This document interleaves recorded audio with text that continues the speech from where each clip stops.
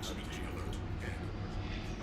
Next up is Disneyland. That's a big, thick bit. I have a lot of complaints about Disneyland, and especially the ride that we're talking about now, the Matterhorn. I rode the Matterhorn 30 or 45 minutes before the park was getting ready to close, and that ended my night after the Matterhorn. So Disney, which is supposed to be the happiest place on earth, would you be surprised if since it's been open, 26 people have died there? Which honestly I thought was going to be much more. Really the numbers for how long they've been open, that's probably not that bad of a rate of people and the amount of people that come in, but still 26 people died in there. Come on, Mickey. Come on, let's half that up. 13.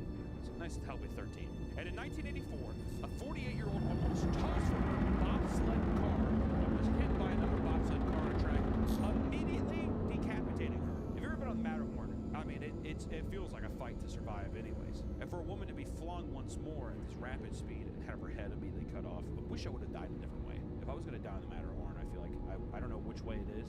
Maybe the giant Yeti animatronic falls on you, or it's a, you know, I mean, I was gonna say, what if you rip jet and see through you? Is it a real Sasquatch?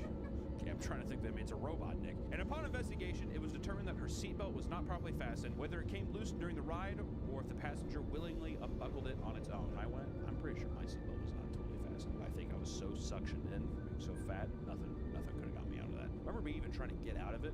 Took for a long time. Next up, Action Park, New Jersey, which everybody's heard about this. There was the Johnny Knoxville movie that was made. It's one of those things, it's like from the 70s and 80s where people didn't give a safety regulations and they had a lot of stuff. But we're just gonna hone in on one. In 1982, a man got caught on the Kayak Experience ride, promising a simulation of what it's like to go river rafting. At one point during the ride, his kayak tipped over, and when he got in the water to tip it back over, he stepped on a metal grate that was too close to live wiring that powered the underwater fans, causing the waves. He was electrocuted and went into cardiac arrest, dying shortly after. The park claimed the man wasn't electrocuted because he didn't suffer any burns, even though the coroner claimed underwater electrocutions really cause burns. This begs the question because so far we've just talked about people being flung from a ride due to no legs or no seatbelt. So let me ask you this so far. Would you have rather been electrocuted, or would you have rather been flung? Am I instantly killed from the electrocution? I would say no, but just to make it fair, as in the idea that you're being flung, so like you have to at least have that mental thing of like, oh my god, right? And then you hit the ground, so you would think that you would at least have to kind of be like, ah! For like a second, and then you die. You would die about the same equal time, 4 seconds. Hey, leave a comment down below, smash that like button, and ring the bell. Be sure to subscribe. And also, would you rather be electrocuted from a live wire under a water ride, or would you rather be flung from a roller coaster? Let me know down below. Which would you do? I think to be dramatic, I'd be flung. You kind of know what it feels like to fly for a little bit. Next up is Hagrid's Magical Creature Motorbike Adventure at Universal Orlando. First off, redo the fucking name. Hagrid's Magical Creatures Motorbike Adventure? Why not just Hagrid's Motorbike Adventure? Why magical creatures? We get it. We're in Harry Potter world. And this happened in 2019, and the cause of death results from bees. Not the bees! For over a month from September into October, Hagrid's Magical Creatures Motorbike Adventure was plagued by a nest of honeybees. Since in Florida, honeybees are an endangered species, they could do little to remove it. Despite paying to have them removed, the bees continued to return. The ride had to be closed for several days, and despite relocating, had to be closed again. I don't think anyone dies here. What? Okay, well, part of my research here, which I'm going to slap the f out of my computer Winslow, because no one dies here. Winslow, nobody died! People just got stung! Well, what if somebody was allergic and they got stung? That's what I'm waiting for. You were hoping for that. That's how someone went to anaphylactic shock. And lived, of course. You're horrible. You're a horrible, horrible man. Next up, Holiday Land in Santa Claus, Indiana. Every month that it is in December, you must, what a embarrassing name. What's the local team? Are they the Santa Claus? The Jolly Red Men? The reindeers. Are they actually the reindeers? Probably right. In Holiday Land, we're talking about the ride, The Raven, which is an enormous swing wooden roller coaster. The Raven was designed by Custom Coasters International in 1995, and the company, as is, no longer exists as in 2002. That's suspicious. But this didn't happen in 2003. The company went out of business in 2002. Why did they do this ride to cause this event? A year before the incident, voted #1 roller coaster in 2001. Its path was designed to mimic the flight pattern of a raven, and it's themed around Edgar Allan Poe's poem. Everyone's heard of the stupid quaff. The first death of the ride, a guy named Tamar, was sitting in the last car on the coaster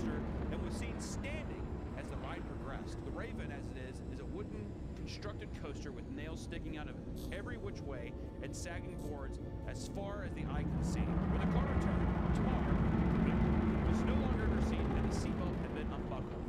This ride has no loops or extreme curves. It does, however, feature an 80-foot drop that gives the sensation of being likely to be thrown from the train. According to her fiance, something was very wrong with the ride and she panicked. So your first thing to do is while the ride is going, you buckle your seatbelt. I'm free! At the fifth and final drop, she was thrown from her seat. Spokespersons for the park cited that the ride was functioning as intended. And the Indiana Fire Marshal declared there to be nothing wrong with the ride, mechanical or otherwise. All restraints were functioning properly. Oh, man, come on, yeah, no shit. You like freaked out, took off. I mean, listen, I have panic attacks too, where I'm like, and I get up and I have to go. But I would feel like at that point, you close your eyes and you just breathe. You do like the. Because I mean, how long would the ride be? A minute? 2 minutes max? 2 minutes max? I'm sympathetic, but at the same time, especially you've gone through 4 drops and you can't just do the last one. In 2005, the family sued the park and the manufacturer of the train of the coaster, the actual train carts. They settled for an undisclosed amount out of court. Conversations with workers and interviews with Ecotaste, the executive committee of the American Coaster Enthusiasts. Who the actually made that? Coaster enthusiast, man. What I'm saying is, like, it's not even a business. It's just them being like, oh, I love coasters. Love them. I love coasters.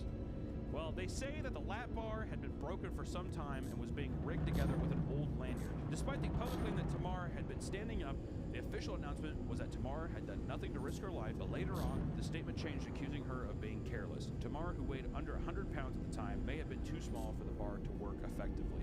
A couple things after that. That's very sad. Gained some weight. We'll only let the fatties go on the roller coasters, is what I gotta say. Who's at fault here? I think Tamar. You think Tamar had a panic attack? I think the Raven didn't do its job, dude. Especially it was held with a lanyard. What the Anyways, Voyage Coasters, June of 2003. The Voyage, a metal structured coaster with wooden tracks, voted 2013 top wooden roller coaster in the nation. Oh, it's a wooden roller coaster. There's one in Kansas City at Worlds of Fun called the Timberwolf. I wouldn't wish that on my worst enemy. Whiplash. I mean, I think that people have gotten legitimate whiplash on that ride. Oh yeah, she's dropped. It's a 1.2-mile-long track with 90-degree banking and hard turns with over 24 seconds total of weightless fall time. It opened in 2006, developed by the Gravity Group. God, get over yourself. The fucking roller coaster company. What do you want to call it? The Gravity Group. The remaining front of the custom coasters that designed the Raven, themed after the Mayflower. As the structure began to sag and the ride became too rough for most passengers, so they got new train cars to soften the experience. This resulted in the cars being traded between coasters and cars tested, but eventually never kept. And in June of 2021, a passenger was found unconscious after the ride. Coroner declares that cause of death to be internal bleeding from tear in the thoracic artery. Dawn, who was from Ohio, was perfectly fine when she mounted the ride. Extreme drops and jarring banks of the ride were said to have caused the tear in artery and resulting to the drops to allow her to bleed internally. Holy, yeah, just like going left and right and all of a sudden you tear a literal artery in your body just from violent movements. As with the Rava event, all inspections performed and no safety violations or flaws in the procedure or structure were found. I just don't believe it. If they're comparing it to the Raven, where the f*** is Ecotaste? No foul play. They found no foul play. I think Big Coasters is keeping us out, dude. I want to talk to the guy who drinks his whiskey glass in the towers of these amusement parks. He devises these plans to shut the families up. Next up, we have the one that, oh baby, this is in my neck of the woods. Schlitterbahn in Kansas City, Kansas. And this was on a thing called the Verrucht Water Slide. Let me tell you something. This is just me talking to you because I know this one very personally. The only other water park we had in Kansas City was connected to Worlds of Fun, the amusement park I said, and it was called Oceans of Fun. This is a legitimate memory I have. You have like one of the lazy rivers of all time, and everybody likes a nice lazy river. I was swimming through there. I got a Band-Aid stuck in my mouth like this, and a legitimate Dippin' Dogs cart fell into the lazy river, and they took it out and they just dried off the packaging and still sold Dippin' Dots. I saw that with my eyes, and I remember I legitimately had to get an AIDS test because of the Band-Aid. That's not even joking, because there was blood on that Band-Aids. I didn't have AIDS. I don't have AIDS. I don't have HIV. I'm saying it like I do, and I don't have it. Schlitterbahn, when it opened up, it was supposed to be this big thing because it was new. You know, everyone's like, fuck Oceans of Fun, we're going to Schlitterbahn! But it It all came crashing down with the Verrückt water slide. And the water slide, the Verrückt, which is German for insane, it was the world's tallest water slide in 2014. The 168-foot structure meant to open in 2013, and it didn't open until the next year due to the rafts becoming airborne. Tests with sandbags resulted in flying inflatable rafts loaded with sand hitting speeds of 70 miles per hour. And I don't know if I can find footage of this, but they showed that on the news. And let me tell you, people were like, maybe Ocean's Fun isn't that bad. In the grand scheme of it all, it was not just Ocean's Fun. It was horrible. When they said it became airbound, that they were flying. The big sandbags, I remember there was even dummies at one point, flying through the air at 70 miles an hour, okay? It was open with the addition of netting stretched over an arc of metal bands made along the areas where riders were most likely to become airborne. So this is what they decided to do. So because people at a certain point kept going airborne on the slide, they covered the entire thing in a metal mesh. So then it's like, okay, well they'll just hit the metal. And then they'll go back down the slide. That was a legitimate thing that happened. Before we get into the death here, this was never opened publicly, I don't think, because if I remember correctly, this guy, when this happened, it was like they were getting ready to open, and this was all the special people in Kansas City got to come and test out the park or go there early, like investors and all that stuff. In 2016, the tragic death of a 10-year-old named Caleb, which he was the son of a Kansas legislator, shut the ride down for good. Caleb, riding at the front of the raft with 3 passengers, became airborne at one of the dangerous drops. Hitting the safety net was reported to have done great damage to his neck. It was later revealed that the impact was so severe that he was decapitated. Once again, that became something too. And that was something fucking insane. I used to know a girl when I was in high school working and stuff, and she said that she was one of the people that saw that. Oh, she saw it? She saw it in person. She was one of the people, like, his head rolled down the slide, and it was, like, in the pool of bloody water, and she was, like, around the area. I don't know if she was in the water. I don't want to go out that far. This is also all speculation from almost 10 years ago, so give my memories some rest here. It was later revealed that the ride had not been adequately designed or inspected. There were no restraints other than some Velcro or no curve to the half pipe that would have prevented the ride from going airborne. At the height and speed of the ride, it was recommended that a shoulder restraint be installed. A shoulder restraint. I'm guessing that. Does that mean tuck it in? Oh, you mean like go like that? I don't like that. That's a claustrophobic nightmare. It is. That's like some Hellraiser. You're stuck in a tube and there's like metal netting. Your soul, you're going to die. Oh, just like flying down this deal. Later on, due to this extreme negligence, the owner and operator of the park were separately indicted and charged with involuntary manslaughter, aggravated battery, aggravated child endangerment, and negligence and interference with law enforcement.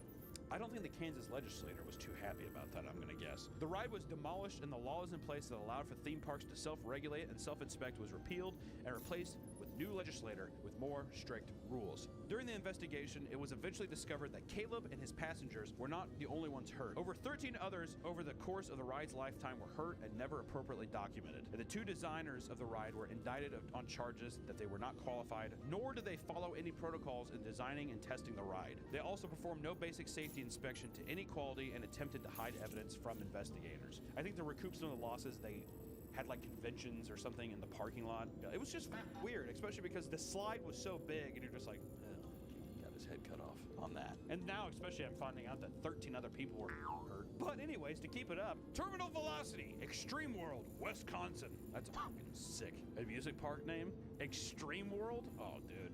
I would have been busting out my britches trying to go to Extreme World every weekend. In 2010, it was a free fall experience offering a 50-mile-per-hour, 100-foot free fall drop. Free fall.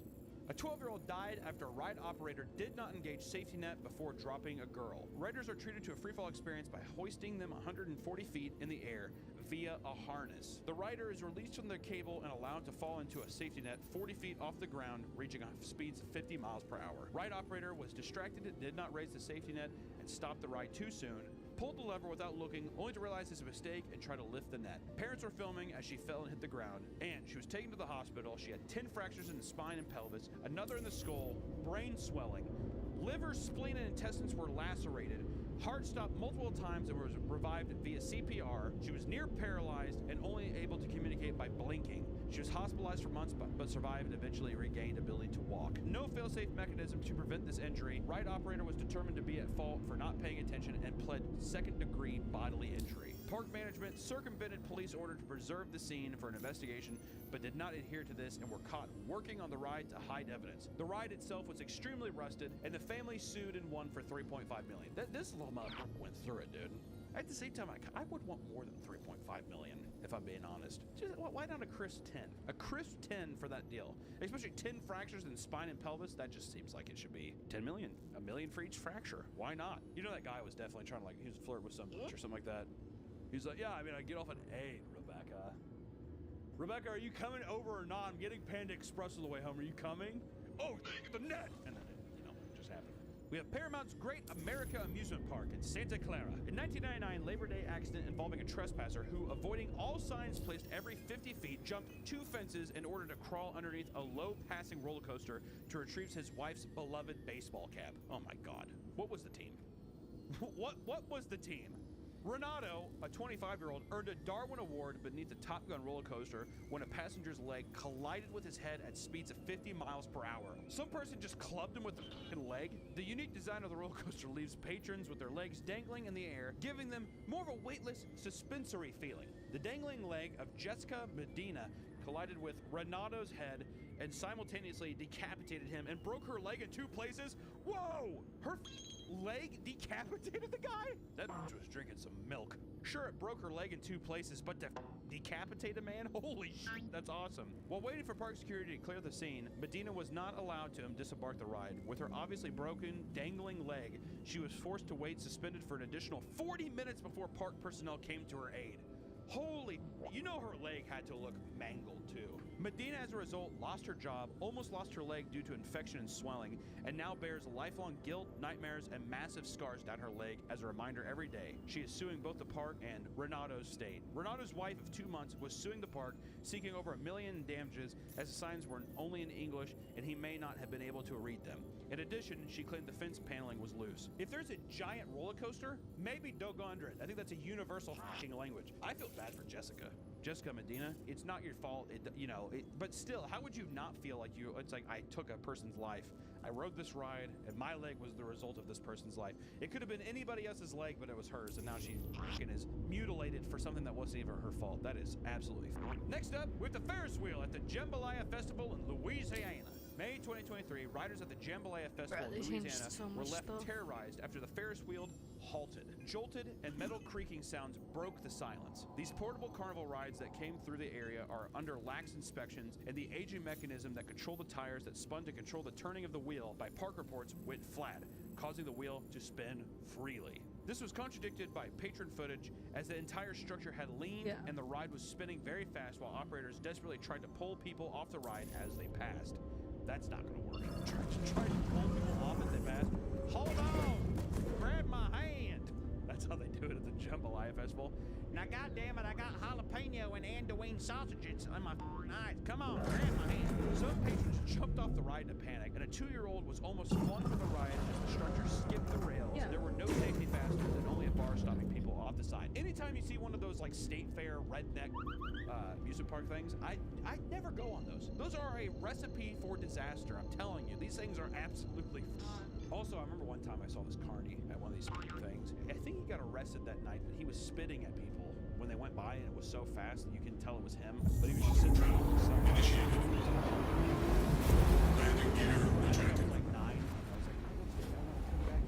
Next up, we have the Ghost Train in Sydney, Australia. In 1979, the Ghost Train ride caught fire at the Luna Park, Sydney, killing 7 people.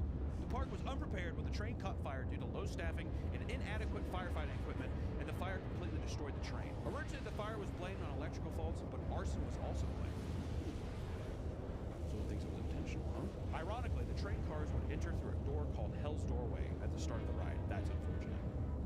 Most of the time during the ride was spent in the dark. The ride also featured dancing skeletons, an ape monster, and a dragon's head. And the ride also featured a fake fireplace, which, according to witness, is where the actual fire took place. The irony of this ride is haunting. The fire broke out at 10:15 p.m. on the ride, and 35 people were on board. Staff raised the alarm and started to pull people from the ride, and the park's fire hose had a low water pressure and could only cover part of the ride as it sprayed, so it took an hour to get the fire under control. Originally, the staff thought everyone had escaped the fire, but the bodies of 7 people were soon found inside. The bodies revealed a man and his 2 children, 4 students from Waverly College. That is... The low water pressure thing is pretty insane.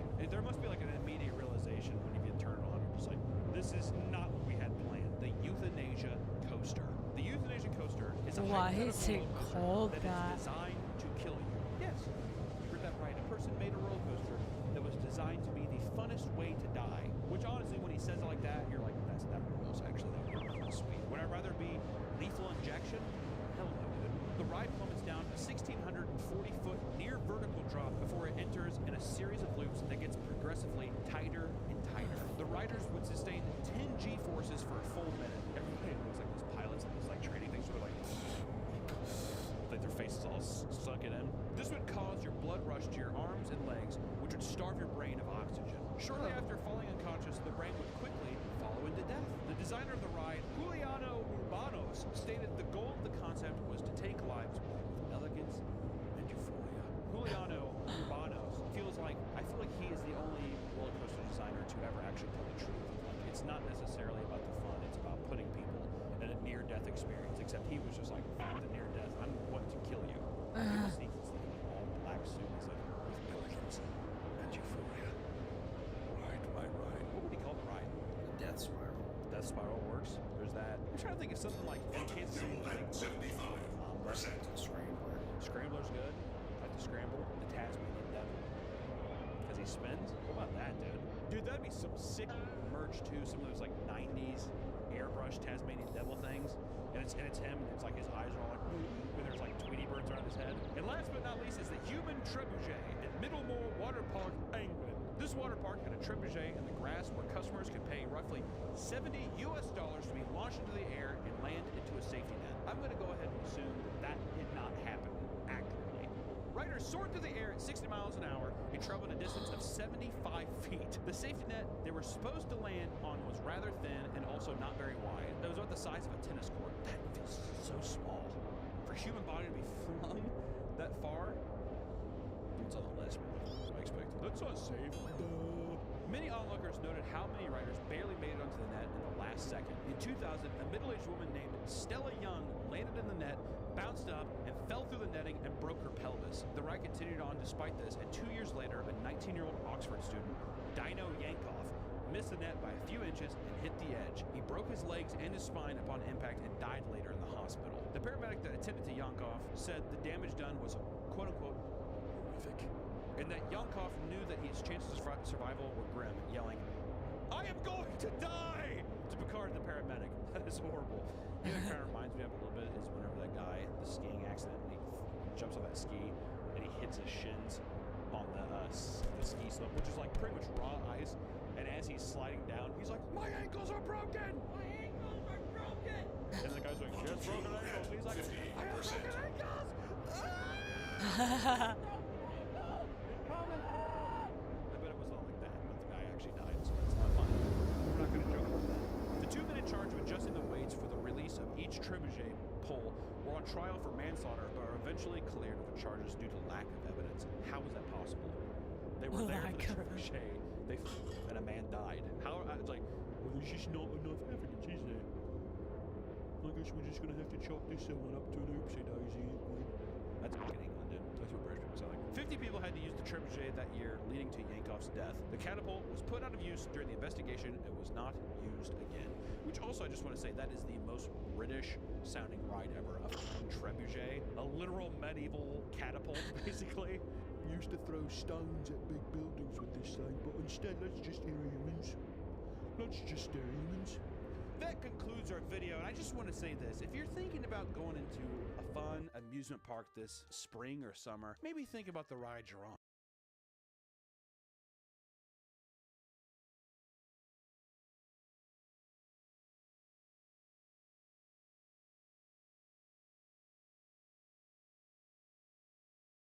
Wait! Before you go, we have new Patreon stickers. Randomized leprechaun stickers available in the month of March. So sign up now, and one of these little leprechauns can be yours.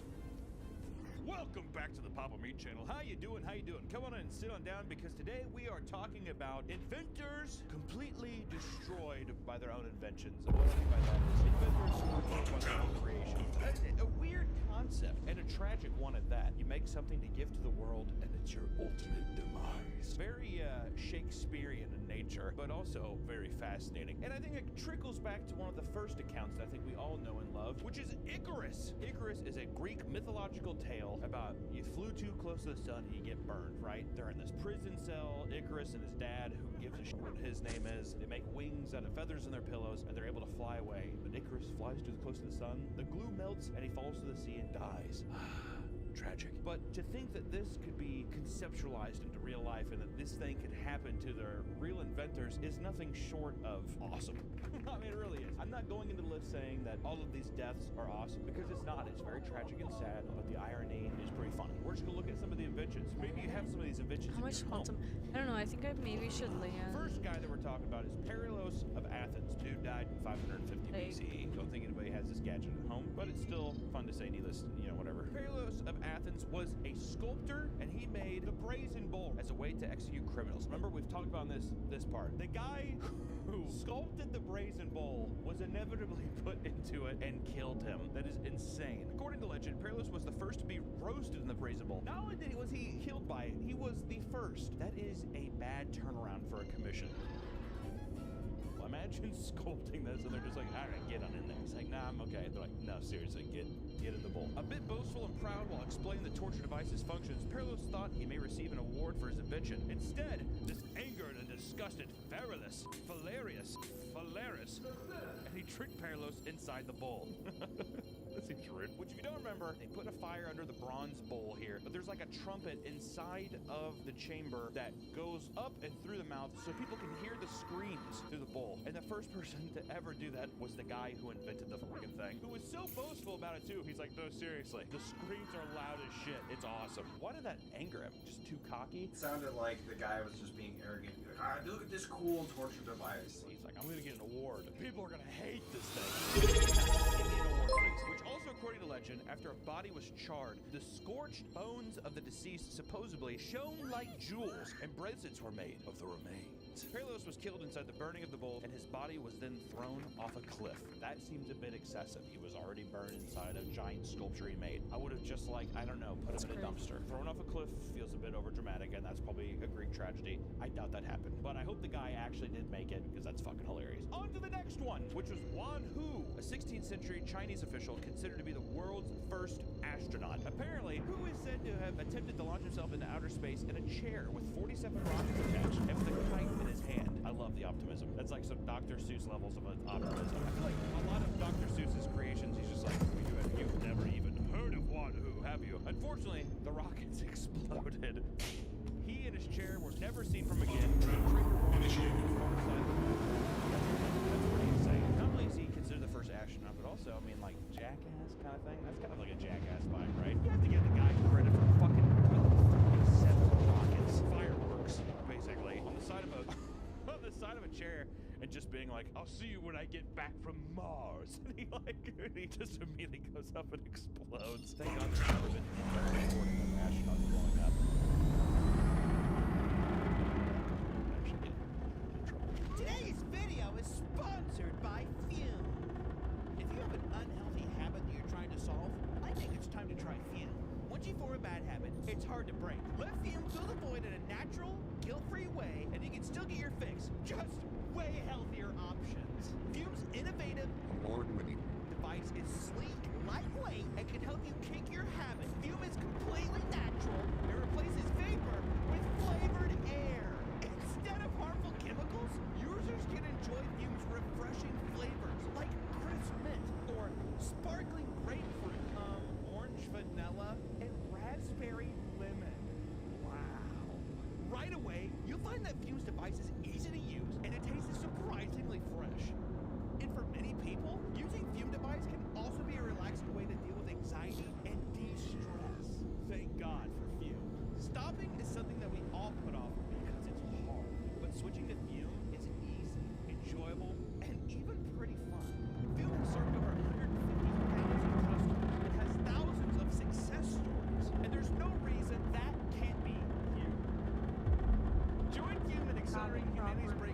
destructive habits by picking up the Journey Pack today. Head to tryfume.com/PapaMeat or scan the QR code and use code PapaMeat to get 10% off when you get the Journey Pack today. The Fume Solano launched last November, and you can upgrade your Journey Pack to the Solano to enjoy the premium walnut barreled and onyx black coated mouthpiece that has a smoother finish and still get 10% off. That's tryfum.com and use code PapaMeat to save an additional 10% off your order today. Thank you, Fume, for sponsoring the video, and back to the video. Next up, we have Lee C and the 5 Punishments. These are fucking brutal names, dude. You know what's the problem is with this list so far, too, is that after this, the names they're not gonna hold up. It's gonna be like Greg Jones and the Spoon, or something like that. Lee C and the 5 Punishments in 208 BC. It's a great fucking picture, too. It's a really good picture. Motherfucker looks pouty. Lee C is credited as one of the most important figures in Chinese history. I don't know why, but that felt very dramatic. He was a chancellor of the ancient country for 4 decades. That's 40 years. Above all, Li Si is credited with pacifying China's enemies, both internal and external, by showing aggression in pivotal moments. He invented the brutal torture named the 5 Punishments to instill some of that rule with a big stick mindset. In 208 BC, Li Si was charged with treason after trying to prevent Fu Su from becoming the next emperor, even though the recently deceased emperor Qin Shi Huang chose him to watch. The drama is stage. As punishment, Li Si was subjected to the 5 punishments. His face was tattooed, his nose was cut off, his legs and feet were bound, hammered, and then amputated. His genitals were cut off, and finally he was sliced in half at the waist. Oh, damn. I heard people say it. It's just like, 5 punishments! It's like enough just fucking immediately. He was chosen, and he's like, I was told by a pretty good guy. There's a guy who has to disagree on that. He said God was supposed to be emperor. So he just take a butter knife and cut off his nose right there. My boy Li Si he didn't deserve that, dude. I can't even imagine somebody cutting off this boy's nose and his fucking balls and shit, and then he just cut him in half. Seems just all a bit excessive. But finally we get into the 1000s AD, and that's Ismail ibn Hamad al-Jawari. I don't think I said that right. A Muslim Kazakh Turkic scholar, a lexicographer, and a writer. His magnum opus was an Arabic dictionary with over 40,000 entries. Okay? The title translated to The Crown of Language and the Correct Arabic. That is my book. And he attempted to fly using 2 wooden wings and a rope. Now, let me tell you something. The year is 1010 when he died. Icarus' story kind of new in relative terms. My boy should have just kept writing. It is possible he might have been experiencing delusions that he was a bird. That's a heavy piece of information. Do we know if he was completely psychotic or not? Also, who the fuck is writing this? It's 1010. What guy is like, by the way, he also thought he was a bird. And he's like writing that in a scroll, and he's like, okay, hold it up and put that here. Someone's gonna find that someday. So there you go. He leapt from a roof of a mosque in Nishapur, and he fell to his death. Who let him up there with giant wings? If this is an accurate drawing here, who let him up there? He must have been insane. He had to have some kind of rationality to where he's just like, no, let me jump. They're just like, you guys really think that's a bad idea? And he's like, Icarus who? And he just jumps off immediately and dies. All right, here we go. See, exactly. First boring name, dude. James Douglas, 1580. Oh, God, here we go. He was the first Earl of York. Initiated. Invited inventors to present ideas for clean, efficient killing machines. That's a conference I wish I could go to. We just went to SHOT Show in Vegas, and that shit was boring. Was the AVN more of a torture device? The AVN was more of a torture device, I will say. There's a video of my good friend, my dearest editor, my right-hand man on this channel, Nick, getting whipped at the AVNs. Maybe we can show a brief second of that. This cannot be the healthiest workplace environment video to have. That's going to be in a court case later down in my life. Douglas brought the Maiden, an early type of guillotine. In 1580, Douglas was charged as an accessory to murder and was condemned to death. Who was surprised by that? James Douglas was he was a part of a murder? Well, he's an inventor of death machines. He's not a bad. This is one of the times where I'm like, okay, this is funny. That would fucking use his own machine to do it. James Douglas is like, no,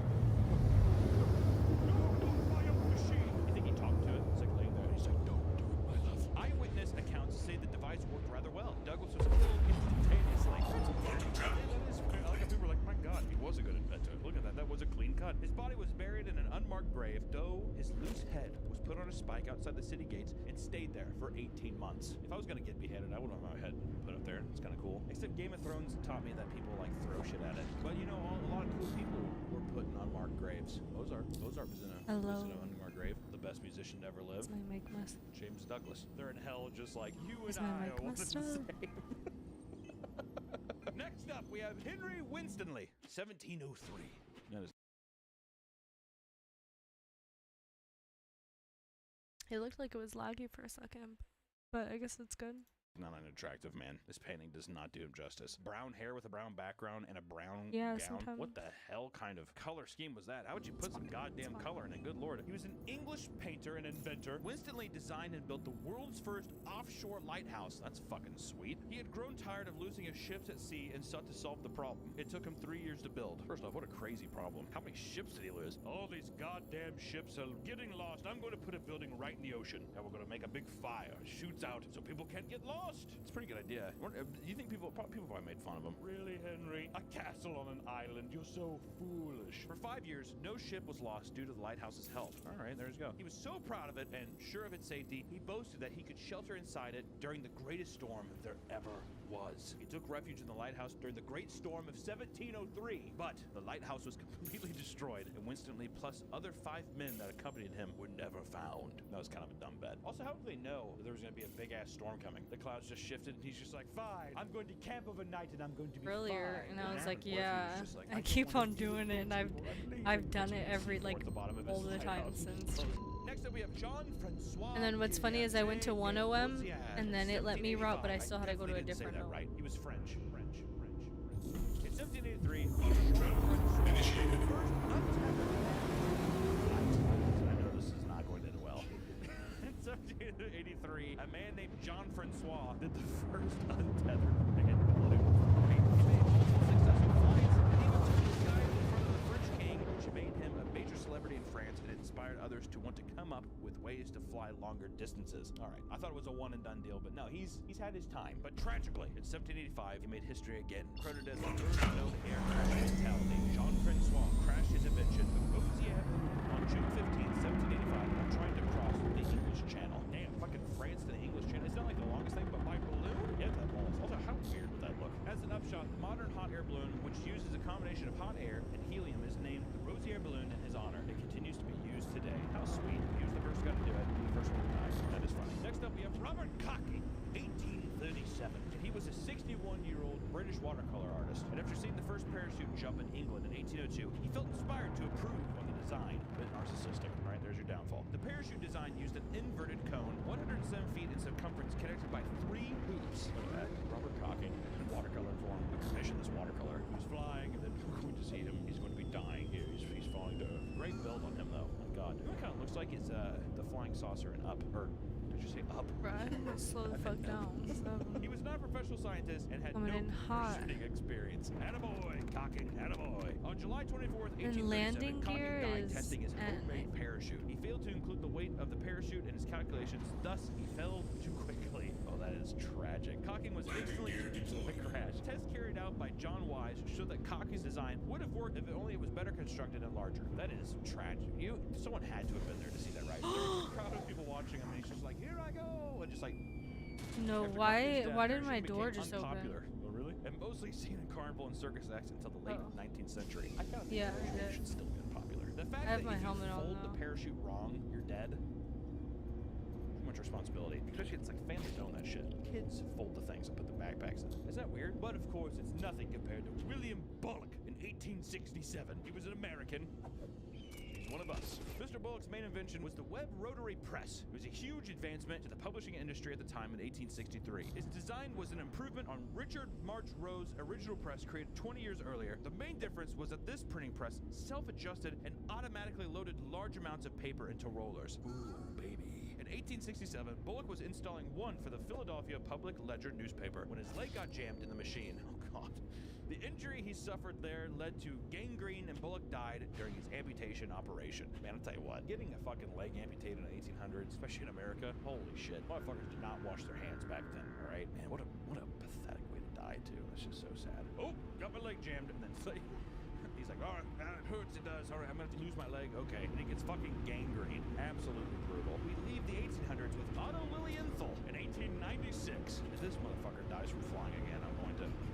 He was a German inventor known as the Flying Man. That shit should have ended with the fucking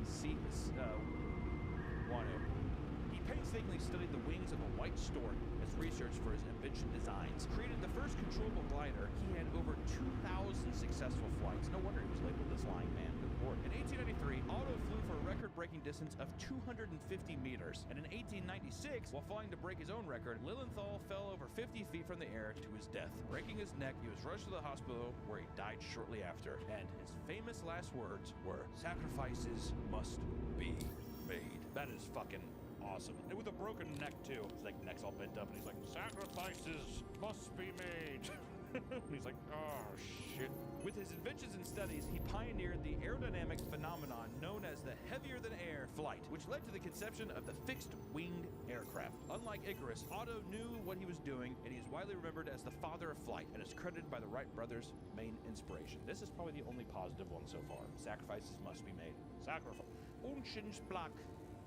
It's me trying to speak German. In respect, of course. It doesn't matter. Franz Reichelt in 1912. I love that we're getting pictures now. This dude looks like a vampire hunter. That is a crisp photo for 1912. Known as the Flying Tailor, here we go again.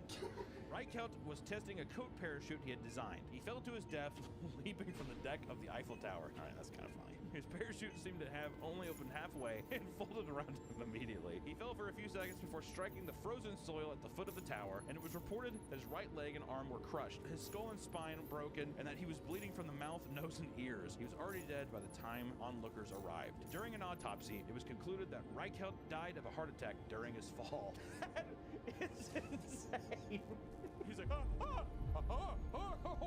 that is fucking insane. People are like, it's beautiful. He would have just been like dead floating, which that would have been pretty sick too. Reichelt was trying to create a way for pilots to survive a fall out of an aircraft. Reichelt had promised the authorities that he would use a dummy, but at the last moment, strapped himself into the garment and jumped off in front of a camera crew. To get wrapped up in that would suck. To have a heart attack and then plummet to your death also would be equally as tragic. But next up, we also have Thomas Andrews, 1912. I think a couple people might know who Thomas Andrews is because he was a British businessman and shipbuilder. He was the naval architect in charge of the plans for the Titanic. He was on the maiden voyage that hit the iceberg. I was laughing because my ship was floating around. I haven't done it without my leg. Never found. Supposedly, Andrews asked for another row of lifeboats to be installed. This was rejected. Had it not been, there would have been enough emergency accommodations to save every passenger and crew member on the ship, which I'm pretty sure he's in the movie. So just want to put that in there. The actor who's in Legally Blonde with Reese Witherspoon, it's her creepy old professor that wants to fuck Reese Witherspoon, and she rejects him, and she doesn't give him the promotion, but it's okay because Luke Wilson, who's Owen Wilson's brother,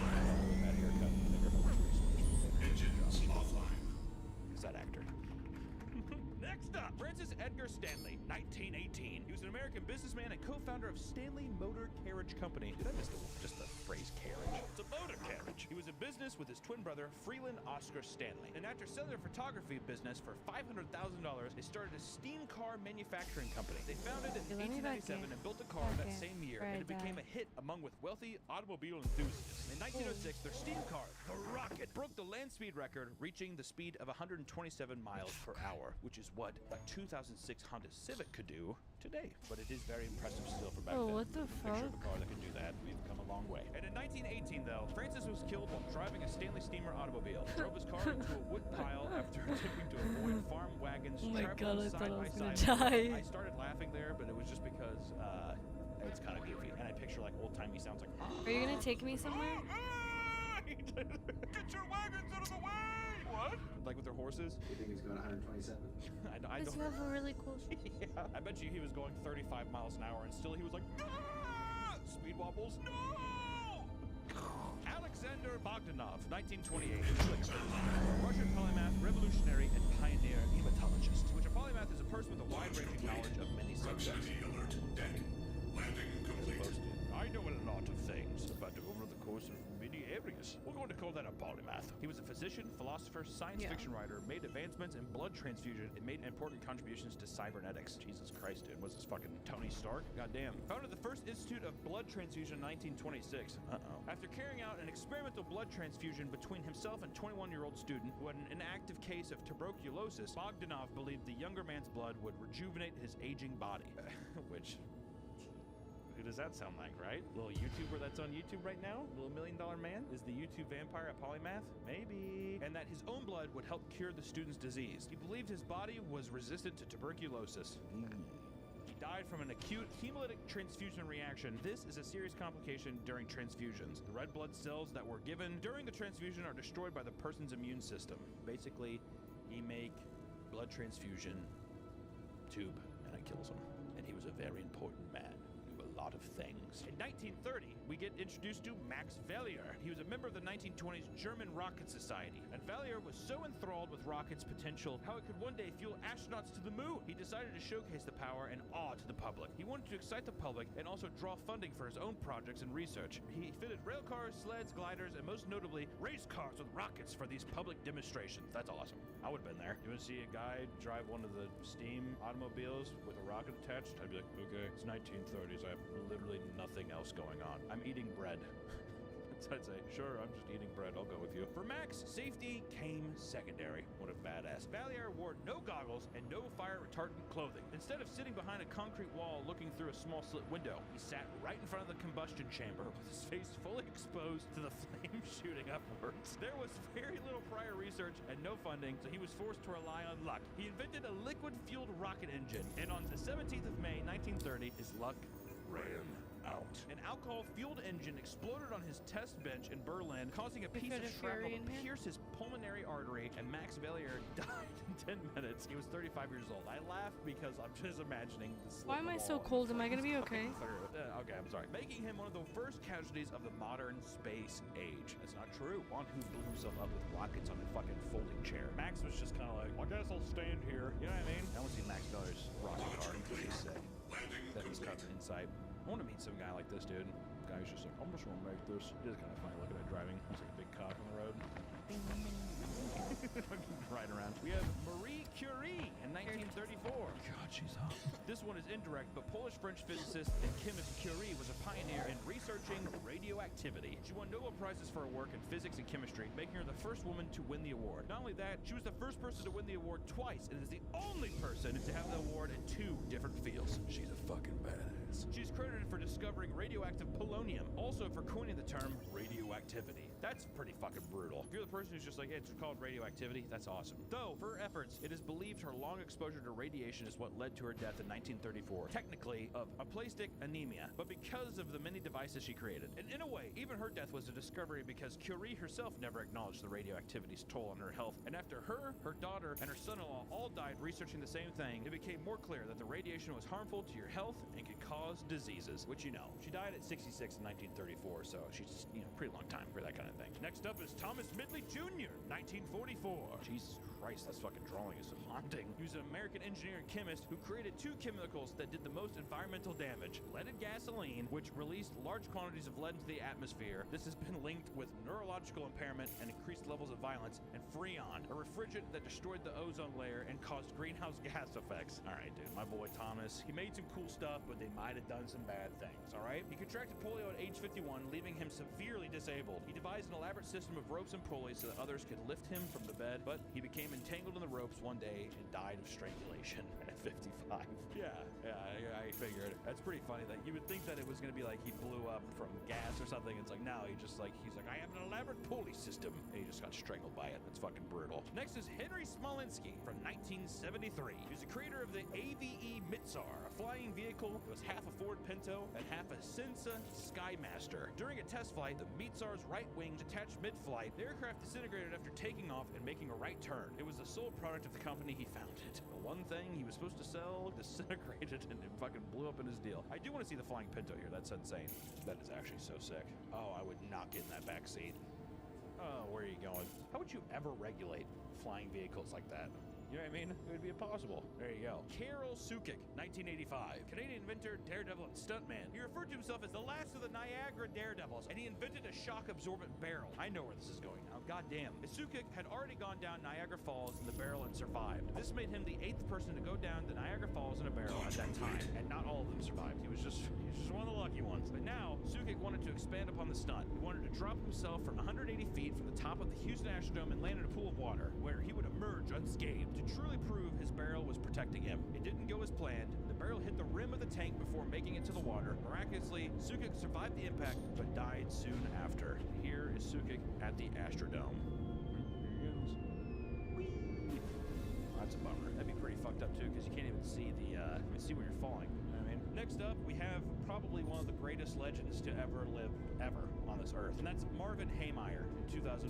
Marvin Haymeyer was an American automobile muffler repair shop owner, professional welder. He became disrupted after multiple back and forth with zoning rights, suicide discussions, and plans to build a concrete plant next to his shop. His anger continued to manifest. He modified a bulldozer with firearms and armor composed of cement and steel before embarking on the Killdozer rampage as revenge against his city, which was in Colorado. The Killdozer had 3 gun ports fitted for a 50 caliber rifle and a 308 caliber semi-automatic rifle and a 22 caliber rifle, all fitted with a half-inch steel plate. Haymeyer unalived himself after his vehicle became lodged inside the basement of a building he attempted to demolish. As Haymeyer had no way of exiting the Killdozer after sealing himself in, the authorities have speculated that the unaliving was an inherent feature of the vehicle's design. Once he tipped that lid shut, he knew he wasn't getting out. And inside the tank also had AC, 3 handguns, and enough food and water to last a week. The Killdozer rampage did over $7 million in damages to the city. The attack lasted 2 hours and 7 minutes, damaging 13 buildings, 11 of which were occupied until moments before their destruction. Many town records and archives were destroyed along with the town hall, though no one except Haymeyer was injured during the incident. The man was not having it, is all I gotta say. And in a way, you know what? He's like a bit of a vigilante. Only the people that fucked him over got their shit destroyed, all right? And to be fair, a 50 caliber gun is a bit excessive. Marv. I don't think anybody deserved to die, but I do think it's funny that he destroyed all their businesses. I just wanted to say that. Next up, we have Luis Jimenez from 2006. He was an American sculptor and graphic artist. Jimenez had a string of bad luck that eventually accumulated in his death. As a child, his eye was shot by a BB gun. Surgeries corrected his vision, but migraines later in life led him to get a glass eye. Jimenez was an art teacher at a junior high school and got into a car accident that left him temporarily paralyzed from the chest down. In his later years, he had a heart attack and required a hand surgery. But on June 13th, 2006, a large piece of his 32-foot-high art piece, which was a blue Mustang, came loose, fell, severing an artery in his leg. The sculpture was later finished after his death and delivered to the Denver International Airport, which is like a really popular thing now, which is also associated with the Denver Airport having all kinds of weird stuff going on. And now even the blue Mustang itself is kind of like it's like an evil arbiter. We might do a video on the Denver Airport, but there's some freaky shit going on there. All right, just want to say that. Next up, we have Jim Heselden, 2010. My God, that picture is haunting. Good Lord. Although Heselden was not the inventor of the Segway, he bought the Segway Incorporated and driving a Segway. So you had to throw him on this list, right? Heselden was an English entrepreneur who's a former coal miner, and he became wealthy manufacturing the Hesco Bastion Barrier System. And on the morning of September 26, 2010, Heselden was out on a walk with his dog, and he reversed his Segway to let another dog walk her past and accidentally fell off a cliff. At the unfortunate time of his death, he was ranked inside the top 400 of the Sunday Times rich list with an estate worth of 340 million British pounds. He's out there on the little cliff for a retreat, riding a Segway, and out the kindness of his heart, he backed off right off a cliff. Segways are not that fun to ride, too. I just want to put that out there. It's like riding a vacuum cleaner. That's what it feels like to me. And lastly, we have Stockton Rush from 2023. You don't know this one. I don't know what happened. You must not have had a phone, because Stockton Rush oversaw the design and construction of the Ocean Gate submersible Titan. The craft imploded during a dive to ironically visit the Titanic. That is extremely Landing gear rejected. Right, at least Andrews, I'm pretty sure his name's Andrews. At least it didn't implode. And many more Rush of his flawed design and his mixing of materials, but he remained staunchly in his unregulated design. He said, and I quote, At some point, safety is just pure waste. I mean, if you just want to be safe, don't get out of bed, don't get in your car, don't do anything. end quote. That seems a bit unrealistic. Don't get out of bed? Pretty sure that just because you get out of your bed doesn't mean you're going to go to the bottom of the ocean in a goddamn Texas Instruments calculator that's going to implode on itself, all right? And, you know, it obviously didn't go very well. There's been, I don't know, a billion different videos of people dissecting what it would be like to be in that fucking sarcophagus imploding, and it's absolutely so. But what does this list teach us? One, value. Number 2, if you know somebody who invented something and they want you to use it, don't do that. And number 3, if a guy tells you that he's gonna take you to see the Titanic and everyone's like, you really shouldn't go, you probably shouldn't go. To have a folding chair and you strap 47 rockets to it and you have a kite and you think you're going to the moon, that's awesome. And also there's a literal crater on the moon that's named after him. That's fucking metal. There's a lot of good ones up here, but too much flying stuff. If you know anybody who's flying, not on a plane, get one. Right? I was gonna say that's a bad friend. You don't want that friend. But with that, that's the end of today's video, and we'll see you next time. Goodbye.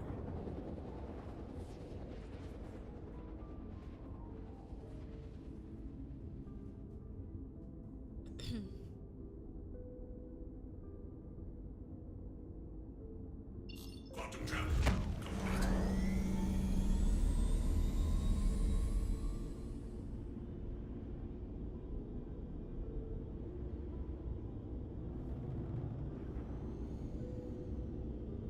Welcome back to the Papa Meat channel. How you doing? How you doing? Come on in and sit on down because today we are talking about art.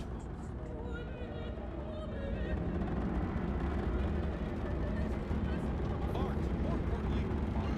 Listen, I'm a big sucker for art in general. I mean, I do animation stuff, but also I love commissioning paintings and doing all kinds of stuff. I'll put a little slideshow of some of the beautiful pieces I have here just in the studio. Art is just the fundamental expression of human beings. It's storytelling. It's the human experience all boiled down to an image or film or some kind of dance. I don't fucking know anything. Art can be whatever you want it to be. But if I'm going to be honest, it's my roll some heads, I guess. But I feel like all the good classic fine art, I feel like I'm past that. And nothing feels more relevant and more true to that statement than modern fine art. And fine art is something where it's kind of what everybody thinks pretentious artists are, right? It's all of the things that are so far thrown ass that's unbelievable. But really, some of the art is really pretty insane. I mean, even just some of the more Greek ones, like the Chameleon, which was the little man taped to a wall.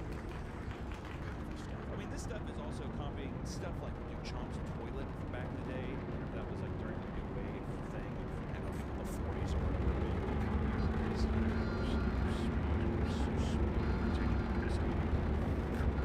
You have Yoko screaming. All the video. She's screaming with Chuck Berry.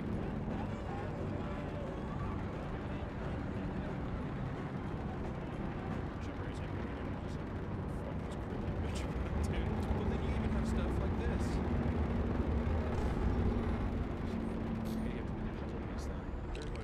I remember seeing this thing and people were just like, these are braid machines. It looks like an H.R. Geiger piece a little bit, doesn't it? What is this even called? Contemporary art. Oh, I guess you should say it's a modern art. I guess you should say contemporary art. Landing gear deployed. Sneaking back behind it. Look at the visor. Okay, dude. He really went up. I love the guy like went up behind it. He's just like. Landing gear rejected. Oh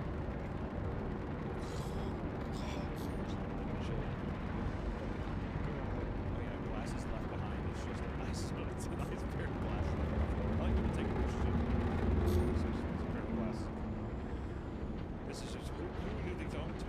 There's mystique, mystery. And listen, I feel so personally passionate because I myself went to art college. I also have hobbies like Magic the Gathering. What money means? What is money? It's worthless to me, right? And I got a Bachelor of Fine Arts from an art school going forward. That piece of paper is extremely thank you so much. But I have dealt with the pretentiousness, and art college feels a little different because art college is at least it's like you're 18 years old, finding out who you are, you're finding your independence. Yeah, you're gonna make some cringy, self-obsessed art stuff. But to extend that into a full career is something that is fascinating. That somehow, some way, you were able to make your career out of it is unbelievable. Today we're gonna be looking at some of the most pretentious and fucking awful pieces of contemporary art. So let's go! This video is sponsored by MeUndies. Let's take a minute to talk about your closet. Do you have holes in your socks? Hell, maybe even your underwear? I bet you do because you're a sick son of a... And that's why it's time to take a nice little spring cleaning break and head on over to MeUndies. MeUndies is my go-to site for underwear. They're so soft and comfortable that it made me question why I even bothered with other brands in the first place. I prefer the bold and classic single colors, but they also have more adventurous prints to fit any style. Plus, MeUndies has all sizes covered, and the material provides a flattering cut for every body type. Chisel, flubby, MeUndies has got you covered. And MeUndies is not just underwear. No. You can get undershirts, joggers, and swimsuits there too. Good things come in big packages at MeUndies. Get 20% off your first order plus free shipping at MeUndies.com/PapaB. Go to MeUndies and get yourself something comfortable, and you'll be glad you did. Thank you, MeUndies, for sponsoring this video, and back to the video. First up, we have Shrink, which was a performance art created by Lawrence Malstaff in 2010. It's basically somebody is being shrink wrapped. The shrink is literally, it's shrink wrap. You know those fucking things where your mom's like, you have too much clothes? You throw it in that fucking bag and you take the vacuum, you suck it all out, and you're able to toss it under your fucking bed like a goddamn body bag. That's what this is. Let's take a look.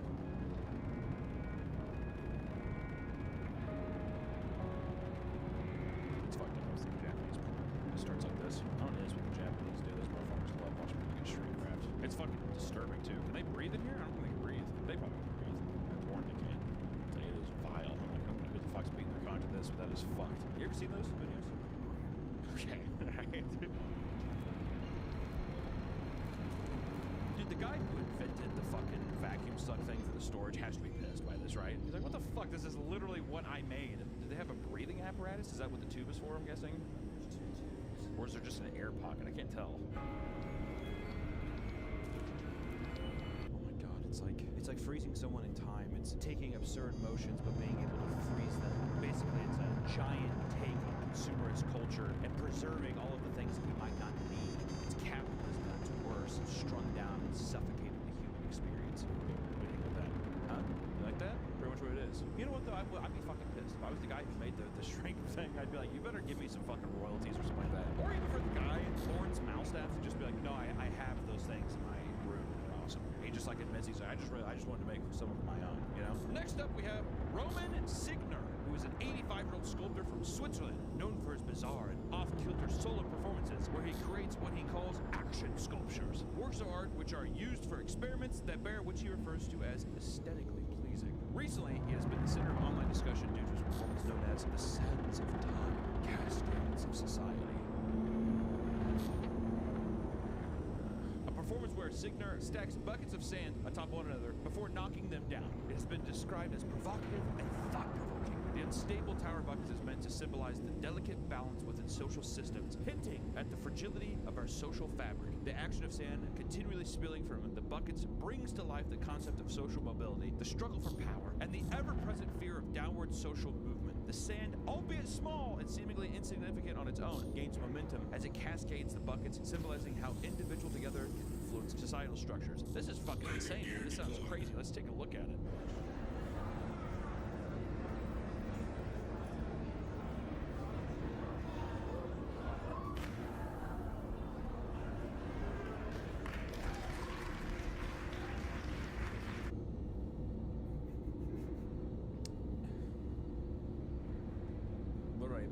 Really, the first thing I want to say is that the man in the white here, with the bulbous belly, and he's wearing that button up that you know he shouldn't be wearing, I fuck with that guy right there.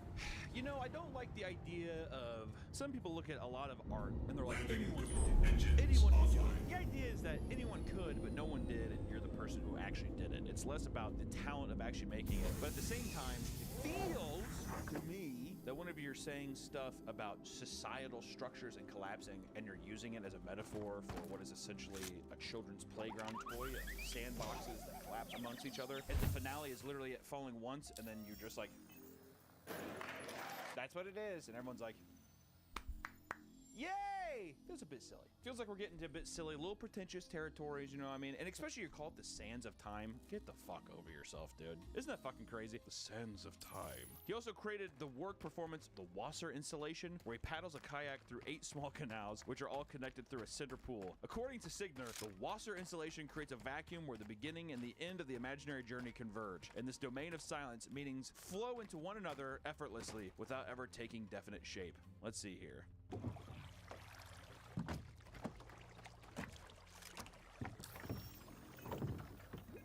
Wow, this is truly remarkable. This has to be so uncomfortable having people stand here and just watching you do the most mundane, stupid shit.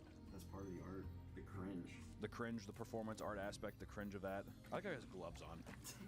As if these are some like real rapid shit. He's like, Jesus, okay, let's see what I can do here. If anybody went to me and they were like, hey, we're gonna go see a fucking Roman Signer deal, I'd be like, you better fucking count me out, dude. Oh, this is another one. It's just umbrellas and buckets. Signer first achieves artistic notoriety by using explosives. Where's that video, dude? I want to see something fucking blow up. Oh, here we go. Table with rockets.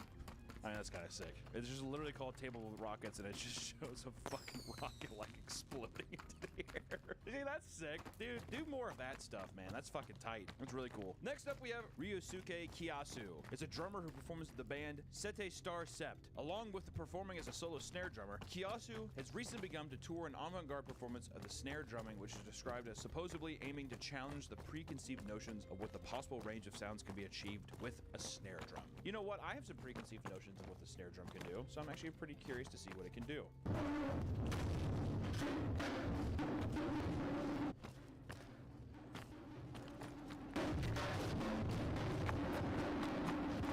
Okay, the girl in the back, there is no semblance of actual, you're listening to noise. It's a visual. The thing with this is it's like, it's a audio visual experience, but she's like, this is slapping.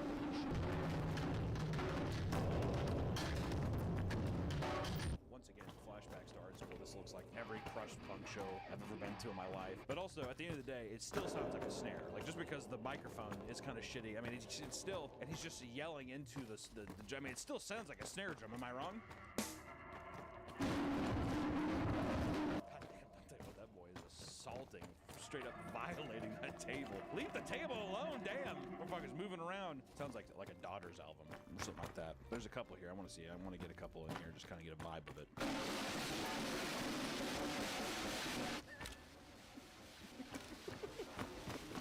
What would make this even more challenging too is if he did this in a space where no one knew that the art exhibit was happening, and then you raise it even more because then you have people trying to wrestle him off of the table in the snare drum, and those kind of sounds could intertwine with it as well. See, now I'm elevating the artistic experience.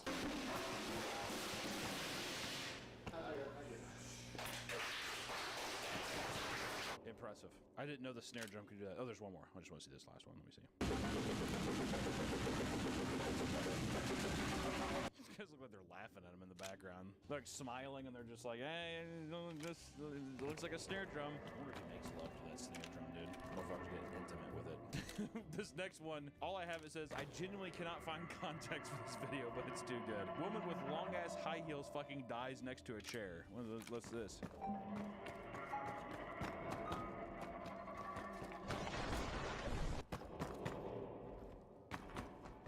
It would be difficult walking these heels. The struggle is real. I'm always a sucker for the nice rat-faced dolls like that German film Goodnight Mommy. Not the remake. The remake's bad, but the German version of Goodnight Mommy fucking rules. And I remember that movie, her face is all wrapped up like that.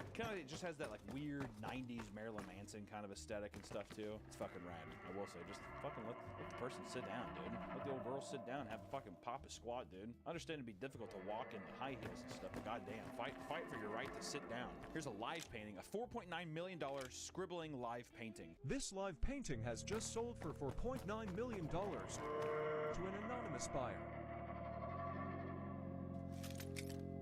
Yo, babies on a Cracker Barrel menu be like...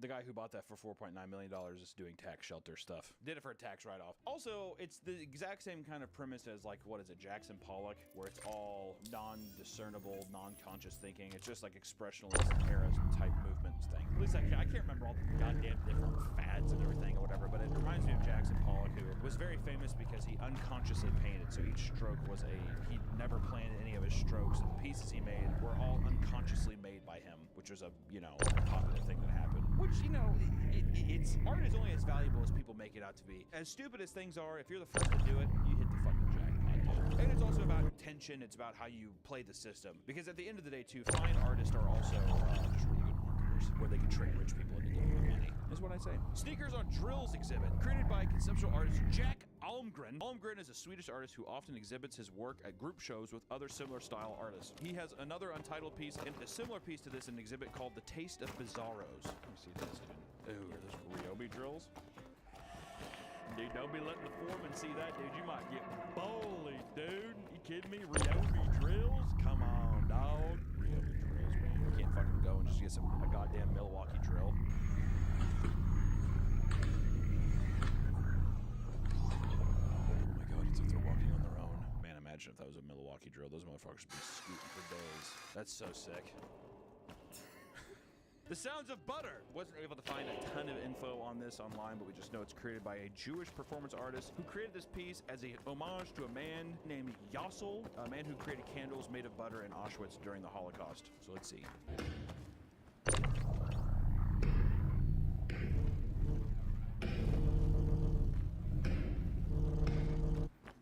It's 8 seconds long. All right, also first I wanted to just say that kid is way too big to be being held. That kid back there could easily stand, so I don't know. Feels weird because I don't know the context of this, though. Then again, what is the context? Manufacturing, maybe supposed to be simulating the experience of churning the butter and making it into a candle, possibly? But having the man stand behind you with 6 sunglasses, holding a mixer, and you're doing it with a microphone, I guess I just don't fully get the picture. But then again, maybe I'm not supposed to. Because let me tell you, art isn't made for everybody. Sorry, posers. How about Yuki Tanaka's Rotating Mud? A large clay piece which he patterned by allowing the wet mass to rotate against his face. Tanaka explains the rotating mud is a reflection of the transient nature of existence and the ever-changing landscape of the human experience. Yap yap, boy, be yappin'. Through the constant motion of the mud, the artwork embodies the passage of time, the fluidity of identity, and the cyclical nature of life. It invites viewers to contemplate the interconnectedness of all things and the beauty found in impermanence. Wow. The human experience. It's all different. Right? Are you me? No, I'm not you. So let's not pretend to be. Let's take a look at rotating mud. This art piece was just sold for $8.2 million. The buyer has requested to remain anonymous.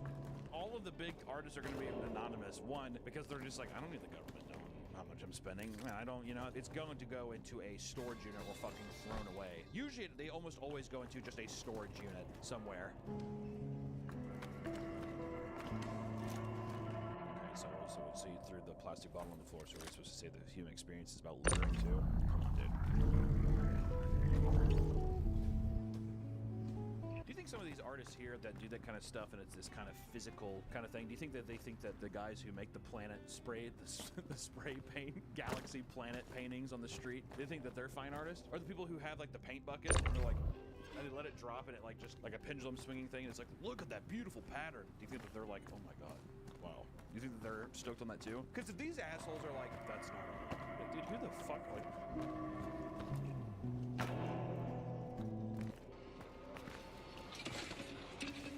Oh, now we're on to sort of digging hole. I don't think that this is just another video that he put together. Yep, these are some of just digging holes. Okay, actually the whole thing's kind of cool. Well, you know, Clayface, something very physical about that. It was very performance art based. There's just so much human charm to it. And honestly, I feel how, by watching that, I kind of feel how we're all different. And how I kind of just want to appreciate the imperfections, you know? And also the impermanence of it. That's all. It won't last forever. Next up, we have Emmanuel Berenger. He's a French visual artist who has recently gained much infamy from his performances where he puts his past as a long jumper to work. What's a long jumper? In track. Oh, look at track. Oh, okay. Emmanuel jumps from a trampoline equipped with a stick of charcoal where he creates his work of art by letting the charcoal draw alongside a large canvas neighboring him. These works have sold for over $100,000 multiple times. All right, well, these must be pretty fucking impressive. Emmanuel describes that putting the body in motion and acting to achieve work is never an end in itself. The gesture is linked to a trace that will leave without words simply through break and shocks. The body invades space to speak for itself. He jumps, is what we're saying.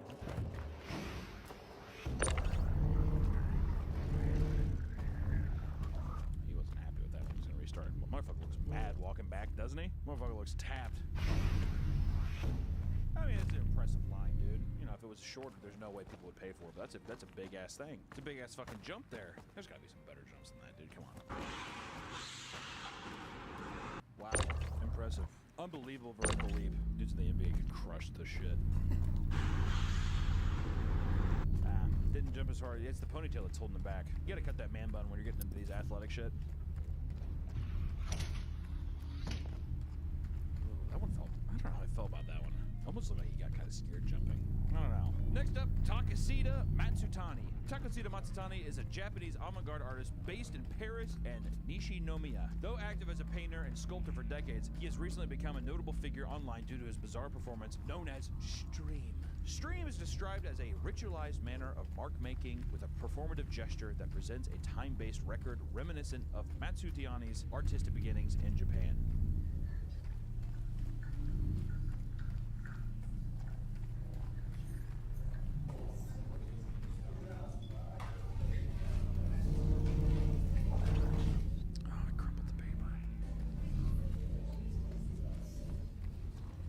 That's it. You know what? Stream looks pretty cool. The one thing I did not like was I found it to be very unsatisfying and very aesthetically unpleasing was the crumpling of the canvas eraser. That upset me. If I was there, I would have done that too. I would have been standing there, I'd be like, he gets done. Where's my space cat? Where's my space cat? Where's my space cat? Next up is Yon Bourgeois. My Yon cat. Bourgeois is a French dancer, choreographer, and artist who gained online notoriety for a widespread performance My in cat. 2022. I like how it's always widespread notoriety. Dude, no one fucking knows these people. No one, knows online notoriety for what? His fucking TikTok got 10,000 likes. So did a fucking 8-year-old who ate a bowl of macaroni. Like, fuck off. The routine is meant to celebrate the beauty of picking oneself up My cat after is falling gone. and then having the courage to try again. Well, that's kind of fucking motivating. I got like a chill up my spine, dude. That's fucking sick, huh? Little Rudy situation. You ever see Rudy? About like a mentally challenged guy who like plays for Notre Dame. It's not a big deal, but let's fucking see, dude. Hey, let's see you do something. You know what I mean?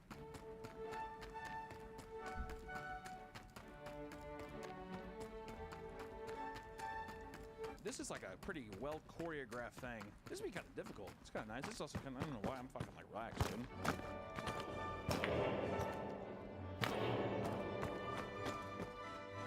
Look, he's spinning into golf. Dude, this is good. This is great. If I saw somebody do this in person, I'd be stoked. Do you not like this? You think it's cool? Well, then why the fuck is it on this list then, Nick? It's so cool. Why? It doesn't make any sense. Piss Christ. Actually, I wrote a paper on this back in the day. Andre Serrano, who created Piss Christ in 1987. It's basically a mixture of his blood, piss, and everything else, and it's supposed to be a take on his Christian upbringing and roots and the turmoil of being raised in under the religious cap guise. The reason I actually know Andre Serrano is because actually, for any little Metallica fans out there, I know people always get mad when I say that I like Metallica, but he's the guy who did the covers for Metallica's Load and Reload. Here's another controversial fucking opinion. I like both of those albums. If you don't like it, you can suck my fucking dick. Good stuff, dude. Fuck Andre Serrano for a second. Why don't we just talk about Load and Reload for a second? That's some real avant-garde contemporary art right there. Outlaw Torn, Bleeding Me. Are you kidding me? Slept on. Slept on for days, dude. I always like this song too on Reload. It's called Slither. It's a good one too. It doesn't fucking matter, dude. You don't know what I'm talking about. But I will say the Piss Christ image I thought goes pretty hard. I don't care what anybody says. Yeah, it's just semen and blood into a fucking thing, and there's a little crucifix in there. You turn something that doesn't look sick. If that was a movie poster, people would be cumming their pants all over it, right? Am I wrong? I was gonna say an album cover. Dude, absolutely. Oh, now we're getting into my boy Potato number 345. Oh, shit. Kevin Abash is a renowned photographer known for his striking photos of many individuals, including Malala and Bob Geldof. Oh, I know those people. Which always took place on a black background. His photos have graced the covers of Vogue, oh my god, and widely used textbooks, oh my god, textbooks! However, in 2010, the photographer would release a series of photos of an Irish potato. Now you're fucking talking, dude. Meant to celebrate his Irish heritage. Yes! I love that. The photographs would draw eyebrows after an anonymous, wealthy business owner would purchase the series of photos for £1 million. This is a fourth of the price of the most expensive photograph ever sold, which is Rhine's second, which sold for 4.3. Who gives a fuck, dude? Hell yeah. My boy Potato 345. I'll give you fucking £1 million for it, mate. Fuck off. Actually, what would the Irish accent be? Yeah, I'll throw you £1 million for the spot there, but going to fuck. I'll give you £1 million for it. Why you It's the say most that? beautiful thing I've ever seen in my life. Is that pretty good? It's Jono. Yeah, Jono, let me know if that's good. Is he editing this one? Oh, shit. Next up, we have Takihiku Fukyu. I don't know if I'm saying that right. It's a Japanese dancer who performs under the group of Muda. The group creates a performance dedicated to dance and body work. I like that, dude. Why am I'm getting kind of bought in on contemporary stuff. Like, I started off being like, I don't know about this. And all of a sudden, I'm like, damn, dude, come on, get me in there. Dance and body work? All right. With their aim being the pursuit of the formless form. To pursue the formless form. The wetless water. Now I can't even kill them. And the ultimate dance of creation that returns to nothingness. It's all about from beginning to end, baby. That's what they all love. The most recent feature has been a series of performances known as Art Zombie. Ooh. Where Fukyu would move about. Is it Fukyu? Whatever. Takahiko would move about the dance as if he was possessed by a demon. You have a Kinda backpack like that, on? dude. You're getting my little horror chub brewing here. I can't wait to see this. I hope he looks like a demon. Is this artist possessed by demons? Takahiko Fukui's Fukuyu. performance art pieces wouldn't look out of place in a scene from The Exorcist.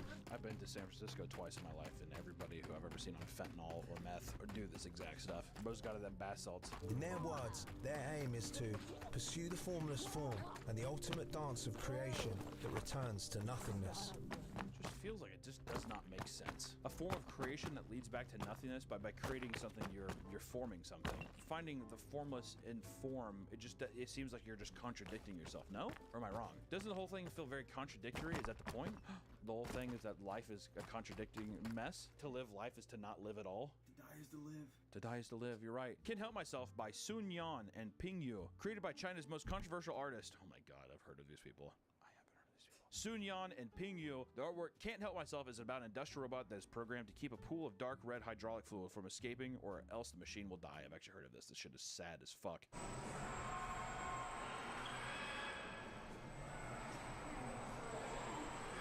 Yeah, no, what you need to do is get your posture right. The piece is a critical reflection of modern-day issues such as migration, surveillance, authoritarianism, and technology. I always thought it was about the mundane nature of working yourself until you die, like the most mundane bullshit thing, you know what I mean? That's what a lot of people thought, but apparently it's immigration.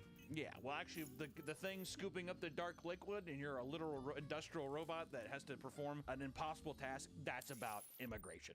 Sorry. First debuting in 2016, the piece finally stopped working in 2019. Oh, that would have been cool to see.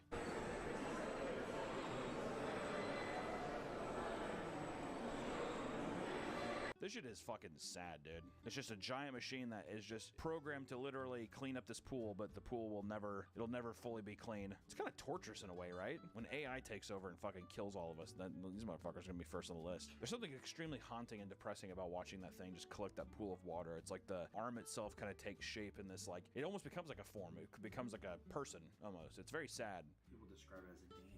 Is he dancing? It looks like he's fucking working his ass off. Looks like he's being fucking tortured, honestly. He's like, is unconsciously being tortured. Okay, dude. I like how this one just says, socialists call this modern art. It's a candle is inside of a guy's asshole, and he's being drug over by two people, and there's like a leak in the deal? I can't tell.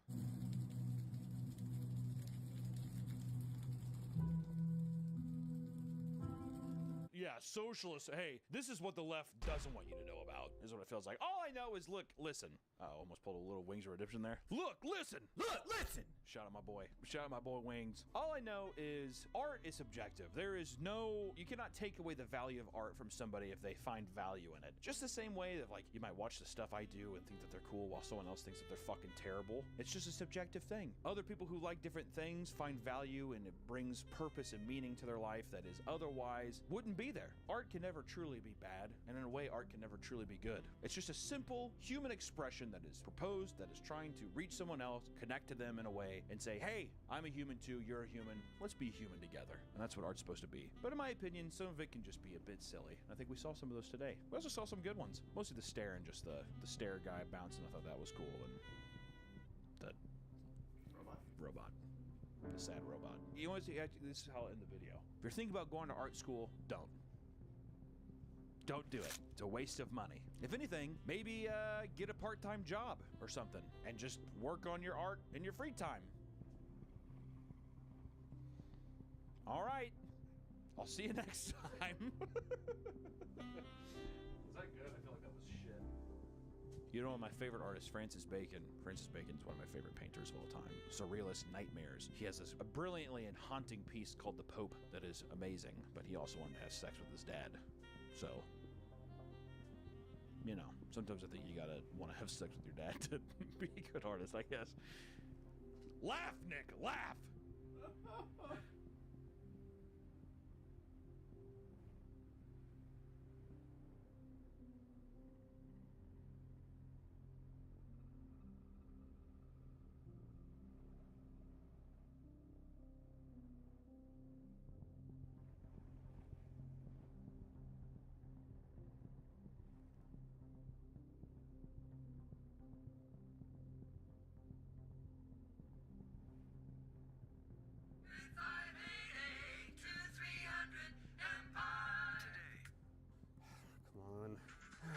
damn it. Grandma, everybody loves Raymond's about to start. We haven't even chosen our TV dinners yet. It's starting! Grandma, it's starting! Oh, God. Oh, jeez, what the hell, Robert? What are you doing here?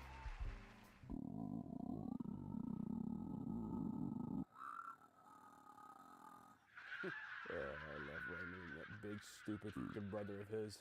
Grandma, are you coming? Oh, okay, she fell. All right, never mind. Well, welcome back to the Papa Meat channel. How you doing? How you doing? Today, we are going to be trying all of these amazing TV dinners. Now, let me tell you something. I am not going to be eating all of these because I'm pretty sure if we ate actually maybe 5 of these in a row, there's enough sodium it would put down a bowl. Make all the fat jokes you want. That's a little bigger than me, okay? A little bigger than me. We have a lot of the classics. We have Hungry Man. We have fucking Marie Callender's. We got Banquet.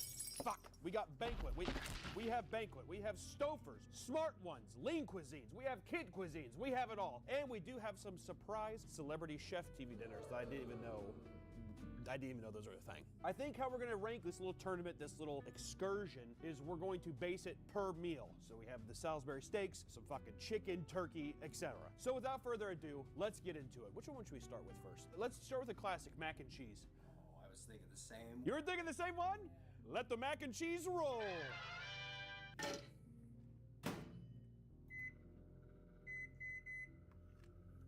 Today's video is sponsored by Fume. Fume is the business of breaking bad habits. And not only that, they're taking the bad out of your habit. Fume is an innovative, award-winning flavored air device that is completely natural and uses flavored air instead of vapor. With Fume, you can fill the void in a guilt-free way. The device can also be used to help you de-stress with an adjustable airflow dial and movable magnetic parts for fidgeting. I know I need that. The taste the first time I tried it was way more flavorful than I thought. It feels extremely fresh. The flavors of the cores were all really good. I personally preferred the crisp mint and the orange vanilla. Those were 2 home runs for me that I think I definitely be coming back to. It feels amazing to hold. It's well weighted, and I can't stop fidgeting with this thing. Talk about a total non-addictive fun time. The wood is so elegant and real looking, I can't believe how good it is to look at. And my God, do I feel cool using it. With flavors like crisp mint, sparkling grapefruit, and orange vanilla, I was surprised how smooth and flavored each of them were. Stopping is something we all put off because it's hard, but switching to Fume is easy, enjoyable, and fun. Join Fume and break up with destructive habits by picking up the Journey Pack today. Head to tryfume.com/papameat or scan the QR code and use code PAPAMEAT to get 10% off when you get the Journey Pack. The Fume Solano launched last November. You can upgrade your Journey Pack to the Solano to enjoy premium walnut barrel, Onyx black coated mouthpiece, and a smoother finish, and still get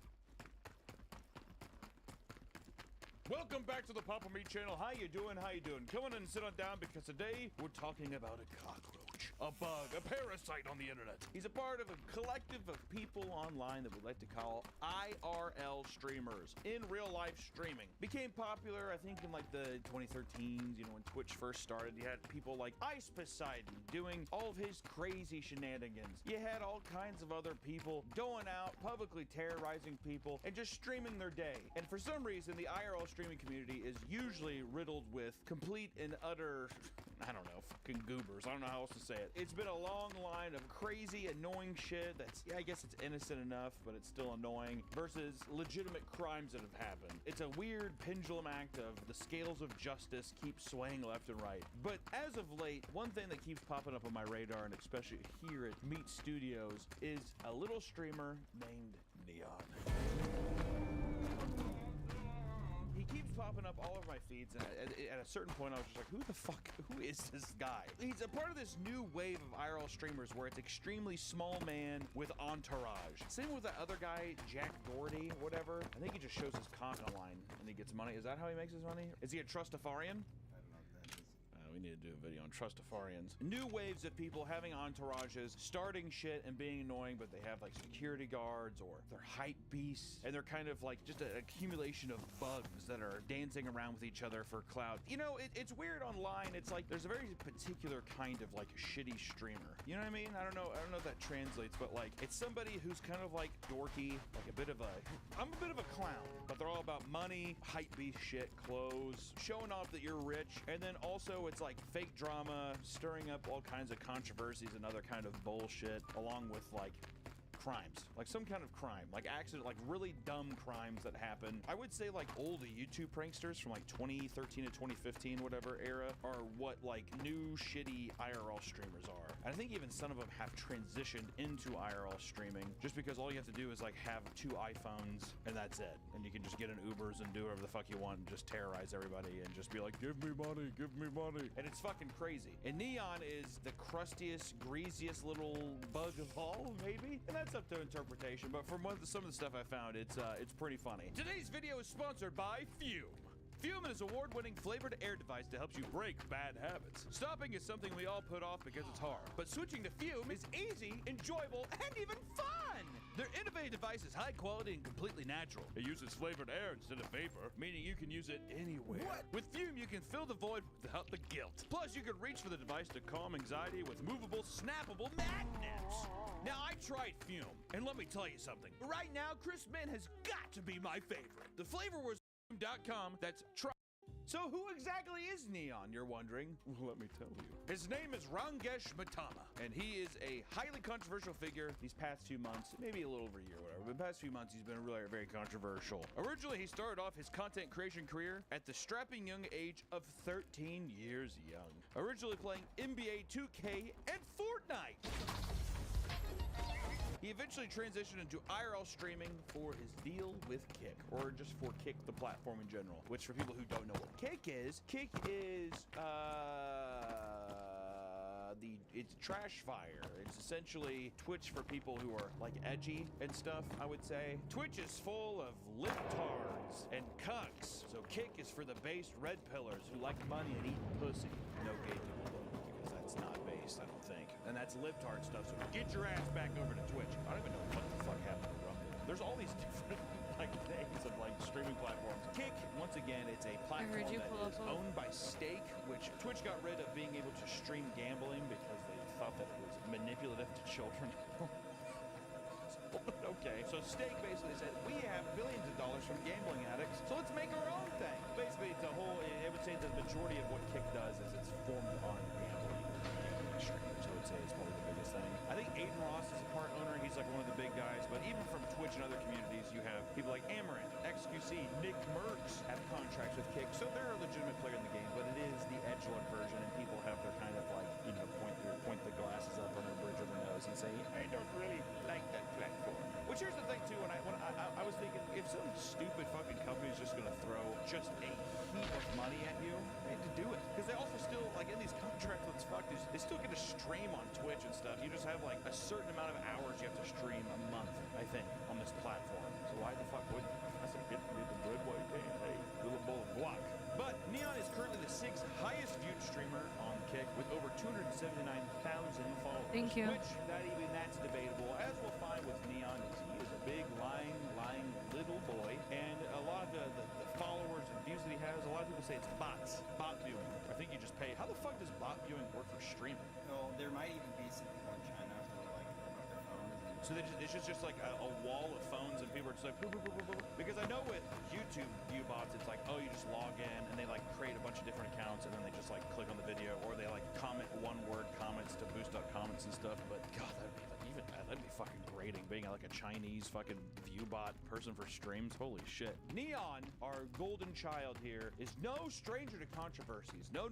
Once a small little boy who was just an eccentric little child. I'm a loudmouth kid. Look at me go. I might say something weird. And then as fame grew, he calcified into a toxic little dork who is a hype beast to no end and has his little entourage of bots and 13-year-old viewers who think that this is extremely pog.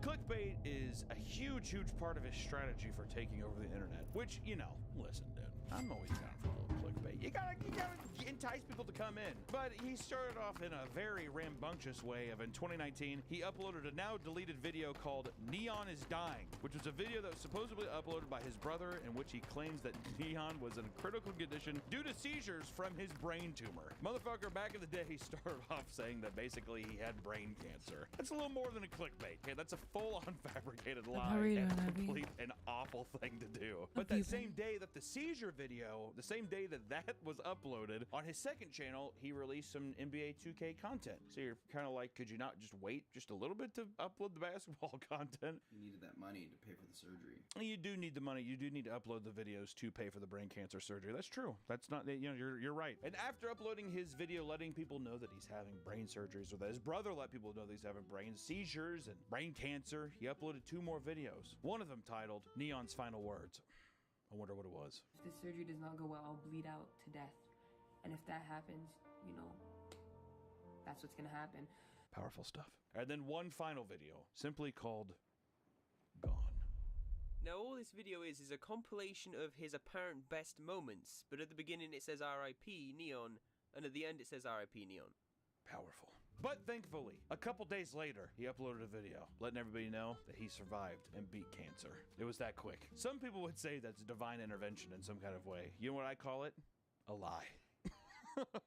Which people came in, and he was smaller back then, so not a whole bunch of controversy came of this, but people did talk about it, and you're like, okay, well, hey, there's been people who have faked their death on YouTube or faked the idea. I remember there was those Australian guys who faked having, I think, cancer as well, or one of them having cancer or something, or that they were both dying, and then they saw a chiropractor and it healed them or something. So he's not the only one. So you think, okay, well, he learned from his mistakes. Well, 3 months later, he made a video talking about how he had COVID-19, which turned out to be his lie as well, baiting his sickness and illnesses just for a little bit of YouTube clout. He's a young idiot. There has to be so many of these channels, right? But for some reason, some kind of entity came down from the sky and said, we're going to make you famous. What really blew Neon up was his, dare I say, parasitic collaborations with Aiden Ross, the hero of streaming. The bad boy, the extremely funny guy.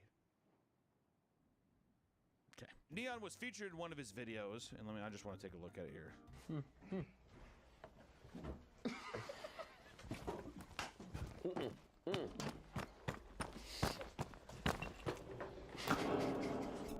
That is funny content. Which he did a couple of videos with Aiden here, and on one video he said this to a character on the internet named Gorlock the Destroyer, who is I don't even know. He said, quote, I genuinely hope someone comes to your house and shoots you in the fucking head, you fucking hippo. Let me finish. I don't give a fuck about this fat bitch. How do you wake up like that? How do you not kill yourself? Please tell me. Please fucking tell me. How do you not want to kill yourself? You're fat, obese. Somebody needs to fucking stone you. Someone needs to fucking stone you. I thought he was talking to me for a second. Which, you know, he also collaborated with Sneeko and Fousey, and he did a collab with Ruby Rose to help boost his popularity as well. Who the fuck is Ruby Rose? I'm not gonna lie, I don't know who the fuck Ruby Rose is. Sneeko, we had the cartoon with him, and then Fousey, we had a video talking about him a while back, and he has his mental breakdowns and stuff. I don't know who Ruby Rose is, though. Well, let's put up a funny video of what Ruby Rose does. How does your everyday life go? Every day's different. Like, I travel a lot, but sometimes I be at home, you know, just chilling. Just chilling, yeah. Do you like to party a lot or no? No. You don't seem like the type at all. Yeah, no. Wow, that's awesome. Imagine, that's epic collab. Oh, he even raged at Andrew Tate. What the fuck? Hell yourself! You bitch! Wearing house arrest, you pussy! You fucking loser! You and your dirty ass brother! Fuck him too, dumb bitch! I can tell it's funny because Aiden Ross is going off, dude. This is top tier fucking content. I love that. This definitely isn't the end of all days. Essentially, Neon is a parasite that is hopping around, playing the game right now, right? He's a little mosquito, he's flying around, he's sucking some of the cloud out of here, he's sucking some of the cloud out of here, and he's amassing his own following, but he's just a goofy kid. It's all good, it's fine. But as his popularity began to grow, Neon started to become more arrogant and clout chasing, even though he was already pretty clout chasing to begin with. But his arrogance was rising. Money will do that to a young little sprite. Neon, don't go down that path. It's hard to come back from. He began to become more erratic, and his outbursts became more violent and toxic. And Aiden eventually distanced himself from Neon. Oh my god. Brothers in arms fighting. When will this stop? And the two are now beefing with each other, which is all fake. It's all fake. All this shit's fake. It doesn't really matter. Who gives a fuck? All that stuff is bullshit. If you see any of that stuff, it's all fabricated. They're texting. They're probably sucking each other's cock. I don't know what they're doing. When I say suck each other's cock, I don't know if it's actually physically. I'm just saying metaphorically. I like to imagine there's cute text between all these creators. We should kiss and suck each other's cock. We should pretend that you came and stole my car. Oh, that would be awesome. Oh, that sounds so good. Neon's sitting there and he kind of went through some trials and tribulations. He's talking about how he wants to fight Moist Critical. He then has a very sick and very competitive one-on-one basketball deal with Riff Raff. Which I gotta say, I do like some Riff Raff songs, dude. Ferrari and Baby Blue, or what the fuck it is. Those are good stuff. I like it. People don't realize. I'm pretty sure they based the guy in Spring Breakers off him. Pretty sure Riff Raff comes from like some drug dealing backgrounds and some crazy shit or something like that. I'm not sure. They were working on watches and stuff. Two watches, one of which his girlfriend gave him. Oh my god, not his girlfriend, Nick! No! What does his girlfriend look like? Put a PNG over here. Oh my god, baby, that sick ass watch. Baby, please come back. Please! Aiden keeps coming in. He gets robbed, but does he really? Really, a lot of things keep happening. You know what I mean? We keep seeing videos. Being like, oh my god, is it actually true? I don't know. The kid's fake dying. His whole life's a lie. It's all fabricated. People who watch this kind of shit are sitting at their keyboards or on their phones and they're just like, yes, this is very, very based. Cool. I too have a Rolex one day and a Louis Vuitton bag. That would be very hot. Yes. They're also 12. I would be surprised. It is fucking over. It is over for them bitches, dude. As soon as I'm gonna clean up shop. It's like Mickey Mouse or something. Which he's done a lot of cringy stuff on his streams as well. Like he's asked girls for kisses, dude. Prank invasion style, dude. Remember Prank Invasion? Mommy Makeout Day? Mommy Makeout Day. That Hell yeah. was my favorite video. That was a good video back in the day. Very, very funny. All the 12-year-olds beating their cocks to prank invasions. You know what I mean? But he's asked girl for kisses. Asking his girlfriend in public why her pussy is so hairy. I have a question. I watch your videos. Why is your so hairy? Wait. Which dude? Hey, guys, be honest. Who hasn't had that conversation with their girl? Huh? Nick, have you done that with your girl? Ask her why it's so hairy. Why is your pussy so hairy? Every day. Every day. You need to clean that up. This is disgusting. You know, I would say I would can throw her the 17 fucking Manscaped razors I'd have, and I'd say trim it up. This isn't the fucking Outlook Hotel, dude. Jack Nicholson's run around your fucking pussy hair. And I found Come another on, really trim funny. it up for all of us. Come on. Yeah, man. I went the other way and I was like, let me. Another instance, Neon approaches a former porn star and her partner at a restaurant and starts trying to make him watch her videos on his phone and saying nasty things. That is fucking hilarious. I like to imagine these kind of videos who say like Rafflecopter, unironically. Rafflecopter. Awkward turd. They say too. But you know, he's just a little creepy little cringy stuff that little boys would think is funny. Ask them how many people they've had sex with, which granted, I will give him credit, is the funniest thing on earth. It is really funny. He's almost gotten in a fight with the Island Boys. Remember them? Island Boys.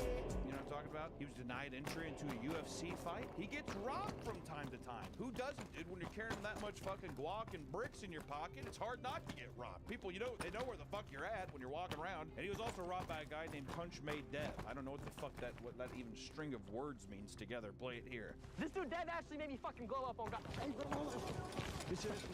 Give me that. Nigga, I don't give a fuck about nothing. Which would be very scary. I don't know how real that is. It's hard to know if any of this stuff is actually even real. Besides awkward interactions where he's just walking up to helpless people in public places and asking them stuff like, do you fart a lot?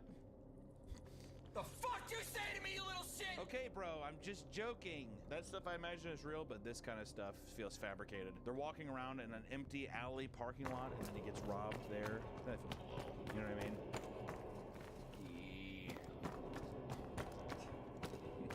Which we come into the stuff here where we start talking about Neon's bands. This is where I was scrolling like a fucking, I was laying on my couch like a beached whale looking at Twitter, and then I start seeing some of these things. Neon band. I'm like, oh, my little autistic YouTuber brain kind of kicks on, and I'm just like, what? What does that mean? And then we get into Neon's first band, which during a live stream on March 14th of 2024, Neon had a 10-year-old guest on his stream. Why does he have a 10-year-old guest on his stream? Maybe he's a nice guy, Nick. well, we're getting ready to find out that that's not really the case, so I don't really know why he had the 10-year-old on the stream, but the child said he would beat the shit out of Neon and his fat girlfriend, too. Very 10-year-old energy. Extreme 10-year-old energy. This peeved Neon, dude. We're talking about a man who stands by his bitch, as they say. That's when Neon began to have a meltdown and scream at the child, saying that he was going to sexually assault the child and then dox him live to his stream for his viewers and bots to have with, to ransack, which this resulted in an immediate ban from Kick. Kick said, you know what, this is too much, honestly, Neon, for even us. How dare you? This is totally uncalled for, and his account was back a couple days later. Kick is a cool place. Did you know on Kick, you can threaten to sexually assault the child and dox him and threaten to kill him on stream, and you only get 2 days off? You get 2 days paid vacation. It was a joke. Not a bad deal. It's a joke, dude. We're fucking joking around. People are so soft. Unbelievable. Dude, exactly. Dude, you would never last in a COD lobby. It's so funny, dude. Your mama finna beat the f*** out you. She on the way with the belt now, bitch ass. Your mom said she finna beat the white off your bitch ass. Kids nowadays would never last in a COD lobby. Be honest, dude. But because of this ban, Neon released argued to be one of the worst apologies on Earth. I don't know if it's as bad as Carleen Ballinger because you play a literal pop song, but I think people I'm are trying to get out of here comparing so I it can to be one of the worst apologies ever. It's pretty funny. In my career, I've made a lot of mistakes, and I've made a lot of, bad decisions. That was not something that comes out of a person like me's mouth ever. He's really trying to force out some tears. He's really doing the wet works and stuff. And then even later on, he sat there and he was talking with one of his homies, and he said he was upset about it. Did you even see his tears? I want to start off by saying I do not... Why am I smiling? I want to start off by saying, yo, we got hella people in here. God damn, man. The fact that someone let me get to such a bad point in my, the hell? The fact that someone let me get to such a bad point in my words and shit for... The fact that, someone let me get that down bad and say those things is really fucked up, and I want to take full accountability. It was genuine. What do you mean that the thing wasn't bad? I was crying. You cried off stream. I honestly meant that sincerely, bro, and I actually shed a tear when I got banned, bro. I swear to God. I cried off stream. I'm too strong to cry on camera. I can't let my, I don't know, what would you call Neon fans? My Neos. I can't let my, that's really good. I can't let my Neos see how weak and vulnerable I can be and genuine. I have to cry off stream, and I did. I guess he's done. And then he gets arrested in Dubai is the next ban. Banned from just freedom? Yeah, banned from freedom. Yeah, he just gets banned from freedom here. Because on April 12th, he was arrested in Dubai for illegally recording without a permit, which is a big fucking no-no in Dubai. People had speculations of why he was arrested, but it came out that he was arrested because he was filming police officers, or I think like members of the military or something, and you can't do that in Dubai. Big no-no. He got arrested. But while he was held in custody, Dubai was flooding, so a slew of rumors came in that Neon had drowned in his holding cell. Okay, I do like how the him dying, it's like it's cyclical. First it's the brain tumor, brain cancer thing. Now it's him drowning in a Dubai holding cell. I wonder what the next death one will be. That'll be a fun one to see. We're not really sure how many of his arrests are authentic, so we don't even know if the Dubai thing. Maybe he was just taking a couple extra days. Maybe he just wanted to have a couple days not streaming and crying off camera again. Asking his girlfriend in private why is he so hairy, and I guess telling a 10-year-old Dubai child that a Dubaian. What is that?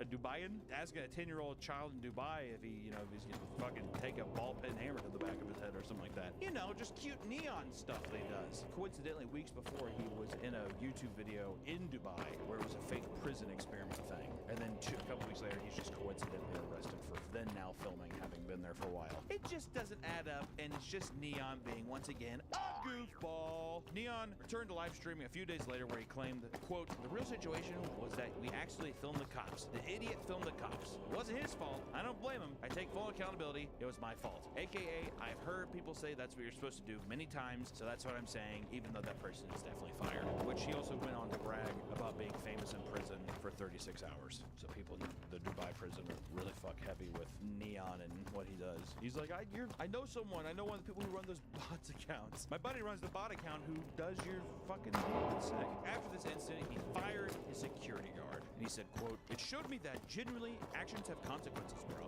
You can't go around in Dubai, the most safe and respected place ever, and record whatsoever thinking you can get away with it.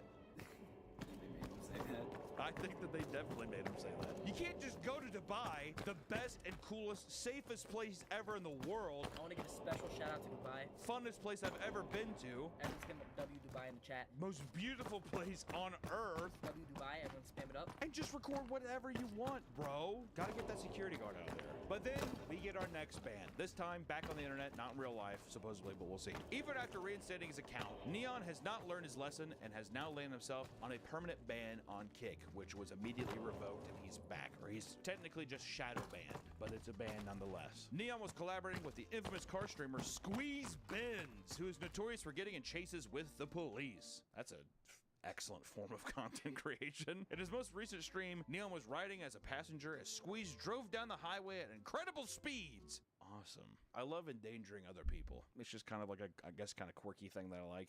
I'll get into it later. Do you want to get in my giant truck later and go down the highway as fast as we can? Drunk? I was gonna make that joke, but I was like, I feel like it got hit the other time. This resulted in Squeeze crashing into another car, and the two of them fled from the crime scene live on Kick. Which are, you know, we should show some of the videos of the accident. I'm gonna jump out! I'm gonna jump out! I'm gonna jump out! I'm gonna jump out! Squeeze! Squeeze! Bro! Him having this reaction too, it feels disingenuous. I really don't think Neon expected him to actually crash here. This is another thing IRL streamers do, is they overreactions. Because the whole thing too is you're trying to clip farm, which is basically putting up big reactions so that someone will upload it to TikTok or whatever, and then you're essentially people are making free content for you that gets distributed through everywhere. Every big streamer does it, dude. Every single one of them. That's why every streamer has some kind of crazy reaction thing, and it's so funny watching them get scared. Oh my god! Oh my fuck! This seems fake. Does it not sound like post-production? Like, oh, another angle here. I see it. So what? A car just like full slammed in the back of them. It looked like they were like intentionally doing that. I'm guessing they were, as they're speeding, they pissed him off, so he was chasing them. Why would the car do that? Shortly after this stream, Kick gave Neon a permanent ban. Justice, my friends, was served. Or was it? Not even 12 hours after the accident, Kick lifted the ban to just a shadow ban. Aww. Even Charlie called out Neon and Kick in one of his latest videos, and he said, "They are a platform that is impossible to take seriously because it is pretty much used by a lot of people as a place to just broadcast actual illegal activity." And he's right. It's impossible to actually have any respect for any of these fucking people who use this platform when it's just absolute degenerates on here doing terrible shit that actually endangers people in public. You know, I mean, like, speed events, going on the highway and stuff, this isn't cool. It isn't funny. Also, him doing this kind of thing, what does that show these, like, young, impressionable viewers that Neon has? That, oh, maybe I'll take my own fucking car and drive down the highway and upload it to TikTok. It's just dangerous shit, man. It's fucking stupid. Even Aiden's calling out Kick for being too lenient on Kick. Shut the fuck up, Aiden, you dumb bitch. And who cares? He's done his fair share of stuff too, which people can change, but it's Aiden Ross, and I don't trust that man with an inch of my life. So, I don't know. All in all, it was just a big collection of things that have happened recently to the point where it brought up something kind of interesting that was, it's like all of this stuff feels very cyclical. These actions happen all again. I remember when Ice Poseidon was doing his stuff and then he got kicked off a plane because someone called it a threat to the plane, and then even like the crazy shit that happened on that RV with only used blade and that kind of stuff. And now it seems like it's coming back full circle here to where now you have people like Neon who will do anything to be famous. These people chasing and pursuing fame for nothing. It's going to be something that in 2 years, where will these people be? And even if they're still relevant around, what kind of quality of life, what are you setting up for yourself? What are you presenting to the world as actual entertainment? It's nothing. You're making an absolute fool out of yourself. You're endangering other people's lives, and it's all an attempt to get a few likes and get extra money. It doesn't ever feel worth it. I don't think it ever feels worth it to do that. And there's so many good IRL streamers out there too. There's people out there that are actually trying to entertain people, actually trying to find fun ways of like going out into the world and doing stuff, and it's just such a shame that these people can manipulate people, especially young, I'm guessing young impressionable viewers who are looking for that kind of reassurance as well, or looking to get clout as well. So at the end of the day, who gives a fuck? But when it comes to this, it's just sometimes it's nice talking about the bad eggs and some of the stupid shit that they're doing. So without further ado, guys, thank you so much for watching the video. And you know, if you're IRL streaming, don't bug anybody, don't endanger anybody with the stuff that you're doing, and most importantly, be kind to each other, and you know, have a good rest of your day. Bye-bye.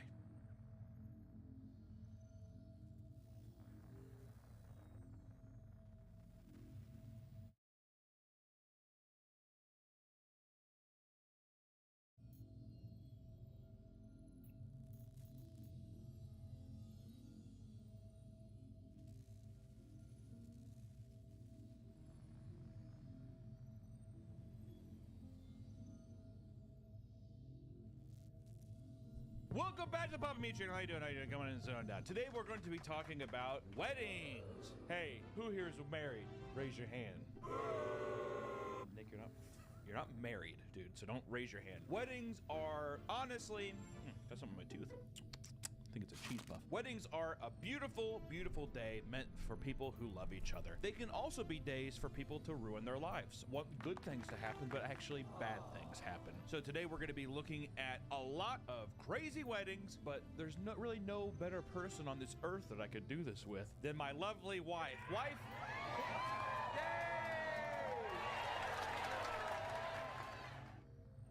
Very nice. Why don't you guys start off? Did anything happen on your wedding? Well, I was gonna say, if anything, before we start going into this big document, shut up! He's gonna tell Shut up! and bitch about it. I'll tell you what I thought our wedding day was like, and then you can talk about it. Or do you want to go first? Well, I'll go first because You go first then.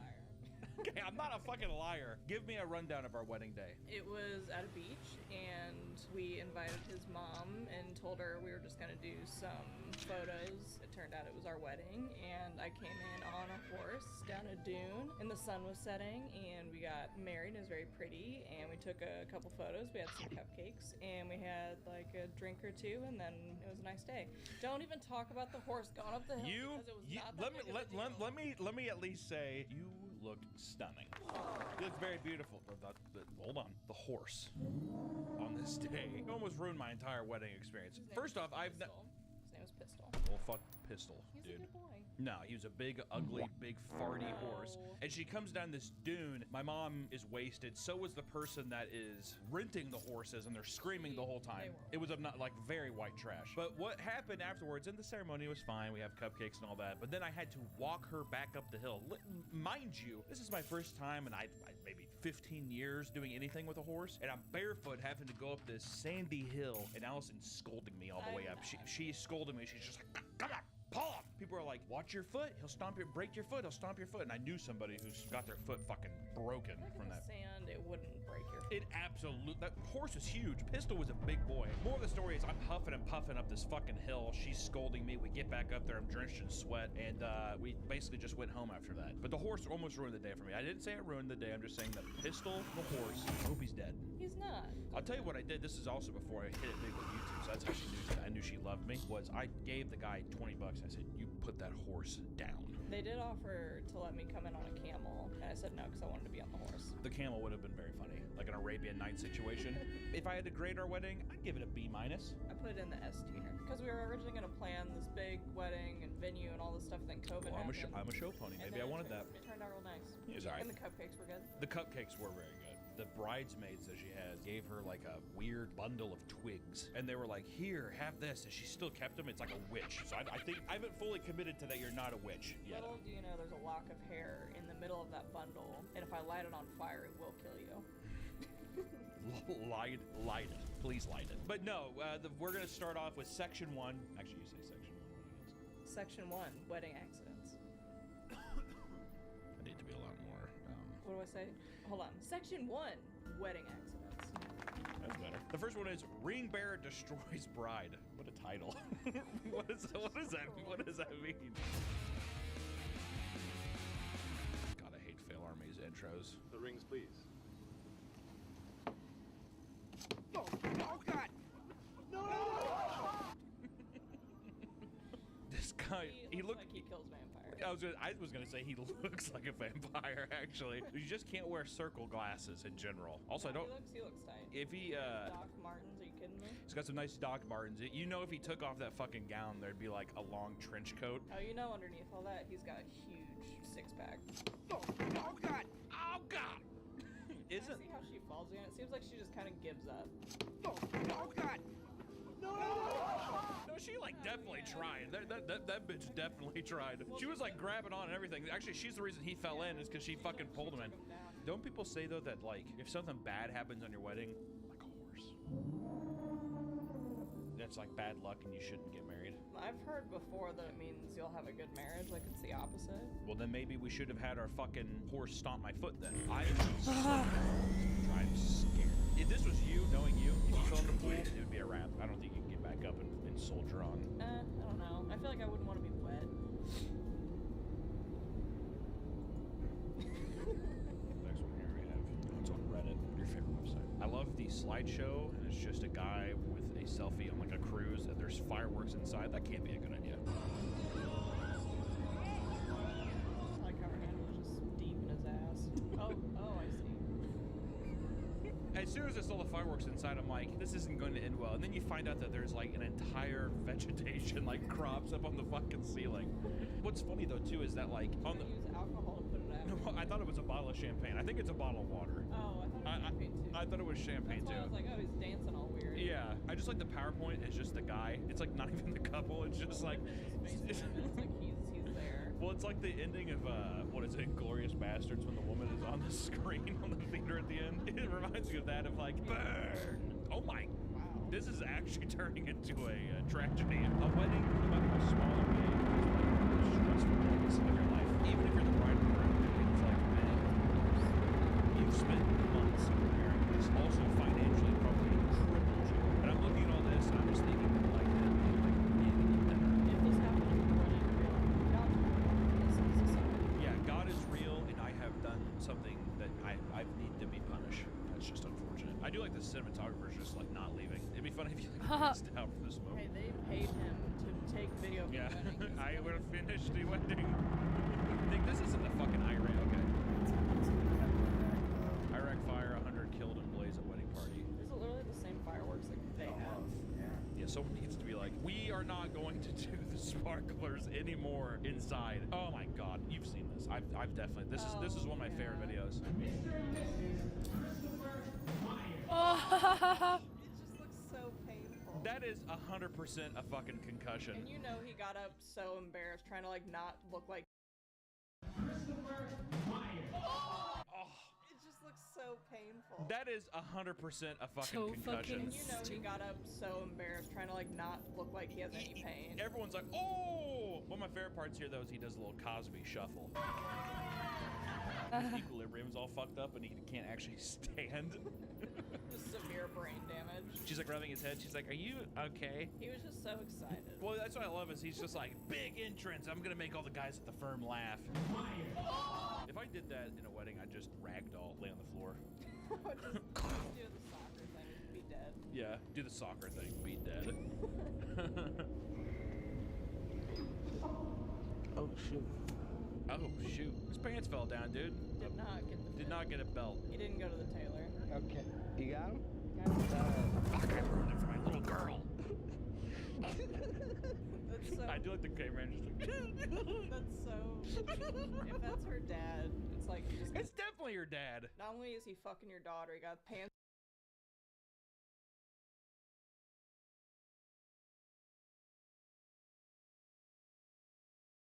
Shoot. His pants fell down, dude. did not get the Did fit. not get a belt. He didn't go to the tailor. Okay. You got him? I got him. Oh shoot. Oh shoot. His pants fell down, dude. Did not In a wedding, I just ragdoll, lay on the floor. damage. She's like rubbing his head. She's like, are you okay? He was just so excited. Well, that's what I love is he's just like, big entrance. I'm gonna make all the guys at the firm laugh. If I did that in a wedding, I'd just ragdoll, lay on the floor.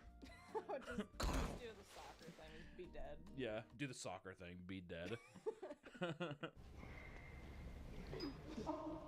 Oh shoot.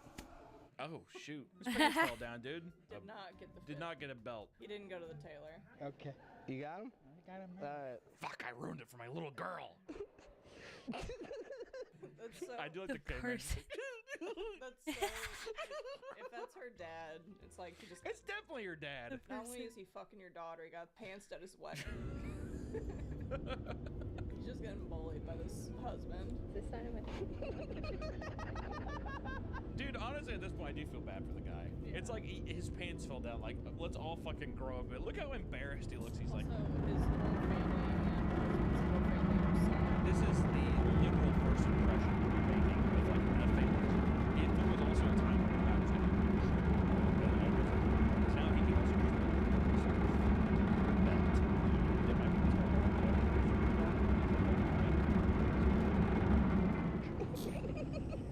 the fucking camera needs to grow up, though, honestly. He sounds like a 14-year-old. Dude, I'd be fucking pissed. Like, it's really not that funny. I'd be like, I'd leave. I would definitely get so I flustered. feel like I'm pretty bad about stopping laughing, but I feel like sitting there like doing one of those laughs where you're like silent, you're like shaking, laughing. I don't think that you'd be audibly just like. This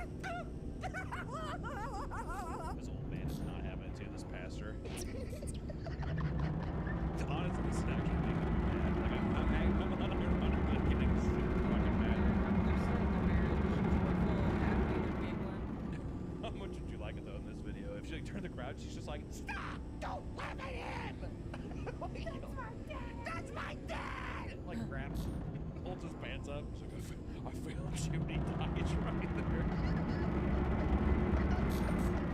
He's actually crying. He's not even laughing. Yeah, the cameraman, I want to slap him in the fucking mouth. I'm actually done with this. Honestly, that made me so upset.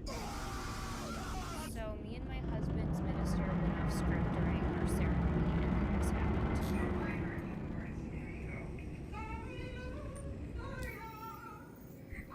I can't tell because it's not letting me, like... You can tell she's so mad. Also, can I just say that haircut Not is even going the right way atrocious. at He's all. like, he's an IT guy, but he's also just like, I still got a couple party nights left in me. I'm turned away from... You know she thinks she sounds awesome. So you had to sit there and know that you paid for this. If someone's gonna go off script at her wedding, would you rather have the Hallelujah, or what if she did like that Bon Jovi song? It's like, this is...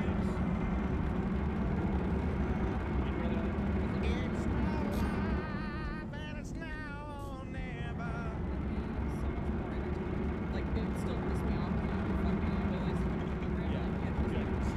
Screaming out, he's like, I don't wanna live forever. The whole time. I feel like retelling that would be a lot funnier than trying to explain to someone, and then she just starts singing Hallelujah, but like in this voice. I don't know. Somebody refused to stop singing and they had control for nights, but they were like running around trying to be like, stop! I feel like that'd be a lot harder to be like, oh, it was a nice day. But yeah, the person officiating the wedding just sang all of Bon Jovi's It's My Life. They did that right before the kissing part? What the fuck? It doesn't even contextually make sense. It doesn't make any sense. It's like, we're at the fucking finish line here. Why are we delaying this? Also, why she didn't really say anything else besides Hallelujah. Also, isn't the Hallelujah song like a sad song? Well, I don't think that's the actual, like, for the fans of it. If it was that, she was just doing She sounded like a fucking, like, minion or something like that. And in accordance with God's will, you do now confess it. Oh my god, is that Abigail Shapiro? Please, sirs, leave. Please. This is a solemn assembly, not a conversation. Please. Or I will stop. That's awesome. I will stop the ceremony if you do not get out of the way. I love that. Pay for that. I'm not continuing if you were back here.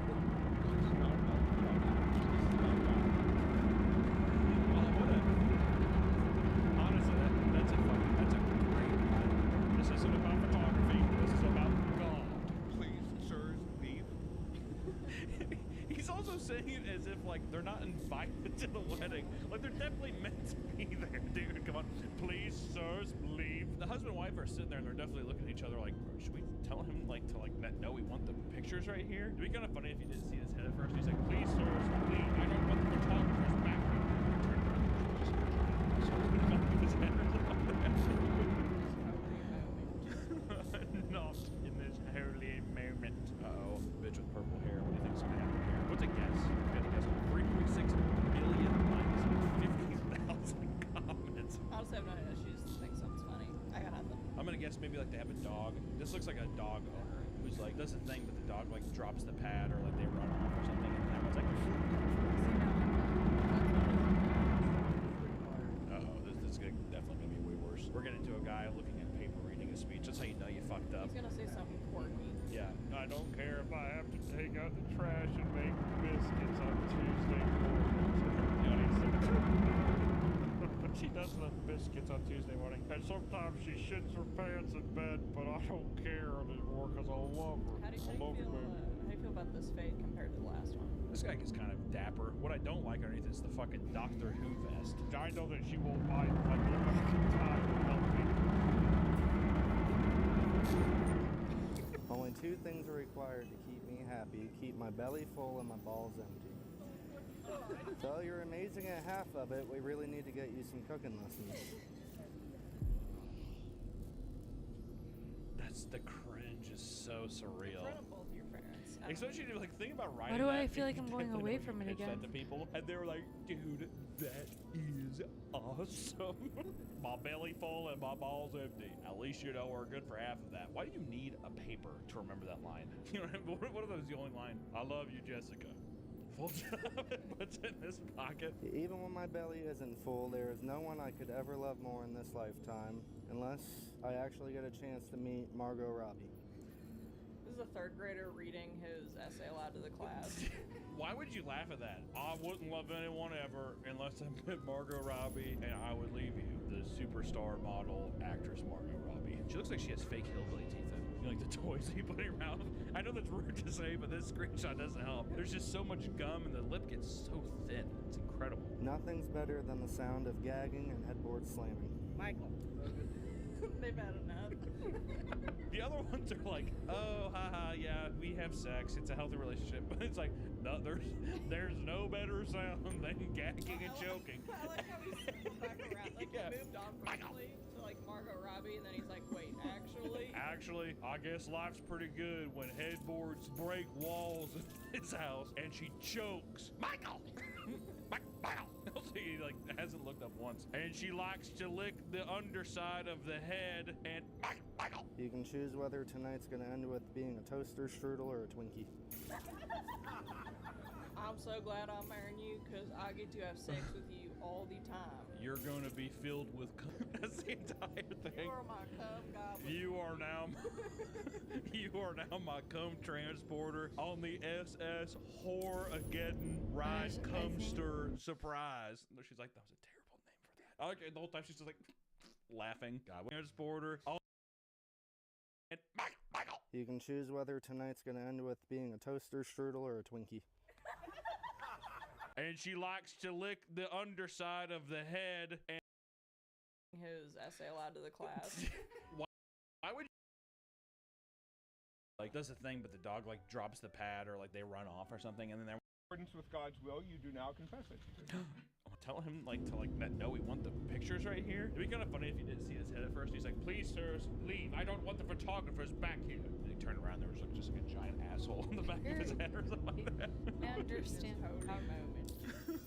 Not in this. Here's the holy marker. moment. Uh-oh, bitch with purple hair. What do you think's gonna happen here? What's a guess? If we had to guess on 3.6 million likes and 50,000 comments. I also have no idea. She just thinks something's funny. I got nothing. I'm gonna guess maybe like they have a dog. This looks like a dog owner who's like does a thing, but the dog like drops the pad or like they run off or something, and then everyone's like. See, now I'm mad. If that's what it is, I'm mad. Only two things are required. Uh-oh, this is definitely gonna be way worse. We're getting into a guy looking at paper reading a speech. That's how you know you fucked up. He's gonna say something quirky. Yeah. I don't care if I have to take out the trash and make biscuits on Tuesday mornings. And the audience is like, she does love biscuits on Tuesday morning. And sometimes she shits her pants in bed, but I don't care anymore because I love her. How do you feel about this fade compared to the last one? this guy is kind of dapper. What I don't like underneath is the fucking Doctor Who vest. I know that she won't mind if I go back in time and help people. Only two things are required to keep me happy, keep my belly full and my balls empty. So you're amazing at half of it. We really need to get you some cooking lessons. That's the cringe is so surreal. In front of both your parents. Especially like think about writing that, and you definitely know he pitched that to people, and they were like, "Dude, that is awesome." My belly full and my balls empty. At least you know we're good for half of that. Why do you need a paper to remember that line? You know what are those the only line? I love you, Jessica. Full job and puts it in his pocket. Even when my belly isn't full, there is no one I could ever love more in this lifetime, unless I actually get a chance to meet Margot Robbie. This is a third grader reading his essay aloud to the class. Why would you laugh at that? I wouldn't love anyone ever unless I met Margot Robbie, and I would leave you. The superstar model actress Margot Robbie. She looks like she has fake hillbilly teeth in. You know, like the toys that you put in your mouth. I know that's rude to say, but this screenshot doesn't help. There's just so much gum, and the lip gets so thin. It's incredible. Nothing's better than the sound of gagging and headboard slamming. Michael. They've had enough. The other ones are like, oh, yeah, we have sex. It's a healthy relationship. But it's like, there's no better sound than gagging and choking. Yeah. Moved on quickly, like Margot Robbie, and then he's like, wait, Actually, I guess life's pretty good when headboards break walls in his house and she chokes. Michael! Michael! He like hasn't looked up once. And she likes to lick the underside of the head and Michael! You can choose whether tonight's gonna end with being a toaster strudel or a Twinkie. I'm so glad I'm marrying you because I get to have sex with you all the time. You're gonna be filled with cum. That's the entire thing. You are my cum goblin. You are now my cum transporter on the SS Whoreageddon Ride Cumster Surprise. She's like, okay, the whole time she's just like laughing. God, what a white trash fucking wedding, dude. That's brutal. Why can't weddings just be like an Amish wedding where everyone's just like, it's like almost a sad day. Everyone's just doing this. You're standing, it's all quiet. I'm married. That's what they say. You go up to the altar. No one says anything, just you're married. You're married. You are now married. Yeah, imagine that guy at an Amish wedding. Come, I'd like to make cum. You will have my seed now.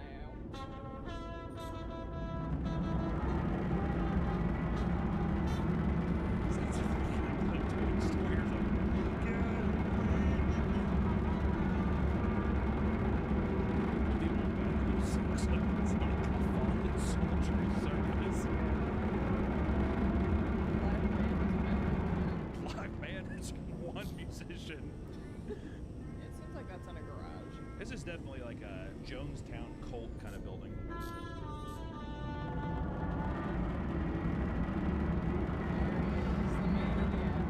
That has to be a relative. He's just like, I can play a trumpet. Yeah, no, Allison, I definitely think this is relative because I don't think the people that are doing this wedding could afford a regular band. I just think plugging your phone into an auxiliary cable is fine.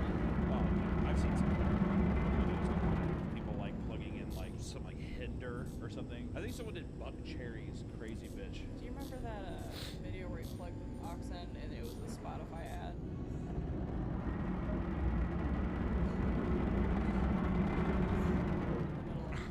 Yeah, because the comments were like, bro couldn't even afford premium for the wedding. Oh, I can't stand.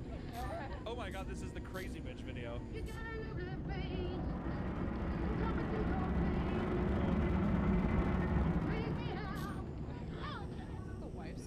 I can't tell.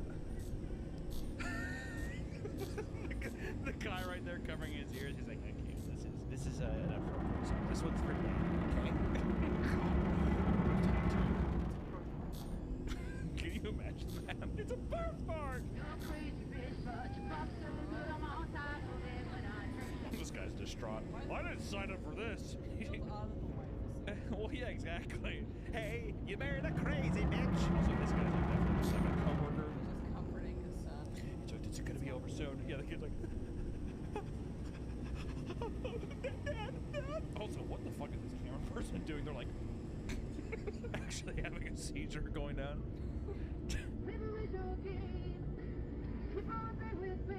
This is one of the most disgusting things I've ever seen in my life. If I could just get 1 ounce of that confidence, I'd be insane. They got somebody singing the song over the song. No, I thought she had the headset on. No, she does. It's like someone is singing it off to the side. Why would you just play the actual song?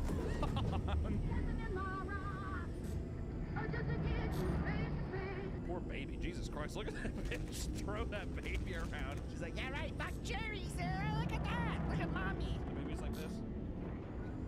Oh my god, look at all the bandanas. Yeah, this is a fucking biker wedding. Yeah.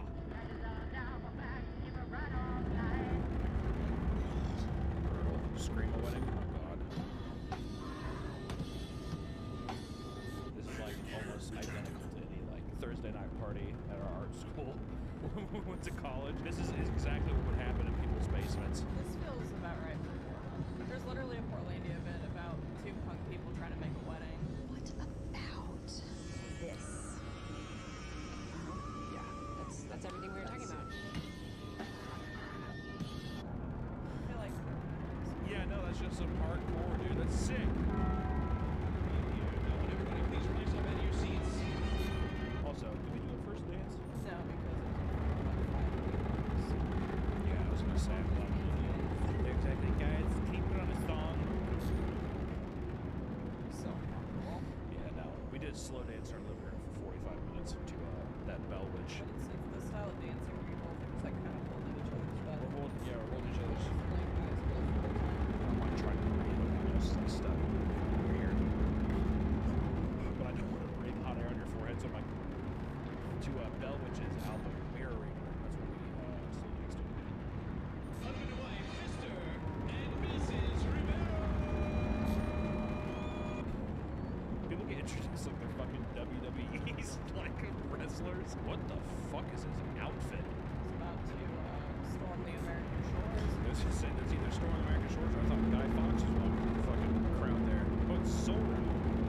Is that supposed to be the Florida mask kind of thing? Oh, is it the Princess Bride? Is that what that is? That's the only thing I can think of. It's like, I saw one video one time. Couples during their first dance and were like making out really hard, like making out like aggressively, and the families were like.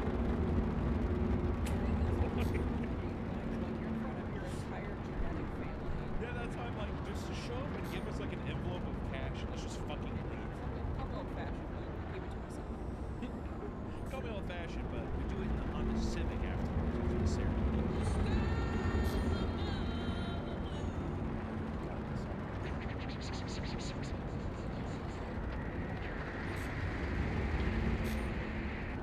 That's what's going on. The look of concern where he was like, Well, then to say it sounds like something I'll work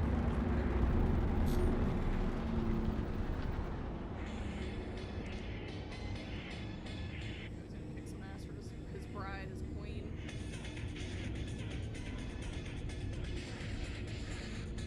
so we're gonna do our. He's proving that he has what it We're takes gonna. to protect her. We're gonna.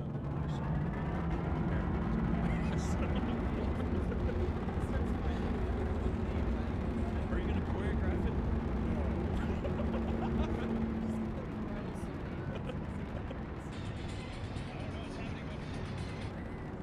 I don't know what's happening, but I'm right too. She's just gonna stand there. It's taking a lot of takes. Well, what is happening? Why was this not choreographed better? It'd be better if they occasionally like actually fainted and had new people come in. Oh, he's trying to. Oh, broke the guy on the back. Wow. Silly gag. Fuck.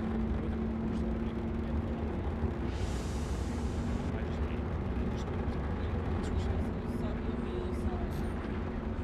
it. As soon as I saw this, I was like, it's gonna be a dance number. And also, I think this is, from what the beat I heard, it's gonna be the Loosen Up My Buttons, whatever song. See, this is just so uncomfortable. What am I think my cousin did one of these things. It's like the whole thing where it's like they grind up on the groom or whatever. That shit is so uncomfortable seeing it live. My cousin did something like that. I was like, what? Why are we doing this? This is so madly uncomfortable. You just married him. Oh, that's what I'm saying. Is like, it's a whole room of this, and we're gonna grind on him. I just. There's my baby. I like how every guy in the room's like this, though. Proximity alert. They're having a good time. Don't like the guy holding his pregnant wife in the back here. Baby, can we do that at our wedding? We almost died. This is so crazy. Damn, girl, get it. It's like the day is already about you. Watch the beautiful dance number. Maybe it's her profession. You mean kind of. The only way I'd allow this is if you and your friends were the cast of Sweeney Todd, and you did the "Here's a pan of Sweeney Todd." I would, if you were genuinely the cast of Sweeney Todd did that. Oh, I'd fucking love it. I would be mad if you didn't. That would be just amazing. That'd be the only. Jeez, I think she done something. I would want the Pirelli's Magical Elixir song. Yeah, Twas Pirelli's magical elixir. That's what did the tricks. True, so true. No grinding it, Hunter. God, look at that though. If I was her and I saw this and do this, I'd leave.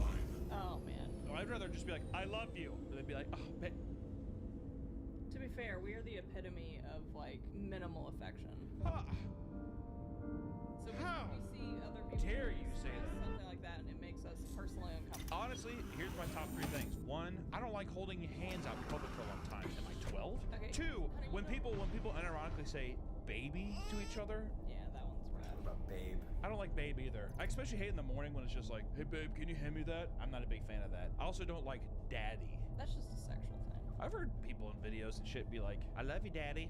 I thought it was just a sexual thing, but I do see like daughters to their dads still call them daddy. Even when they're adults, Yeah. and I'm like, Yeah. no, I don't, can't do that. Also, this primate child right here, sitting like a fucking. She's like, I'm part frog. She's learning.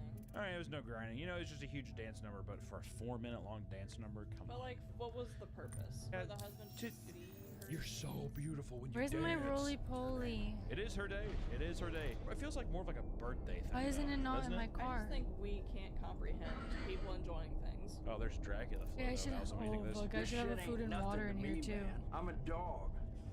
Have you ever seen Dracula Where the Flow? fuck did it go?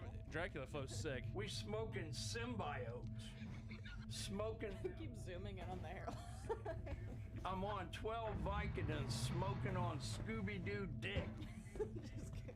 We smoking filtered crack, you stupid piece of shit. Dracula Flow rules. You better leave that in the video. It has stuff to do with the wedding, so it's fine. He was getting married. Call that pussy the Matrix, cause I'm in this bitch and I can't get out. I have no food in my I always roly-poly. love these. What year did this come out? 7 years ago? I thought it was going to be much older. I love the Windows Movie Resolve where it's black and it like fades in. Jessica Kim and Mason Gui wedding highlights. Is that how you say his last name? Gui? I would say. Yes. I was gonna try, but I'm like, I'm gonna let you take that one. How do you like the horse mask? Do you think we're in for a good time? Also, anytime that a guy has the red long sleeve and a top hat, you know you're in trouble. I immediately had flashbacks of middle school with the anime girls.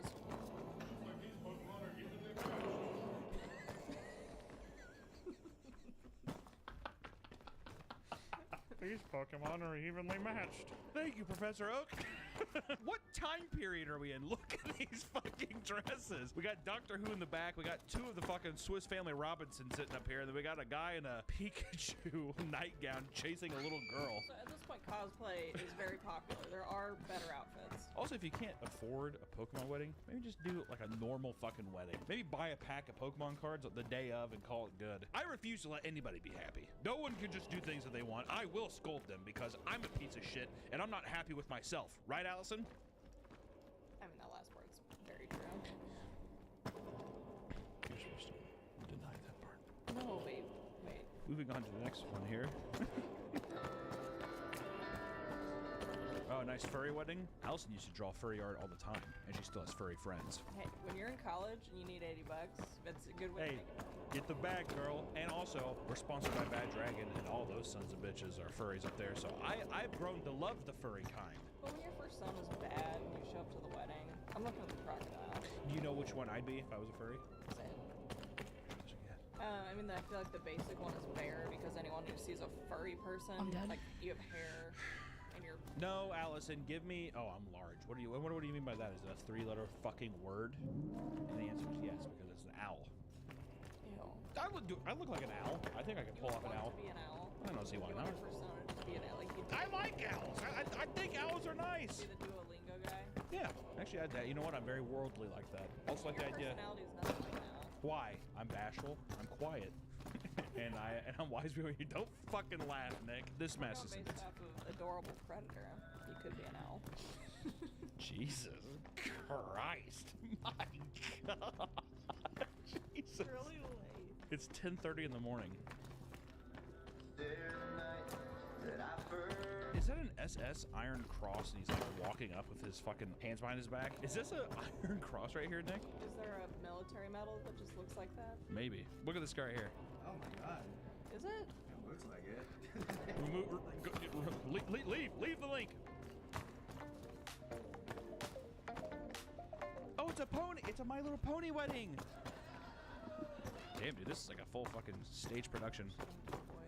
And gentle codes, as we gather here, there is a an epidemic. It's called coronavirus, and it has led two individuals into a state of holy matrimony. Matropony. That's rough. What is it about that show that just captivates adults? I don't know, Allison, friendship, magic, good animation, great voice acting, cute stories. Why do you like Harry Potter?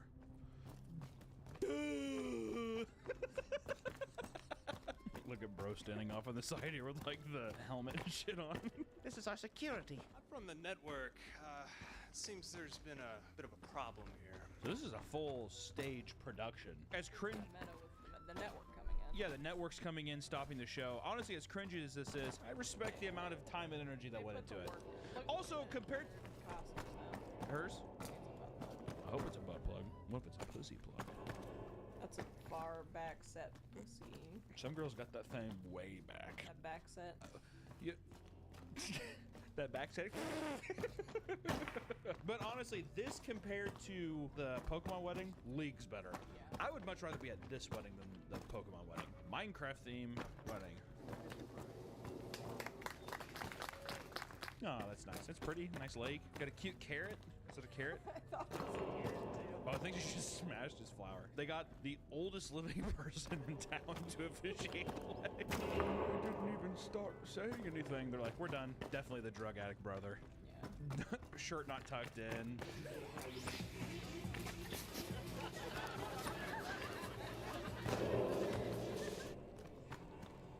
Did you notice the Superman lion? The lion watching. The Superman suit lion had nothing to do with it. The Harlem Shake thing made this a really hard one. I like how this girl's just standing there. She's like, like wearing her fucking scrubs. She's like, I'm gonna work in 20 minutes. Like Crystal Lake or some shit. These like little cabins out here. That's the worst part of the bit, right? No, it's not. That's the worst part of the bit is whenever you do something kind of cringy and then I think it all sinks in and then you all kind of like awkwardly like stop. You're like, oh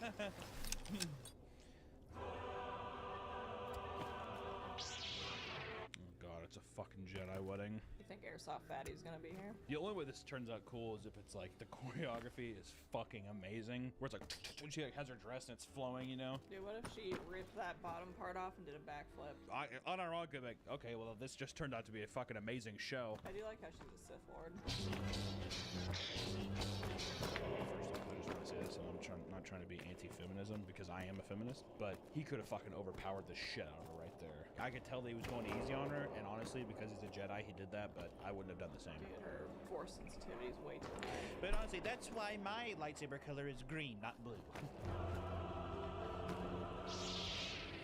She's the force. What if she drove into his chest? Off his head. Yeah, exactly. I like the idea though that they took this footage and paid some guy to actually put in the sounds for them. Well, I'm wondering why they chose to fight each other and how it ends with them still being married. That's what makes it so hot. Beautiful jump. Look at that. Wow, okay. This isn't the worst one of the like. No, I mean like. I appreciate the effort that they put in. I do think it's lasting a little too long. It is lasting. They've overstayed their welcome a little bit. It is lasting too long, and like I said, this would be a lot funnier if he just overpowered her and he was like, "God!" He took like both of them. He took both of them and did like the Anakin Count Dooku death thing. I just want him to and then take her lightsaber, cut her head off. That's what I'm saying is does the thing like that, but then everyone's like, "Oh my God, this is graphic," and then a spotlight goes off. A spotlight goes off in the background, and you see like the guy's mom sitting in the back, and she's like, "Do it." It does that in the back. That'd be fucking awesome. You guys can spin the fucking lightsabers like one. Just. Someone needs to die. One of them definitely needs to die in the fight to make this worth it. Or if they start hardcore fucking right now. Oh, boo! This is literally like how a fanfic would be. They were fighting, but then actually their dicks were really hard. And then they kissed when they were trying to grab each other's swords. But then they grabbed a different sword. I can't believe no one died. That's fucking annoying. That's all the videos we have. Look at all those crazy weddings. Allison, when you inevitably divorce me, what's your next wedding gonna be like? A courthouse. Honestly, fucking same. Well, it's like you did it once. It'd be fucking. Why would I go through the whole charade all over again? It would just be embarrassing to invite my family to another wedding, which they weren't even there. But well, I was supposed to say you have the freebie there at least. That's true. I don't think a single person from my family is there. No, just my mom was there. I'd still probably do a courthouse just because I'm like, if I ever got married again, it'd be one more time. And if that didn't work out, I'd be like, never again. I wouldn't marry again until I was in my 70s and I'm like a billionaire. I'd marry like a really hot 24-year-old. Why not? Like a Swedish model. And then when I died on my deathbed, I'm like, you're not getting anything. No, Is that'd what I be would say. so That would be the biggest troll ever. But you know what? If you have any funny wedding story, thank you guys for sitting through the cringe with us. We hope you have a fantastic rest of your day. Also, if you're getting married soon, good luck. Also, if you think you have a funny wedding story, you don't. It's probably just funny to you. And not Yeah, to it's really nobody not. else, so just keep it It's to really yourself. not. I tried telling people that horror story and like it just comes off as rude. Because it's a lie and it is rude. Well, it's definitely not a lie. It definitely was a deal. You know what? That's okay. I'm done. I'm done. The video's over. Bye. You don't get to say bye. It's my fucking video, dude. Hey, before you leave, I just wanted to tell you something. Me and my wife made a beautiful cartoon with an amazing cast and crew of people called Witch's Hound over on my wife's channel, and you can find that video here or in the description or probably in the comments. I'll probably post it there too. But it's a nice little cute version. It's not my usual grotesque bullshit, but please check it out. It's a lot of fun, and we're going to be doing more of them soon. So, thanks for watching. Half hours.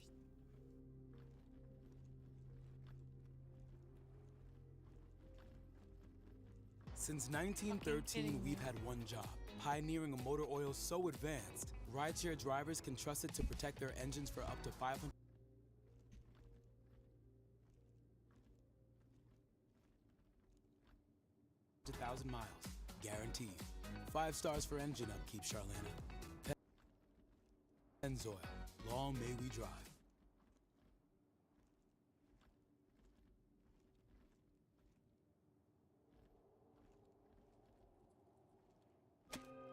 When you signed up for pet insurance, you didn't sign up for...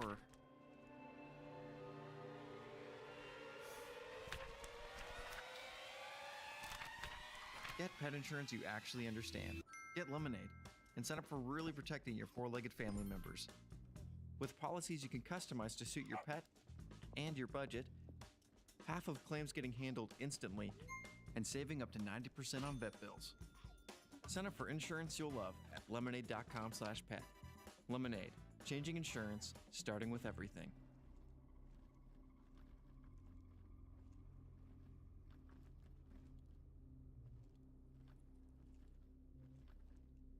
Welcome back to the Papa Meat channel. I had some weird stuff going on in my normal recording setup, so I apologize for the normal, boring room and probably the bad acoustics, okay? But I did come across something that I wanted to talk about today that I thought was very intriguing. And if you know me, I'm all about health. I'm all about mental health. I'm all about physical health. Clearly, you can tell that I am very in shape. But I came across somebody who is going beyond health. They're trying to de-age themselves. Turn back the clock, spit God right in the face. And who am I talking about, you might ask? Brian Johnson, aka the millionaire tech vampire. Right? Brian Johnson, where do I even start? Why don't we start back when Brian Johnson, he was 24 years old. Brian Johnson was chronically depressed. Hey, who isn't, dude? I'm fucking depressed all the time. I'm depressed right now. Are you depressed today? Nick's also depressed. He's over there. I wasn't arguing, I just said depressed something. too. And at one point in his life, he said, "I want my soul to be extinguished."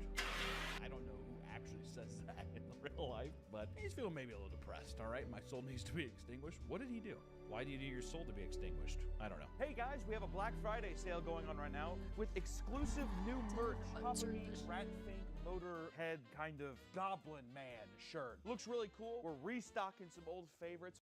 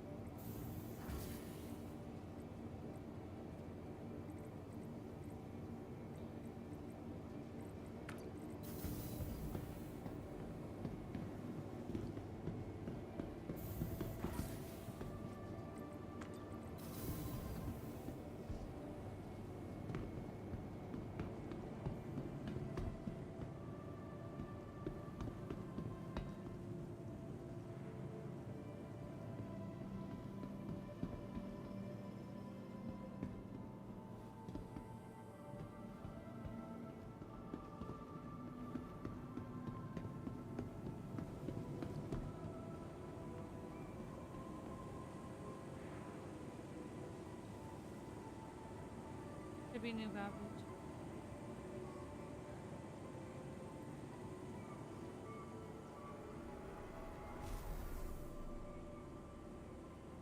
I just like forgot, so.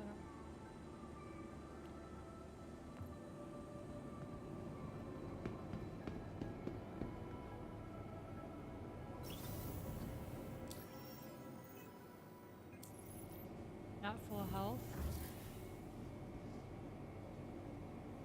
I just lost Cario.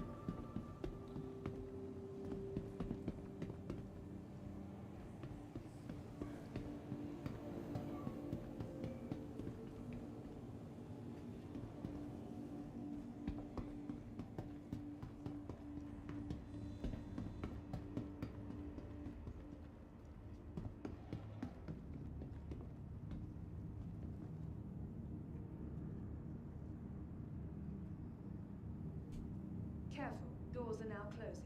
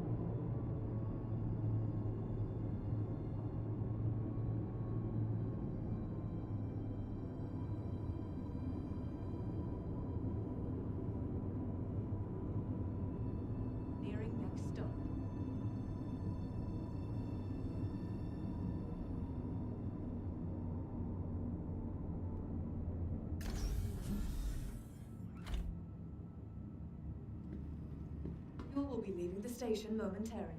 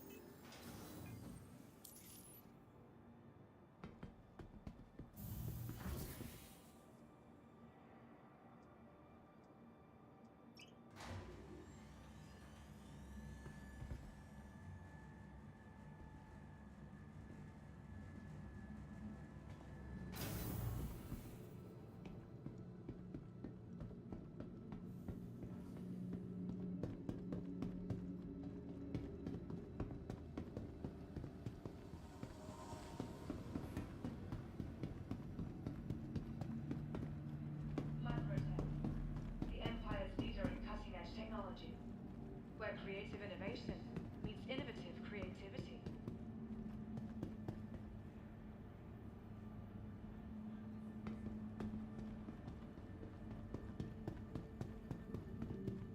From all of us at Microtech, welcome to the New Babbage Interstellar Spaceport.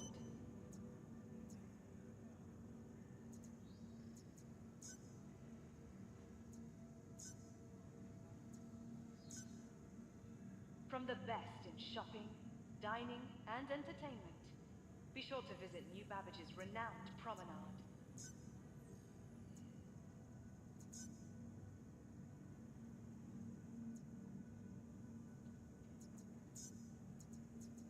Microtech, the Empire's leader in cutting-edge technology.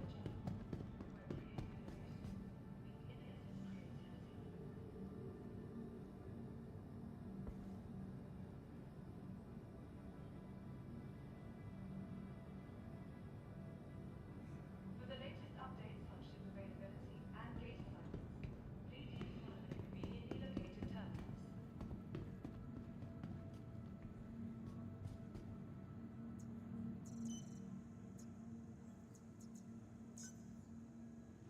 Looking for a good time? Be sure to visit Wally's Bar at the Promenade. Only a quick ride on the Metro Loop.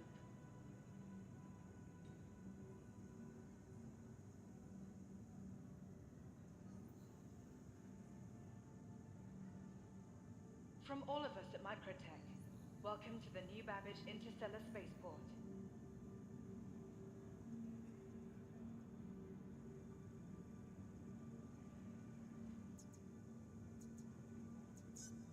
Remember, your belongings belong to you. Keep a careful watch on all personal items.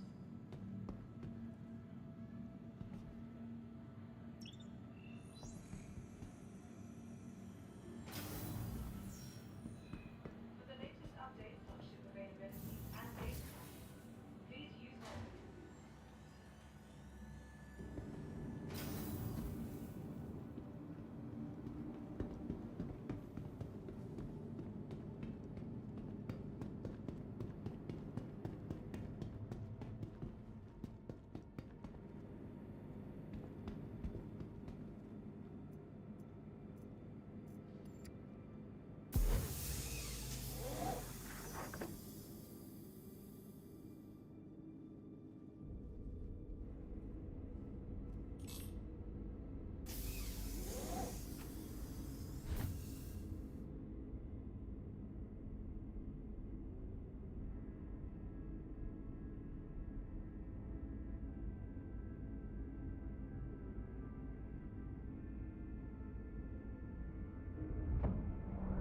Aegis combat assist activated. Systems green.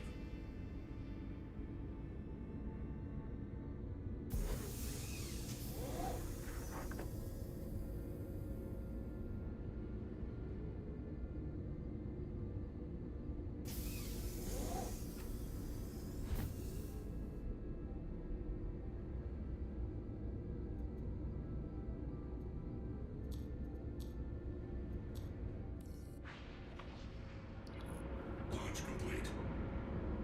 Proximity alert. Head.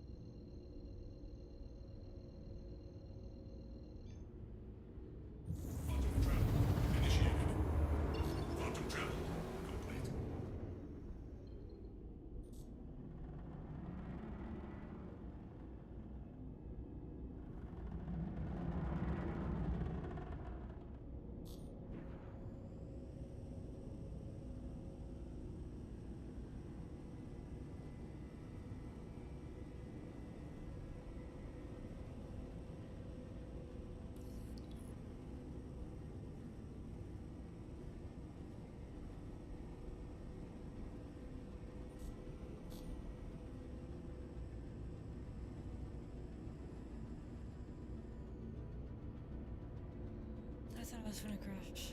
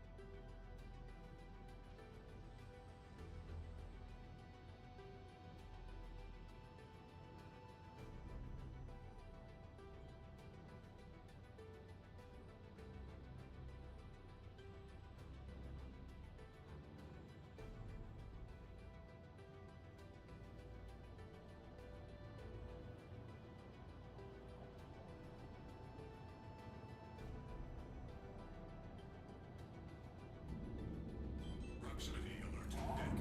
Land. Engines offline.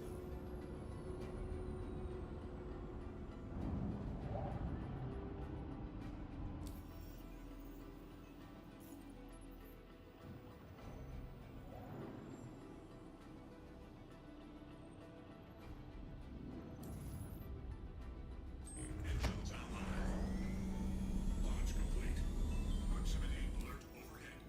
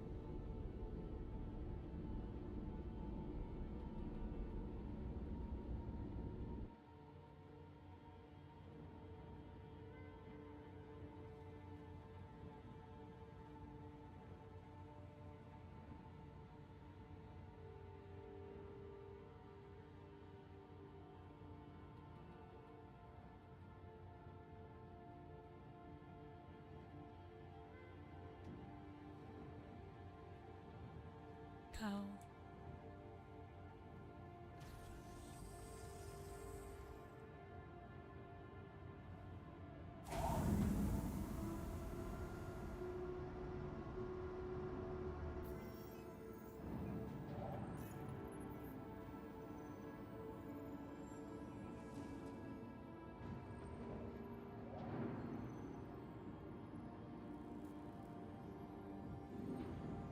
Quantum fuel at 100%.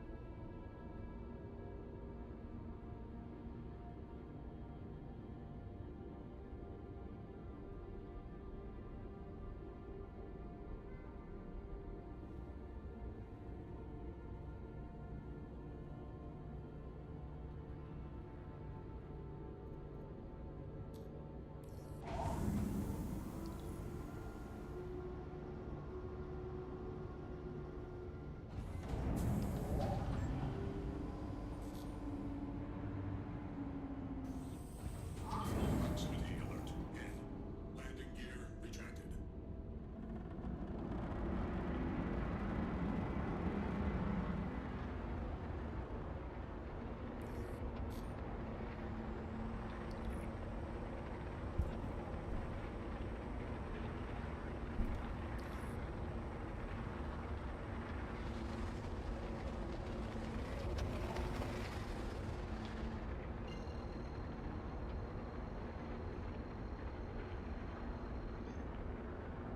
Quantum travel initiated. Quantum travel complete.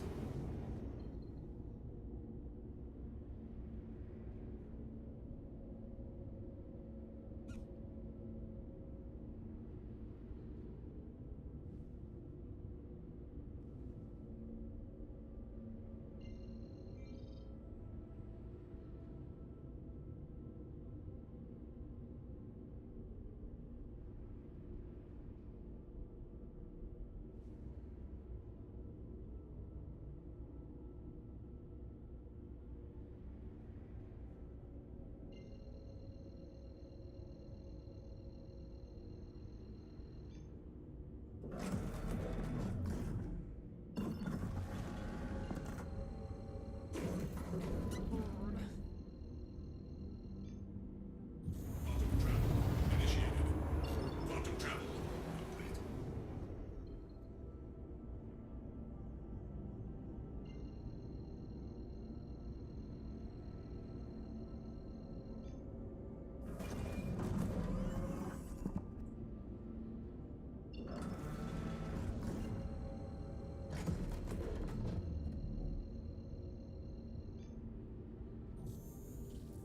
Quantum travel initiated.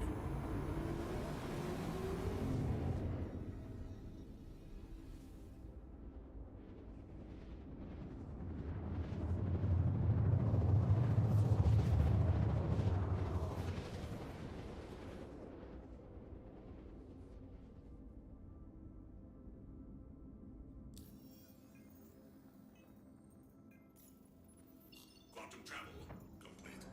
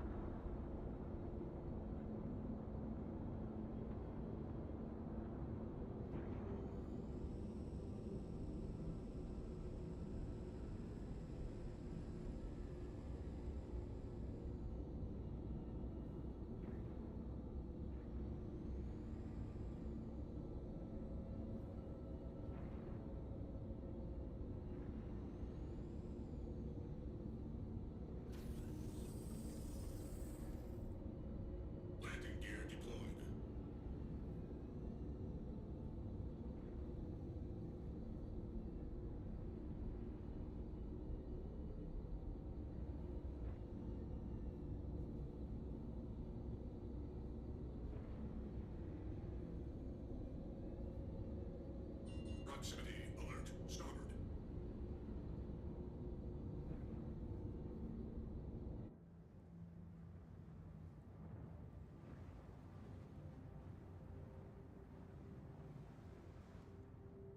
Late.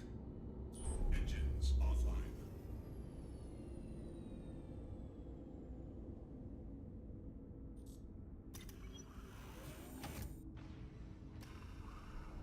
Bad news.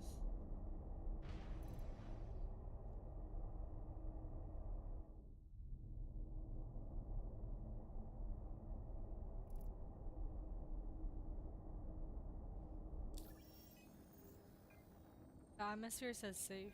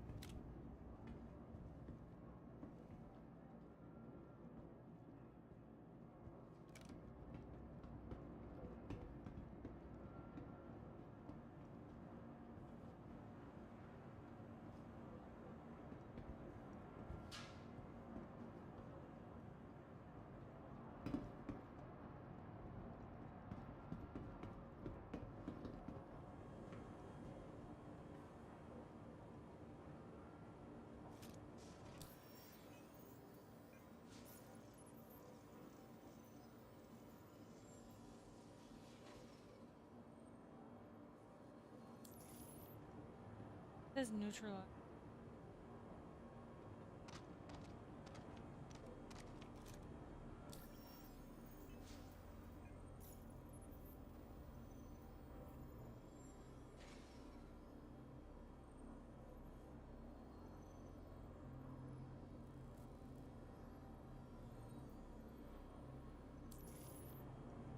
Ah! Ah! Ah! Ah!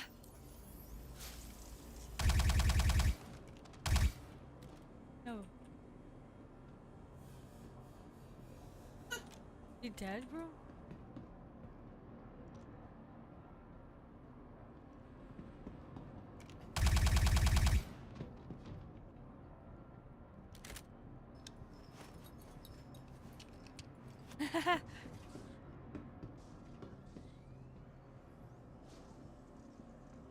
You had me looking at BS.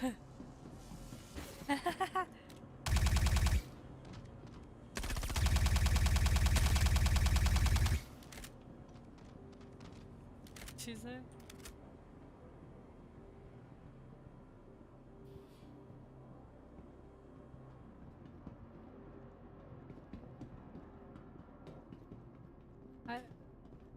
You're a fucking dick. How do I, it was for my, like...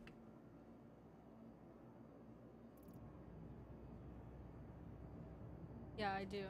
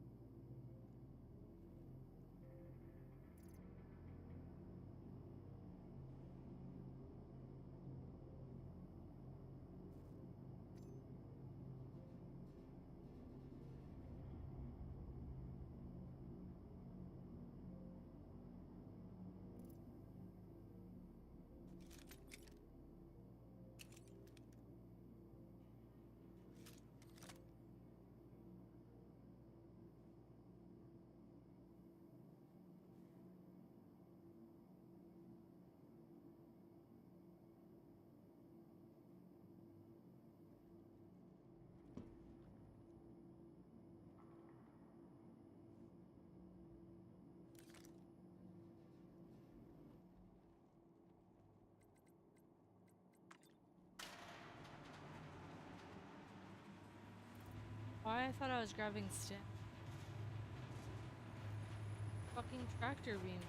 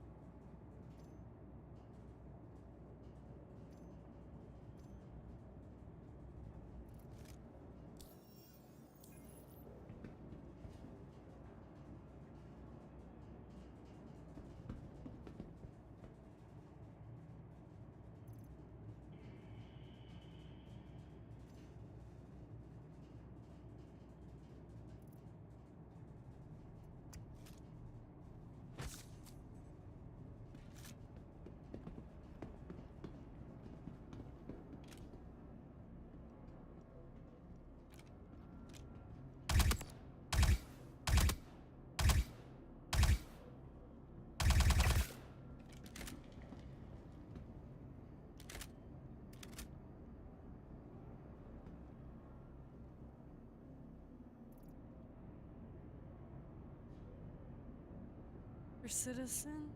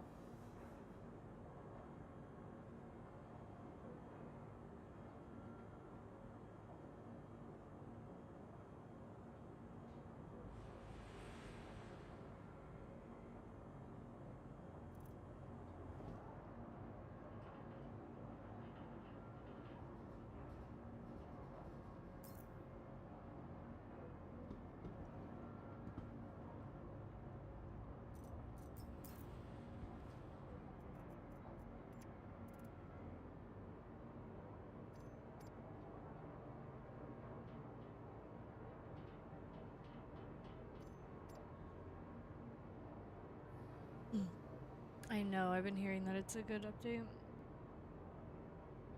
I like it. The freaking quantum is the only thing that I cannot get used to. Oh my god, which one of us took too many drugs or something could barely walk to the ship? In every I do not run.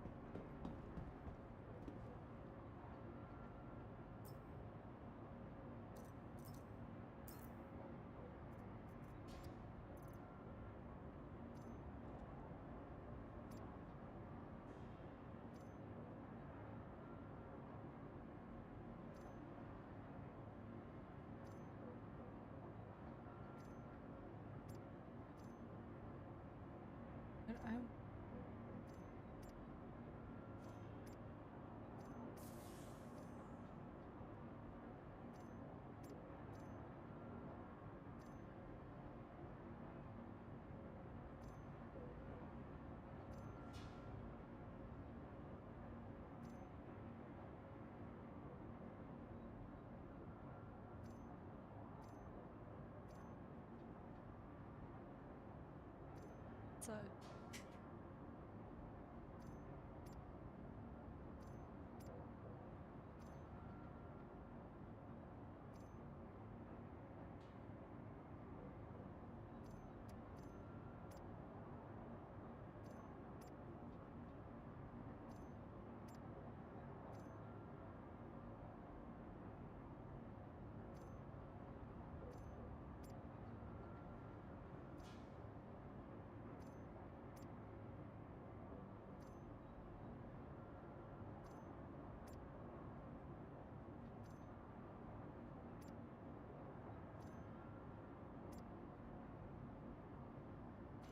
I'm con-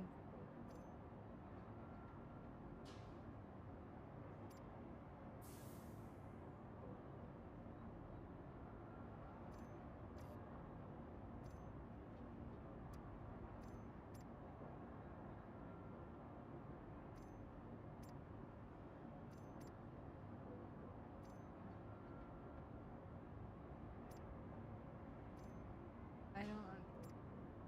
To just take off mine.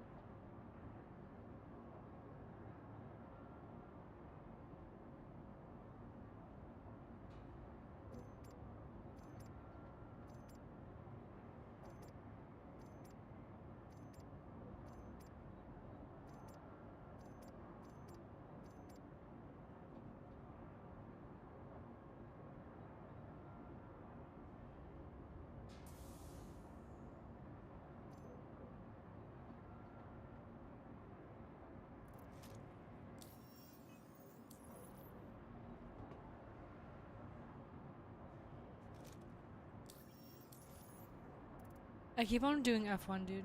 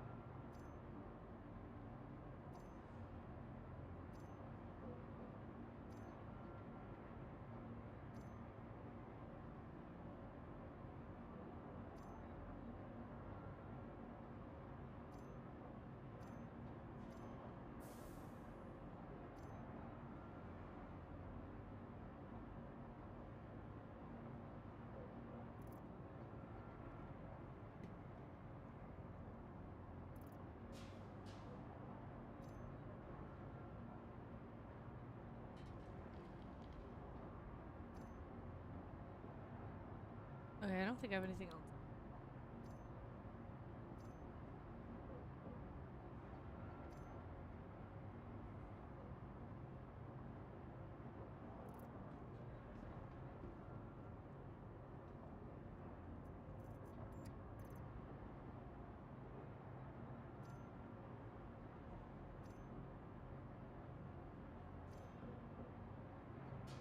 Thank you.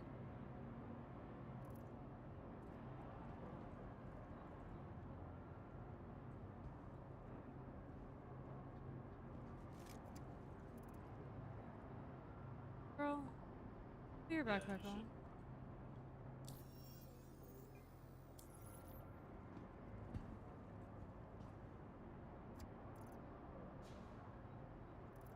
I like, oh my god, I could not.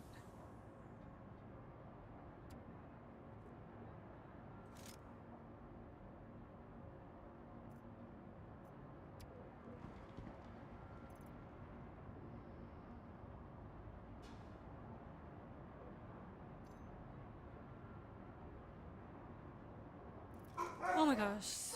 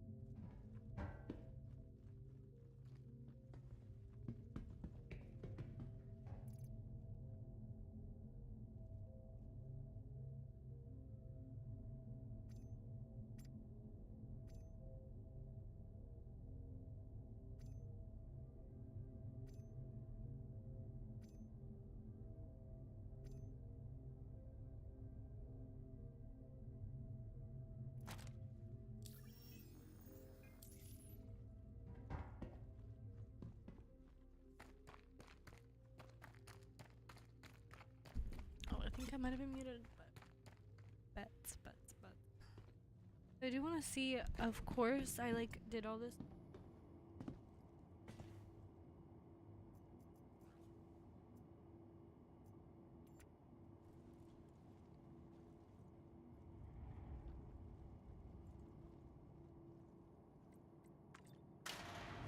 Just wanted to check to see if I can get so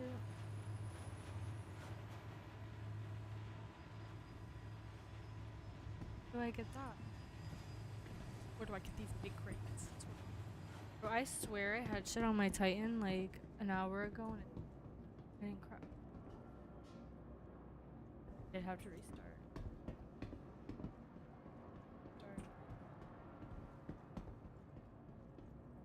This person fucking here. I did all that work to get that undersuit for this one to be.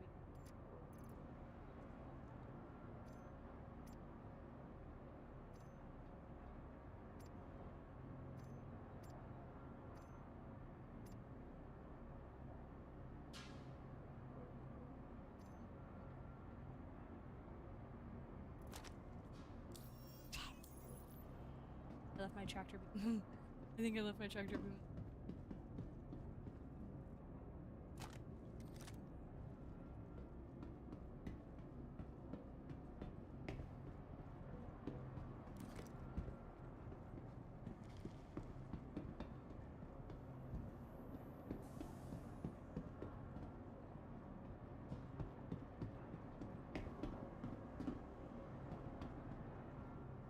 I have them too.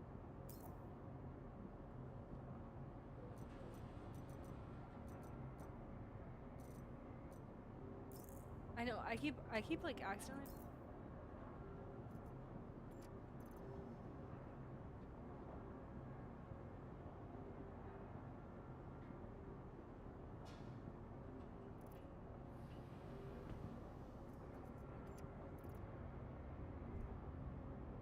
That truck. As you can make.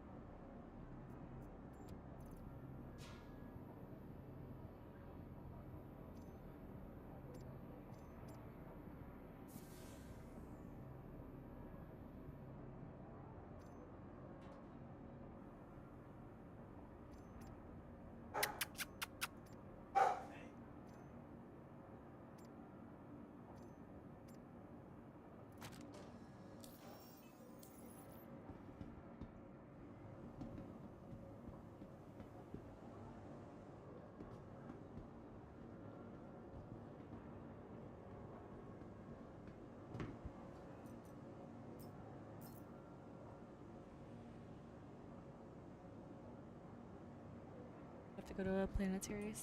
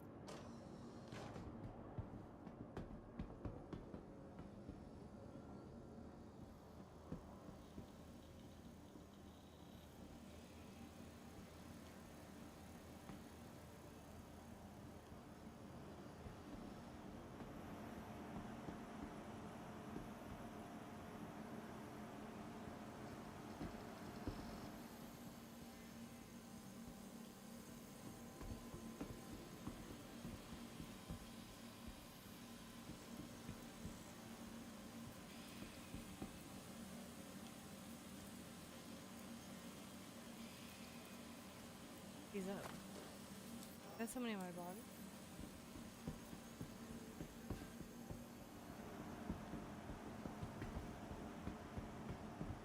I don't remember the.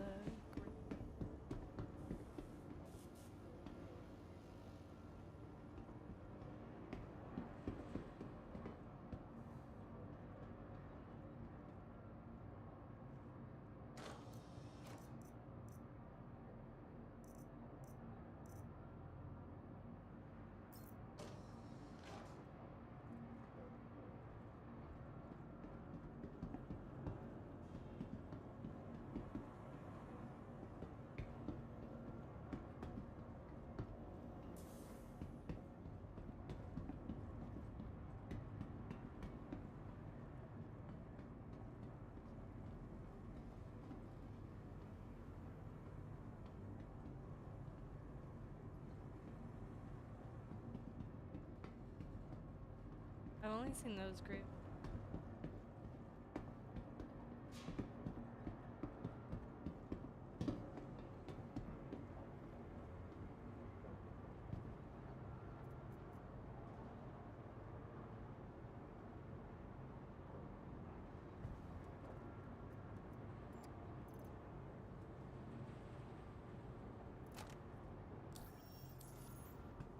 Yeah, I have a tractor beam.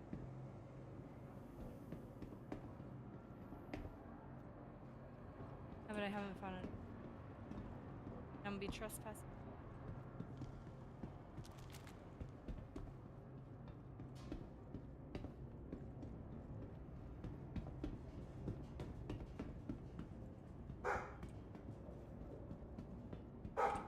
Vader.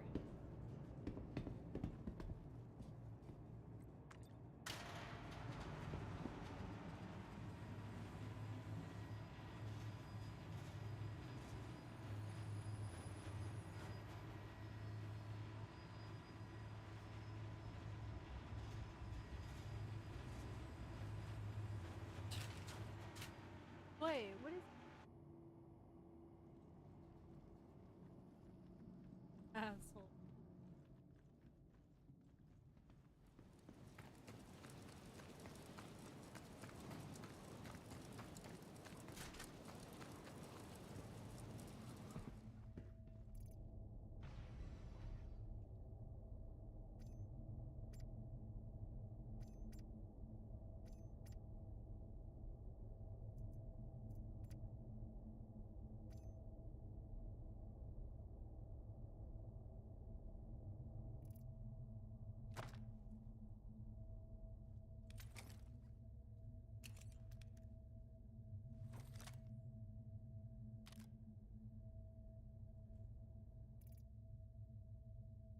Gotta change.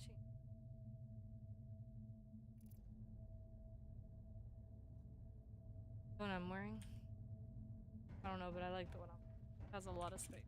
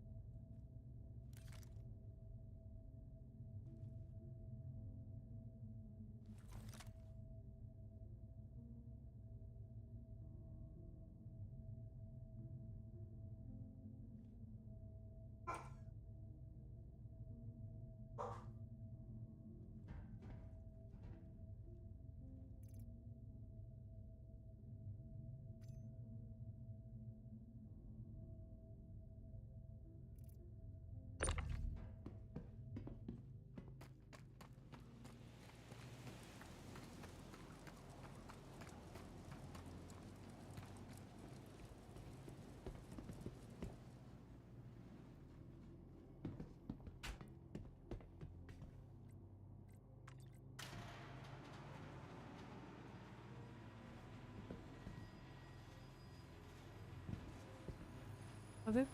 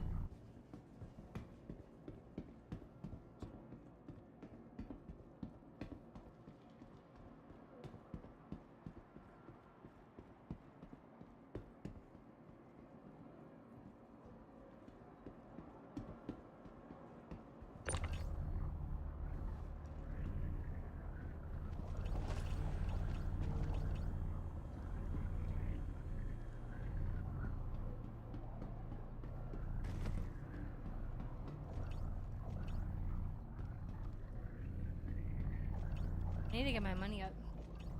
You've been doing ship combat and salvage.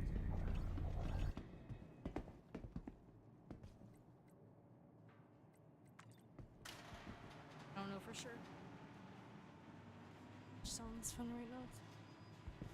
I did some of the, I did a couple of like the animal ones.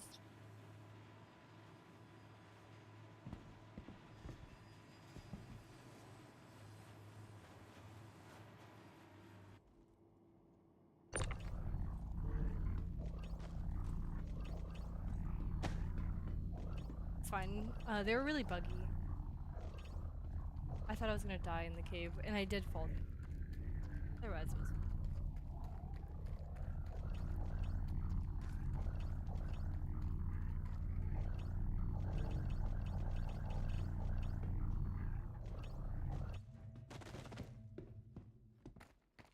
Wanna be able to knock it out of the other.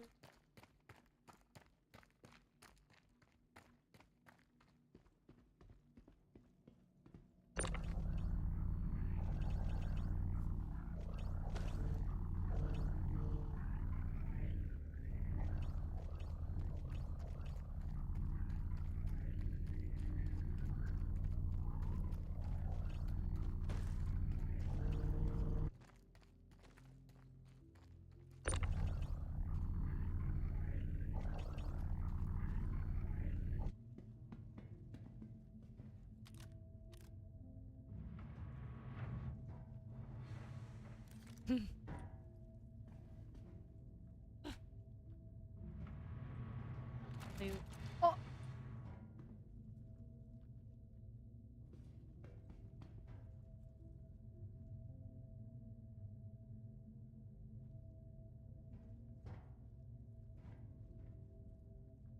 We see this, right?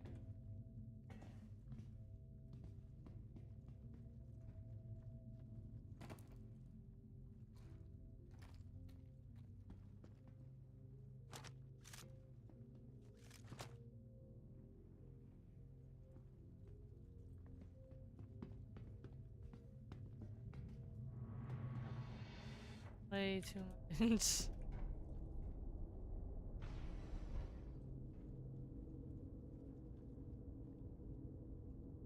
Let me into the fucking seat.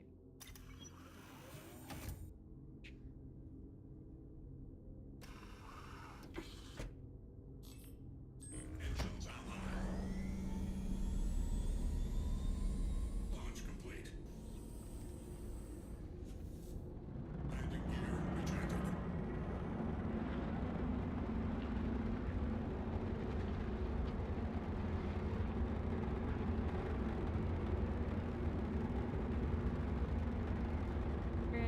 I tried unlocking it or closing it, and that shit would just like open and close because I hit it twice, and then I hit it once and nothing would happen.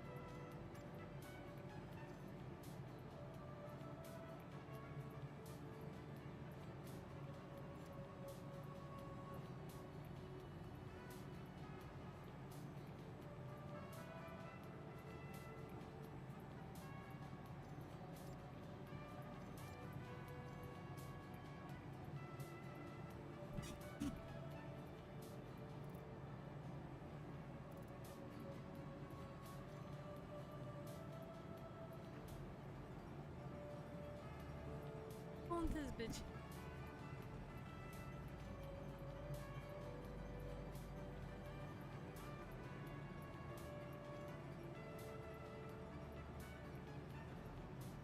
No eating.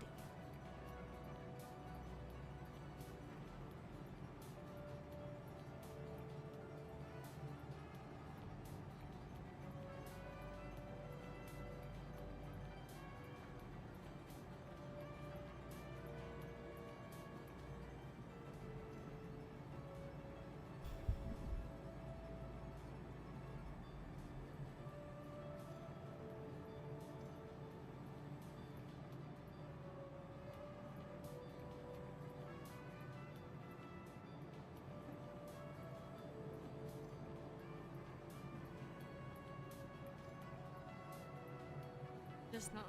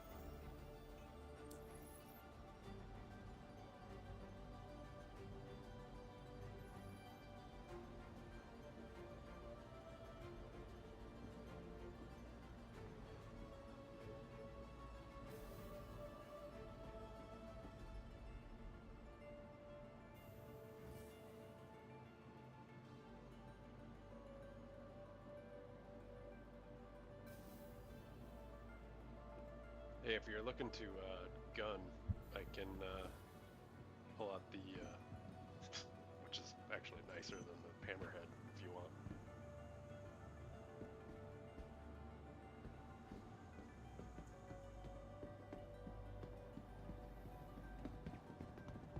The Redeemer, sorry.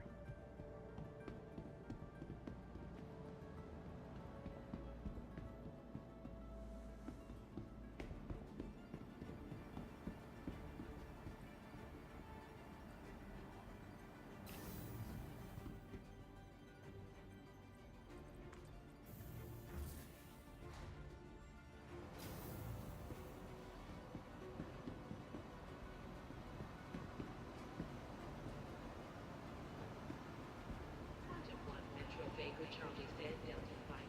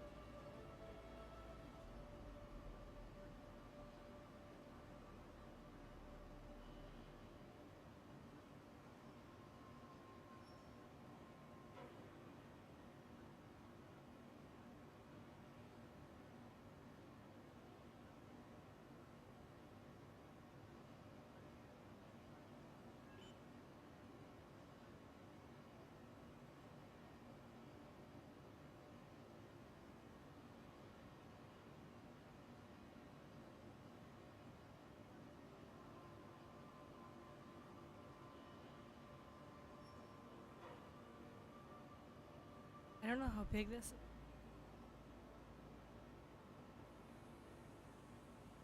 is. I don't know if I should just buy like the small one for my.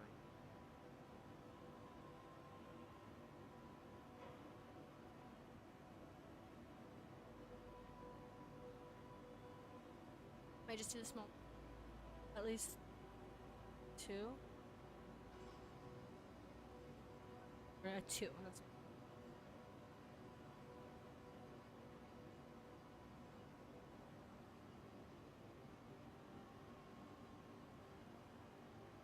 I'll go all out. I want the big one.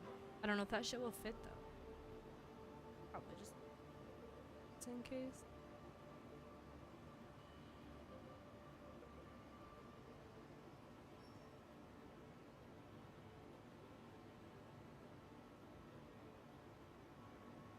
Okay, if it doesn't, I'll put it somewhere else.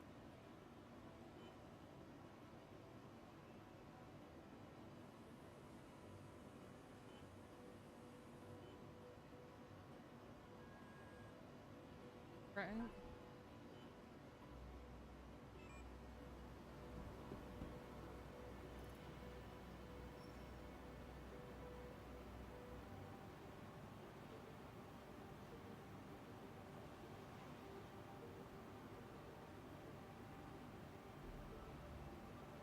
Where will it?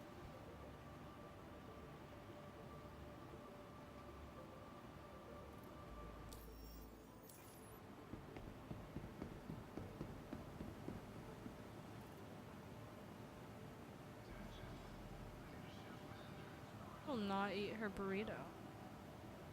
Ungrateful.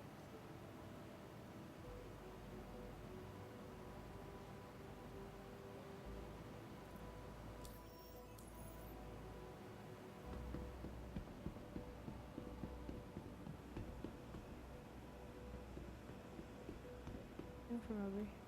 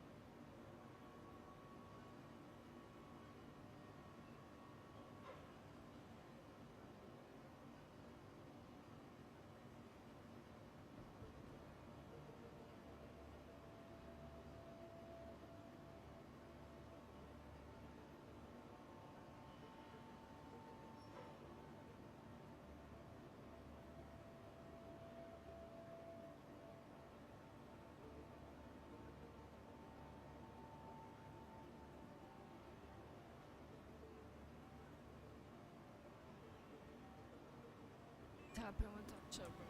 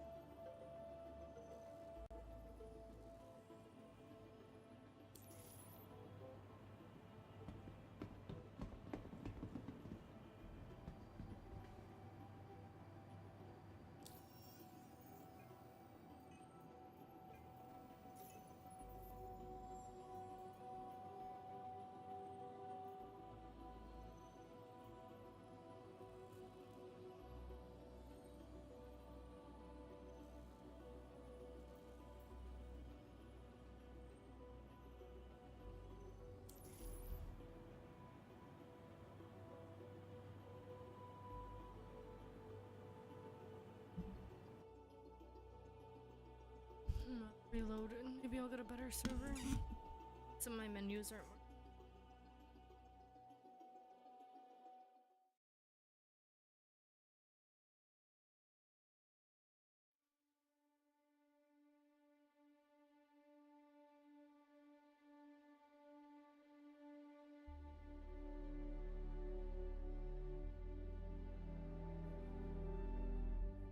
Yeah, my menus were just being buggy.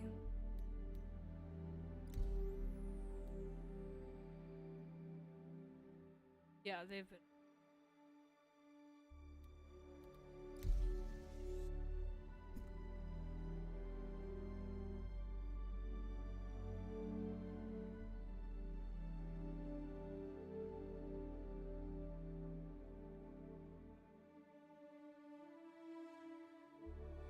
But it's up to you.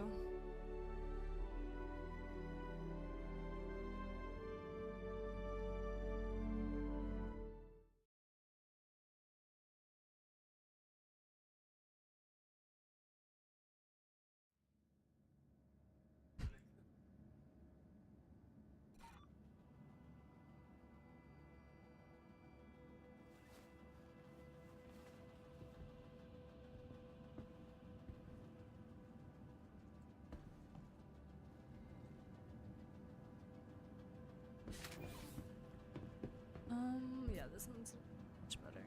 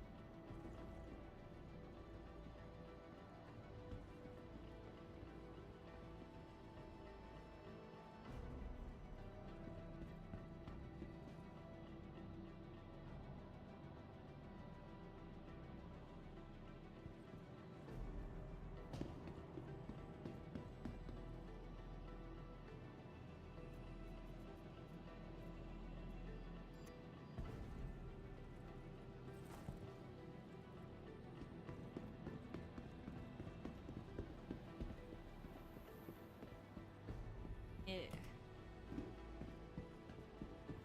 In it. That's not what it's called though, right? Okay. Okay. I was like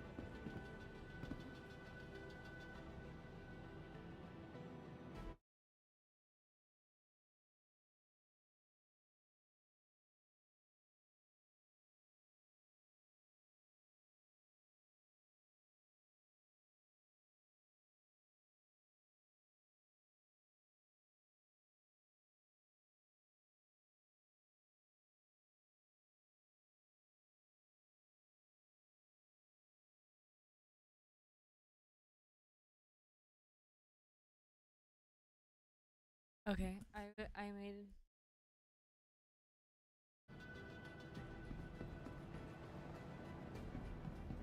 Mine doesn't.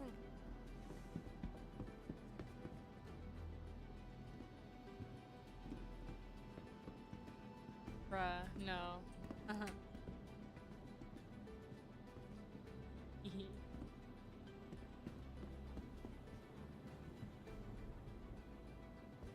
Why is my brother looking at me like...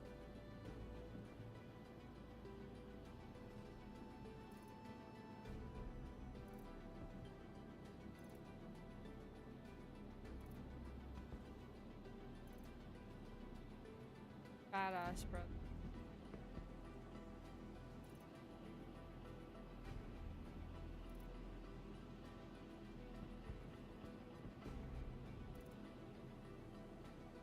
Don't act like you don't know me.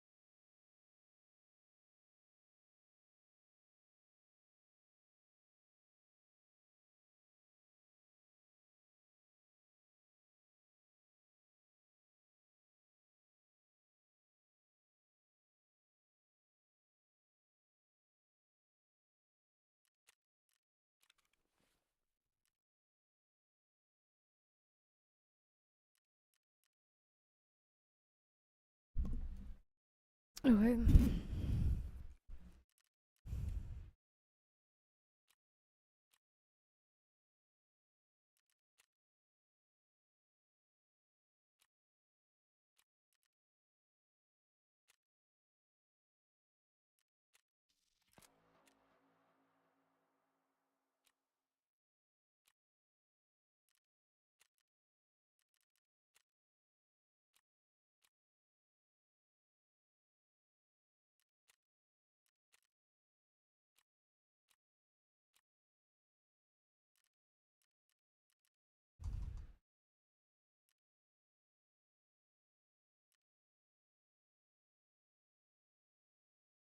Unpredicted and stuff is the one we have to. Mhm. And so obvious. And you do. And usually people try to get the full tax. Mhm. But in charge. Quest we're gonna do. I can make my kid. We're gonna go to. We're going to factory first. I only have GT. My main goal is to just get the thing planted in the hallway.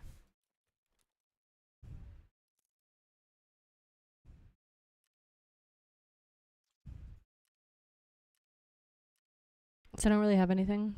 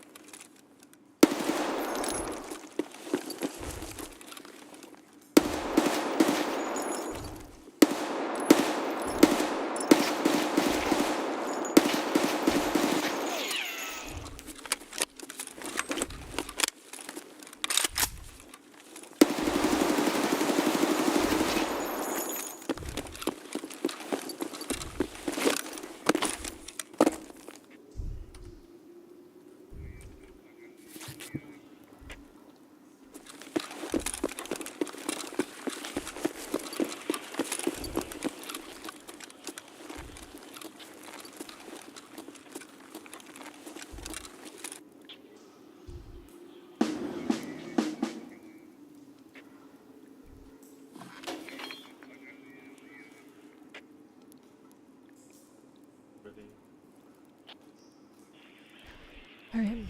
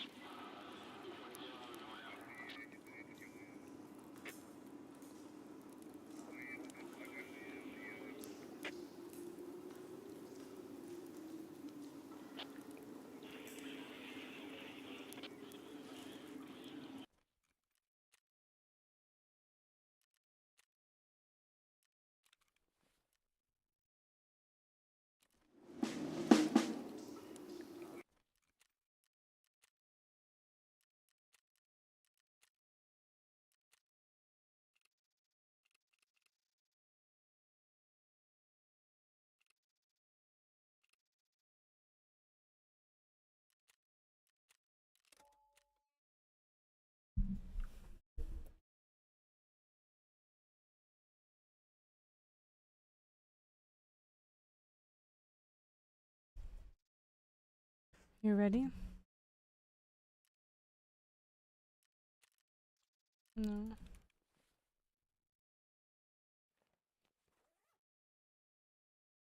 I have a paca that I have.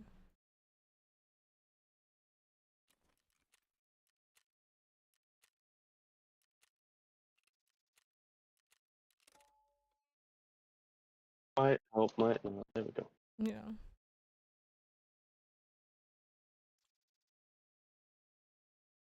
Alright. I'm gonna try to go get that thing playing. Yeah, yeah.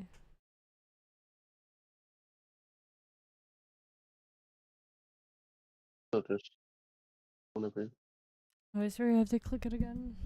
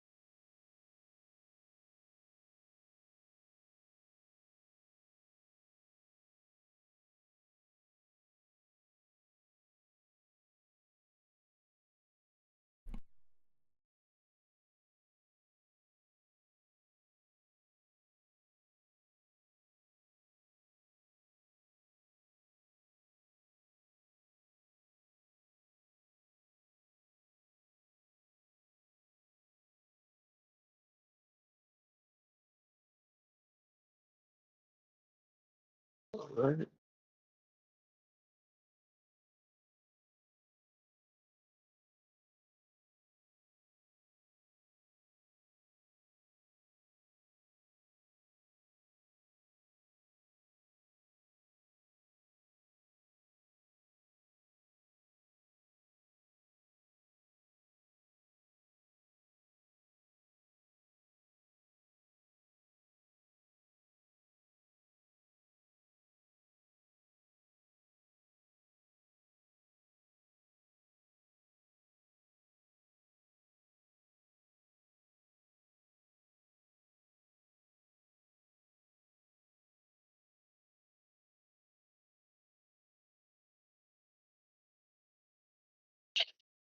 Okay.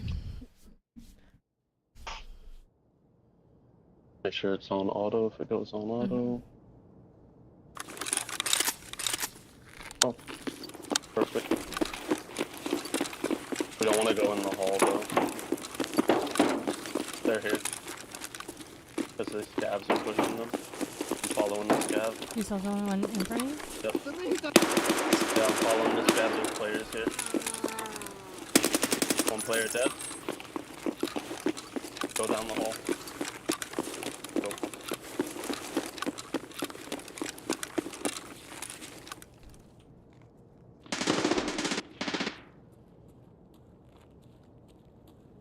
Here behind you, tell me if you hear anything. Mm-hmm. 10 seconds. And then you can just come back here and extract. Don't worry. 4. Done. Okay, let's go this way.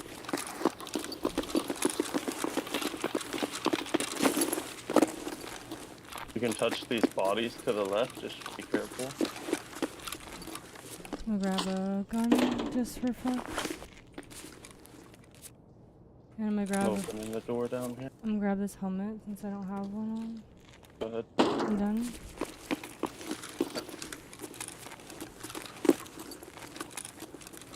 Okay, go down the stairs. And then go to the right when you get down here. And then go to the right, god damn it. And then go down to the right again. Is this usually locked or no? Yeah, I called it. Easy. That's the factory one, right? It's, yeah, the factory key opens every extract.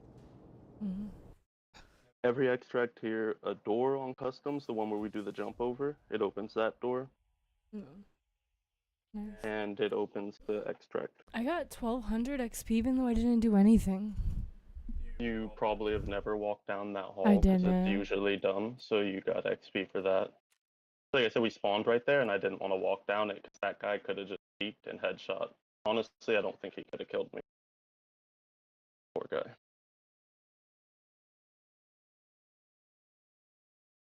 I fired 8 bullets. I hit him in the forehead with the first one.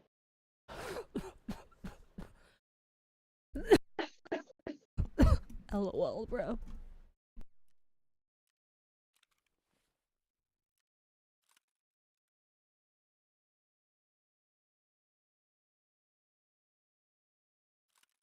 Yeah, so he really screwed himself. I might even try to add him and warn him of why that happened. So he went in with just a pistol, no extra mag, cheap. And since he didn't have enough gear on him, the scavs rushed him. So I knew exactly where he was at, and by the time he had killed them, I was walking. Yeah. I'm about to turn in another quest, farming part 2. And that's another 5500 XP. Of course he's a bear, by the way.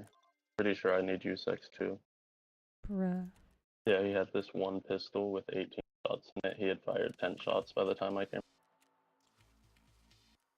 Yep, farming 2 is done. Now I have farming 3. I need to locate the warehouse of seized goods and customs. Oh, and I got the smoking one finally. Nice. You might have all of those. I need 3 more strikes. I have no Winstons. 3 more strikes and I have no Winstons. You can craft Winston. You can craft Winstons with the Apollos then. So you may be able to just craft all 5 right away. Let me go look.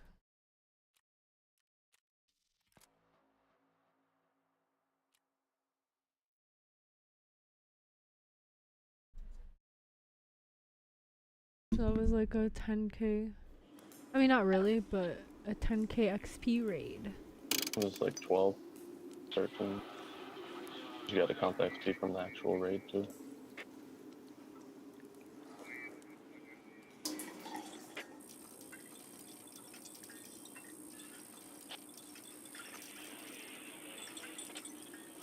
I don't see cigarettes. Where would you craft them?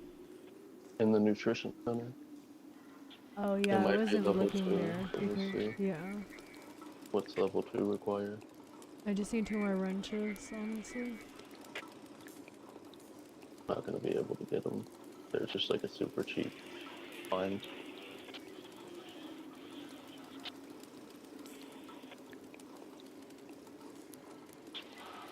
Oh, he gave me an Ash 12. That's a funny gun to give you, so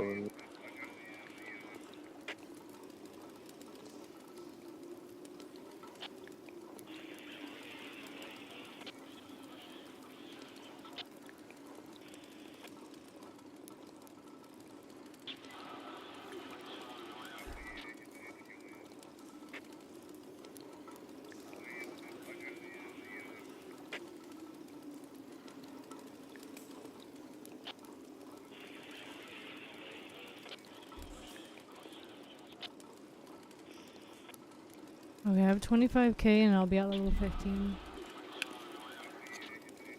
easy peasy.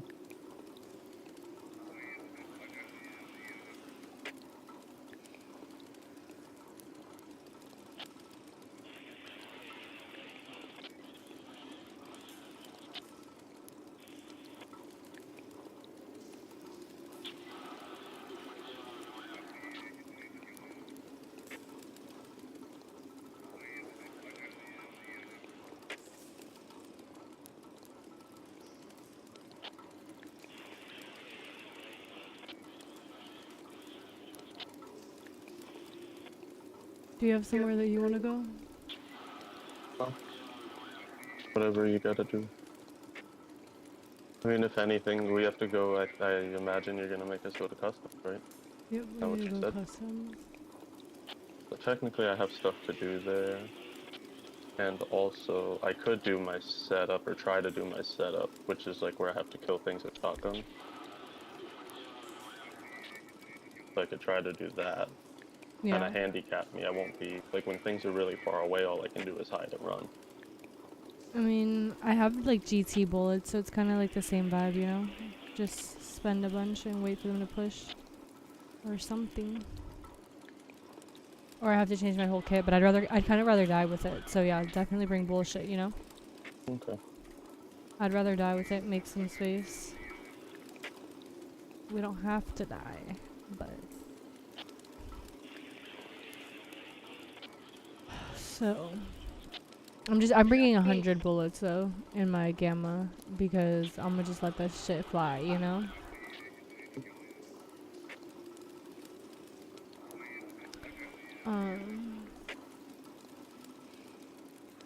Bring an AFAC, and then I just need to, I'm gonna look and see what keys I'm gonna bring. I like to bring directors. Yeah, well, you need directors. Gas office key could be good if they have like good sims sometimes. Yeah, so we have to go to director's office. We have a quest there. Oh, We bunkhouse. both have. I needed a quest bunkhouse and I finally got it. there. You did it. Pretty sure, did you not? No, I don't think so. Oh, is that the ugly one upstairs in the one spot? I It's don't probably know, that one. but I know that I've been looking for this key. It's gotta be that. It's the one that's really uncomfortable to access. I have to like dress up like a scab for this. Take your time, I'm looking for keys.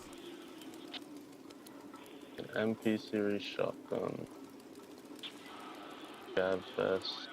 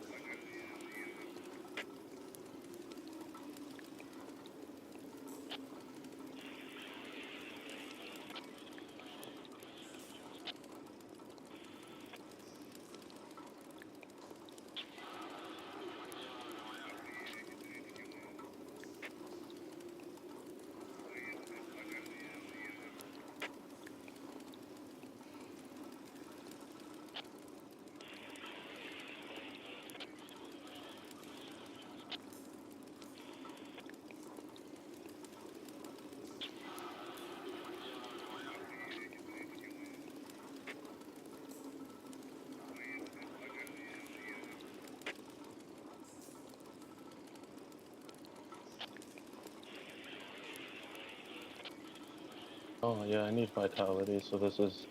It sucks for you because I may just get fucked up and not be able to help you at all, but it's good for me. That makes you I feel better. need vitality too. Yeah, so dying wouldn't suck. Yeah, nothing sucks for you, you're just learning. Kind of these, what to feed. Oh yeah, bro. See, so many of the prices of things are way cheaper than they were just a few days ago because people can sell them, like they can buy them off the market and just flip them to you, and they're happy to just make their 20% profit for no work. And then like these bullets were like 1,000 rubles not that long ago. They're like 350. I'm gonna be lightweight, baby. Yeah. Yeah, because I have to dress like a scab. Might as well wear mine is well wear a lower half or something. Gotta take the armband off.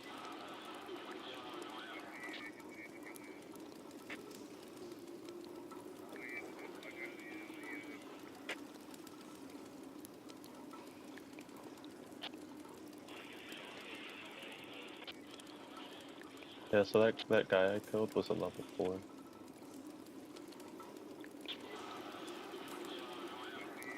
Really late in the wipe to be level 4.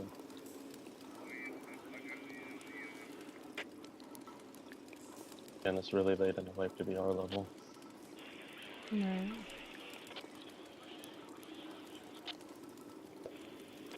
He leveled up. He's level 5 now. Ooh. Oh, the one guy?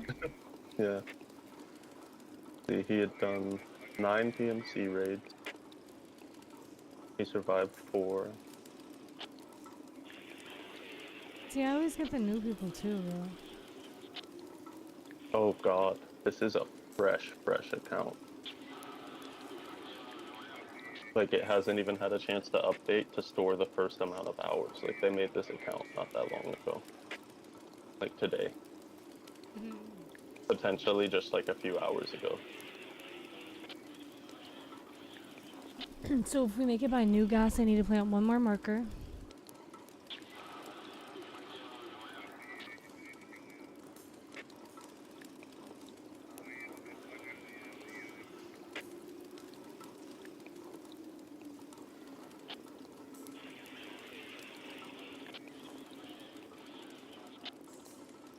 So with this kit I'm rocking, we can go anywhere if we don't have your item. I guess I need mine too, but I have to do this fucking dumbass guy's quest to get anything cool anyways, after like 7 quests on it. For this, I need dorm 14, so I don't know if we'll do dorms. One is that Pharmacist, yeah. Yeah, I have that one too, but I'm not excited to go to. I just fucking hate that place. It's really not even just the tight corners, it's like all the times I've been killed through the windows from across the way and stuff by AI, by players, but I just fucking hate that place. I don't know if I would rather go with this kind of kit that I'm wearing, but I'm not in a rush to go there. Say that. I don't even know if I have that. I thought I had it. But yeah, so we're gonna skip dorms for these runs. I'm gonna go to Big Red, which is always easy one way or the other. Either you're right there, so you can just try to get it over with, or it's by your extracts.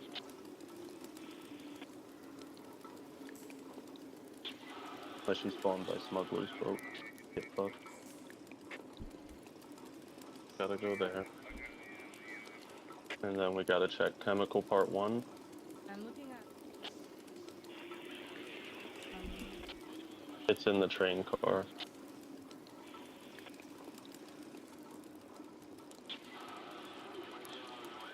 all the way over there. Yeah, so we once more we either spawn by it or it's kind of by our extract. And then we just, maybe take the risk to walk up and find it. Maybe we don't.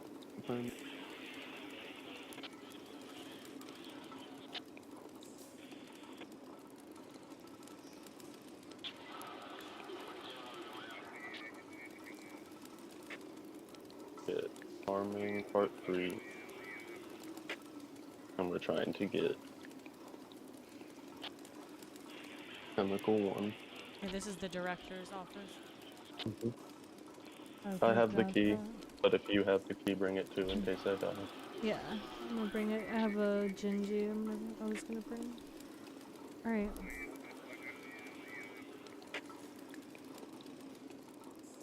Alright, well then that's it. I have directors.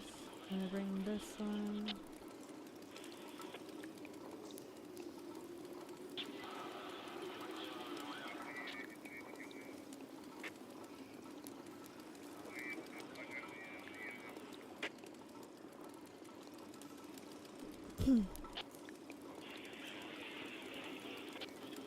Oh, and then you have to place a potential mark. Yep. That was the three. Yep. Three things for things.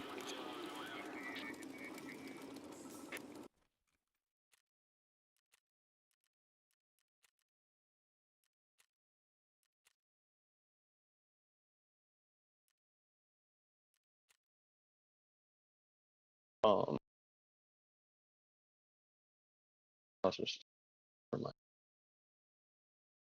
Do you need something? No, I'm gonna check myself. It's fine. For this, you need the Zenit B11.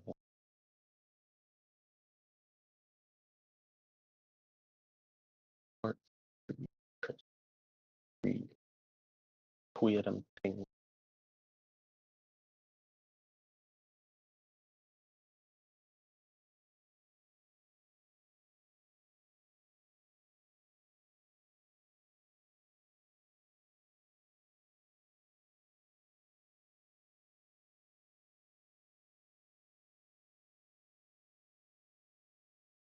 Bullets that got heals.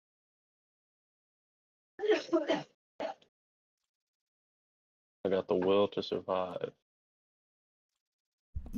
Mood.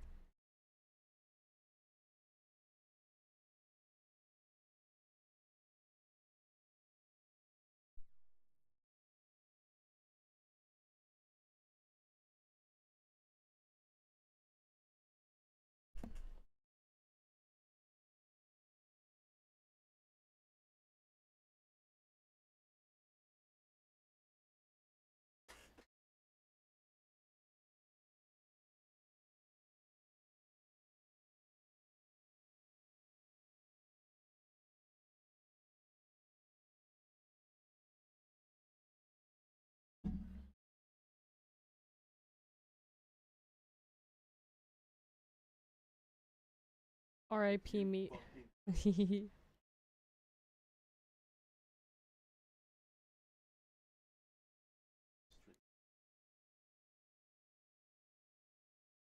I promise you I have nothing good. I'm not even level 15. Don't come for me.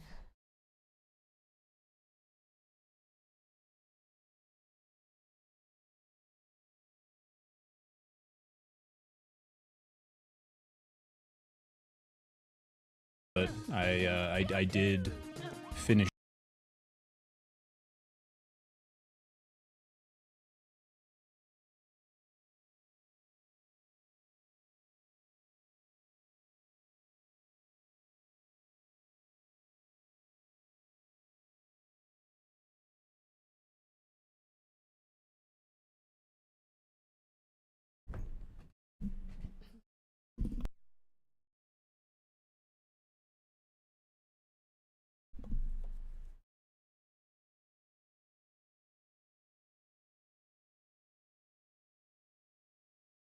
Oh.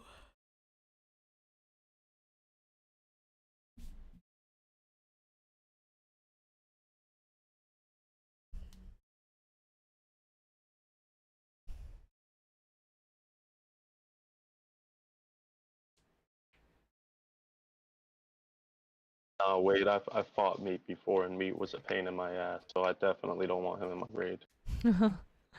I remember now. I just remember that guy being good. I don't want no trouble.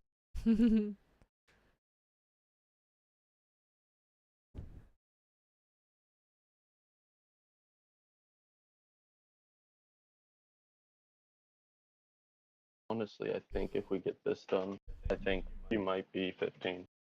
Yeah. Because you have gunsmiths, and you might have all the items for them already. Yeah. I think basically if you Possibly. have, between the fact that you're almost level 15 and the fact that you, I believe you have some level or some 60 round drums for the baby K. Yeah. And so if you do, then you, that's like 10, Clear the whole 15K, lobby. something like For that. real. Yeah, no, a lot of XP. We got it, we got it. Yeah, yeah, or clear the whole lobby, maybe the goons.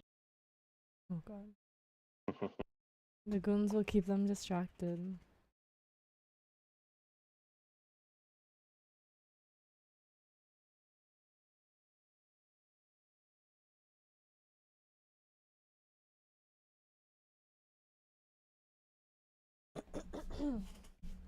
Hello?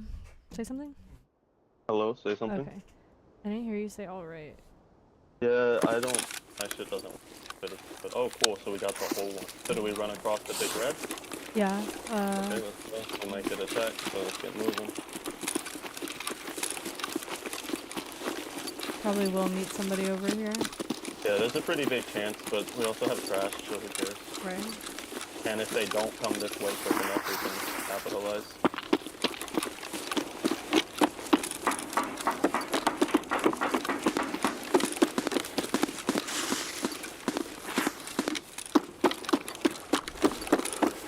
They made it this far.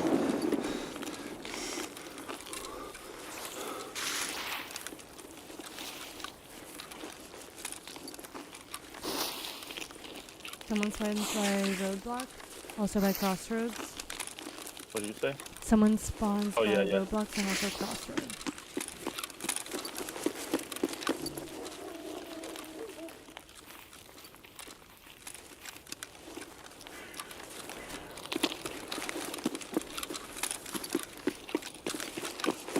Boom at any time.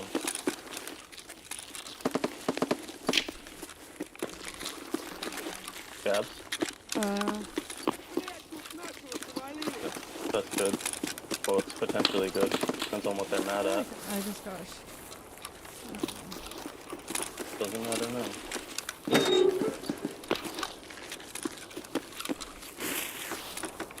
There was definitely scabs yelling over here or something.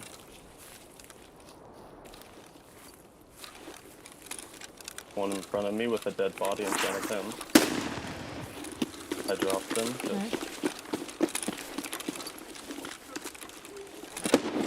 One on the other side of this wall here. Careful.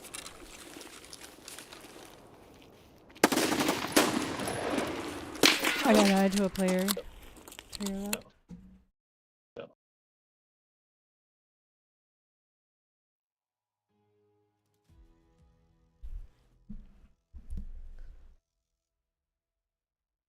I should I have died to him been. too. I should have been way more careful. Yeah, there was still another one Camping about to come on cunts. the wall too. I know.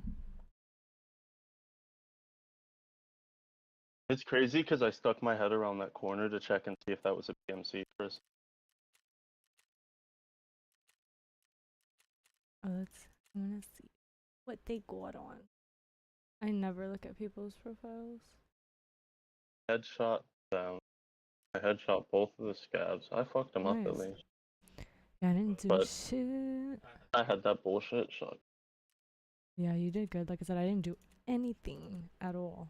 I feel like I looked at him for so long. You didn't, I know that. You definitely like went around the corner and dropped, so. That was like a lot of people, I mean better people would have went for it and worse people would have found a different way to go for that because it was risky. So. I feel like I fed. You definitely should have like leaned around that corner fearful that somebody was inside there because we 100% had a player within like arm's distance. But it is what it is. The way this game be sometimes he could have been chilling with the scavs on the other side of the wall. Oh my god, stop, because that's literally how like I've died twice now. The last like couple times that I died, there is like 5 scavs that I'm fighting and then just a PMC right just camped. I'm doing another PP19 so you can do the same shit.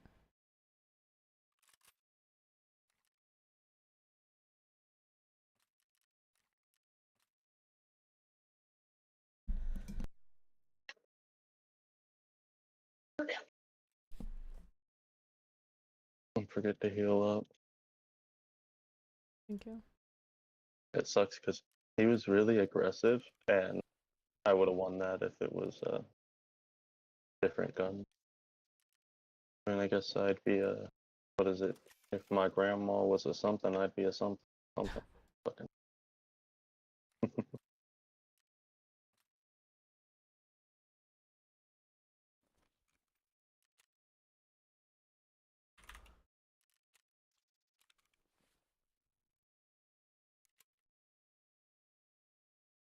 Lost flicker.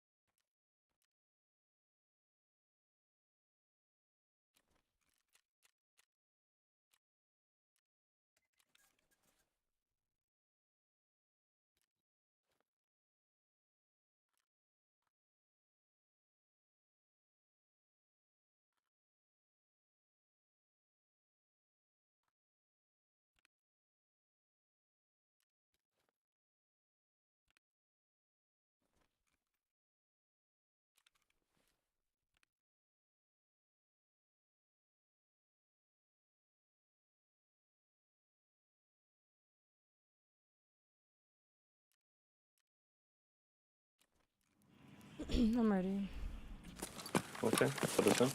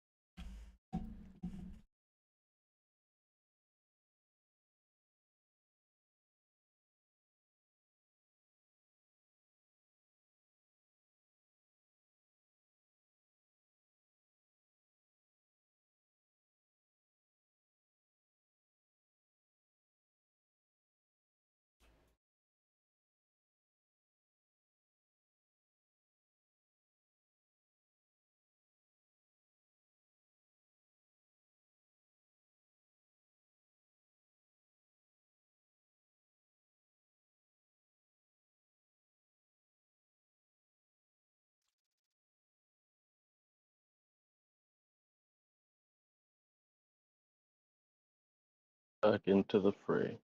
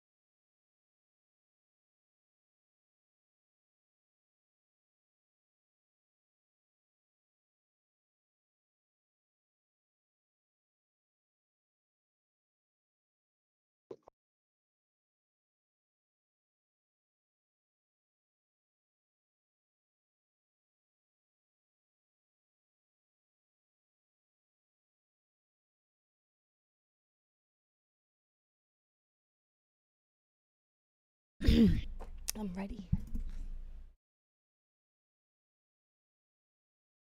Me too.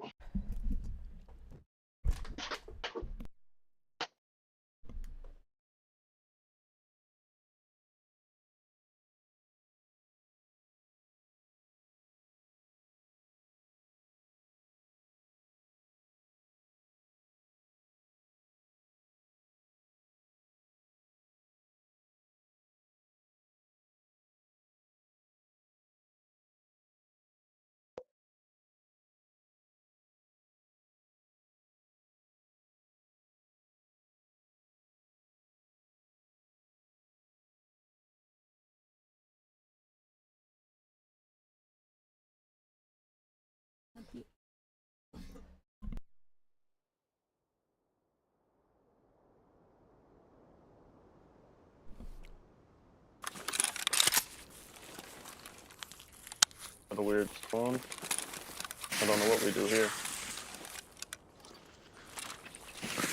Yeah. Got some food. There's a wrong gas station. Right. Chemicals to the right. I guess we I'm gonna can. try to go through the door to the gas station. Because you have the key. Yeah. All right, we can try that.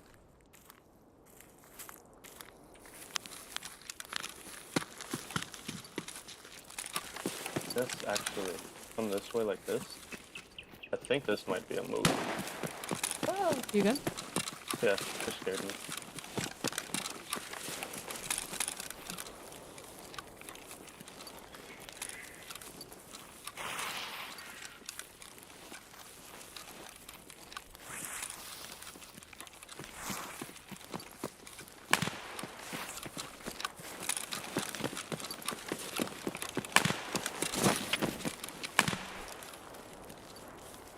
Feel me? What'd you say? I said, you feel me? That Yeah, might have been yeah. a better way to, I don't know. This game's so whatever it wants to be on any given day.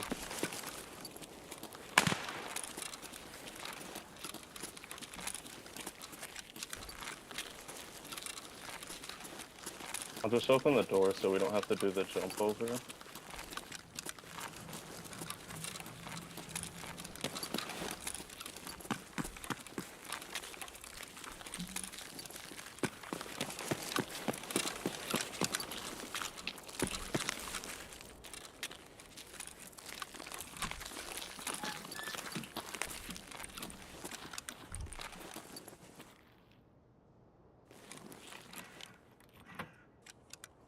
Okay, cool. Sorry for wasting time. Go.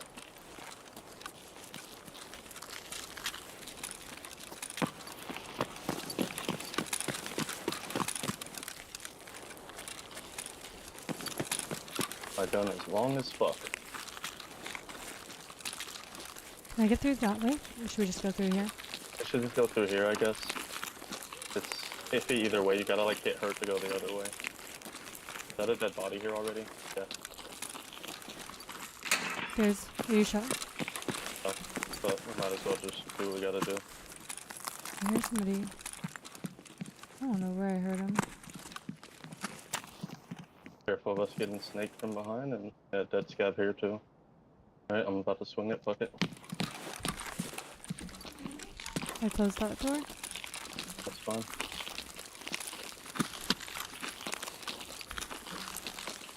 Wait, no, I placed this when it's stopwatch. Fuck. Okay. Go That's back. so annoying. It happens. I closed the one door in there. Unless he's hiding in this room right here, we're pretty Is it chill. open? No, I don't know. I I have a didn't check. Sorry. I'm opening it. Okay. I think I have this key. Yeah, I have this key. I hear somebody walking up from outside. Got that. Sounds like more than one, honestly. Alright. Where are you? I'm making contact right now, about to start shooting. Drop something. Don't know what. Moving back to the door the way we came. Please go down towards the ditch. Are you getting shot at? Oh.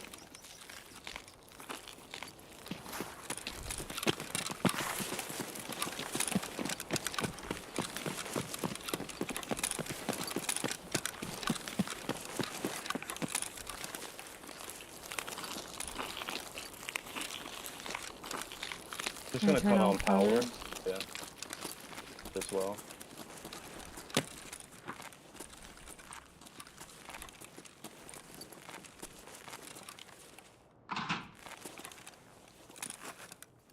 You walking straight through the middle? No, I haven't moved yet. I just Yeah, stopped right okay, here. yeah, you are. Come on, let's go. We'll go through the middle then.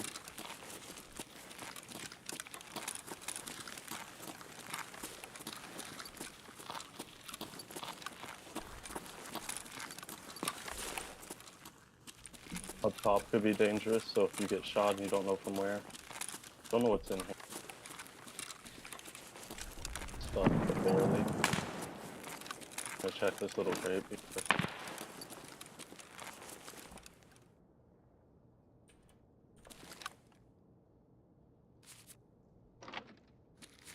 waste of time, like always.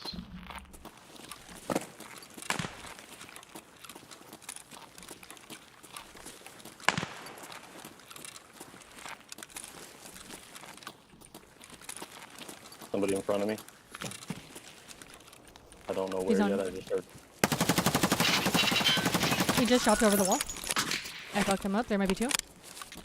There is two. Careful. Unless he didn't jump over.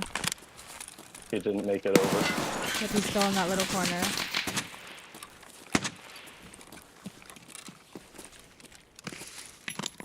Okay, he's on it.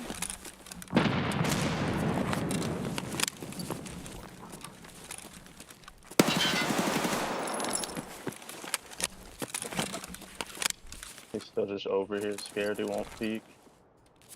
He can't. Loading mags. He's gonna for try a to second. nade. Trying to nade me. Backing it up to him. I'm pushing him, be careful.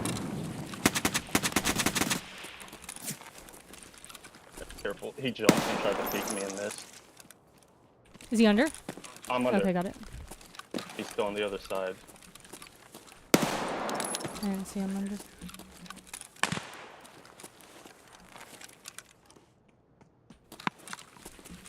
Pushing forward. Are you still over there? I'm running towards the blue gate now. He might try to peek me. Okay. Yep, he's shooting at me from behind. You're still like under and over on the other side? Yeah. Trying to fucking... Fuck, I don't have needs. What? Oh, there's two. I'm dead. Alright. He said hi too, nice. Cool. You're alone. Got it.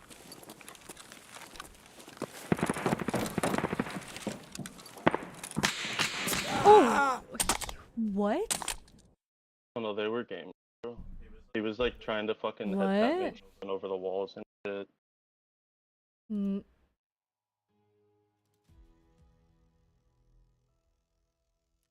Wait, Igor? I got killed by a scav. That's what I'm saying. That's what I was like, what? Lovely. A scav walked in behind.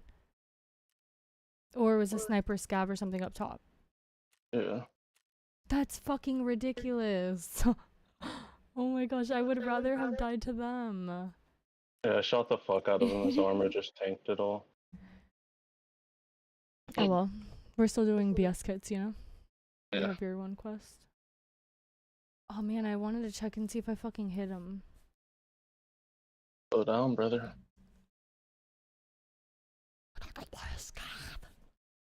Can you imagine being that freaking bad? Well, honestly, as I kept encouraging you to push forward, you wouldn't come with me. So that's why the scav killed you. I kept saying, I'm moving forward. That means we're moving forward. We are one thing. I'm moving forward, and you can't see me anymore, and now we're having issues where you're thinking about trying to kill me. Talking about, is that him under? Yeah, that's But with bullshit kids, you can't like this. If they know you're there and they knew we were there.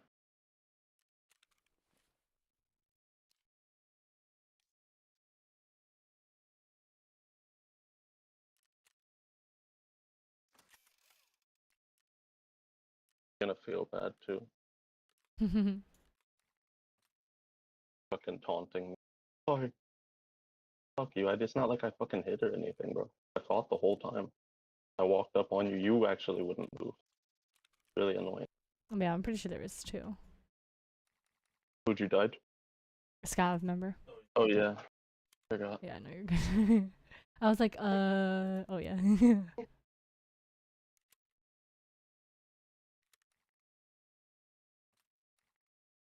The thing is, all I could see when I fought him was his head, and then I don't know what happened when I got shot. So I do think there were two.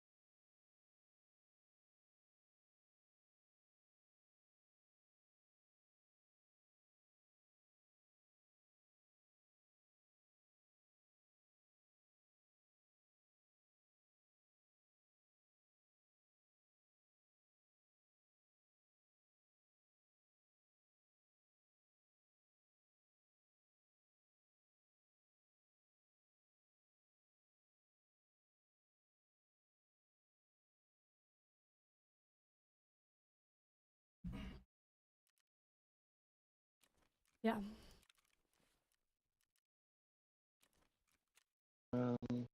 Ready?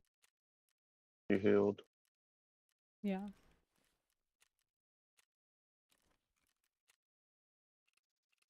See if that's another bullshit armor to wear. I do. I just don't have a backpack. I'm just gonna stay like that, I guess. Right? Yeah, I have a little backpack I'm gonna give you.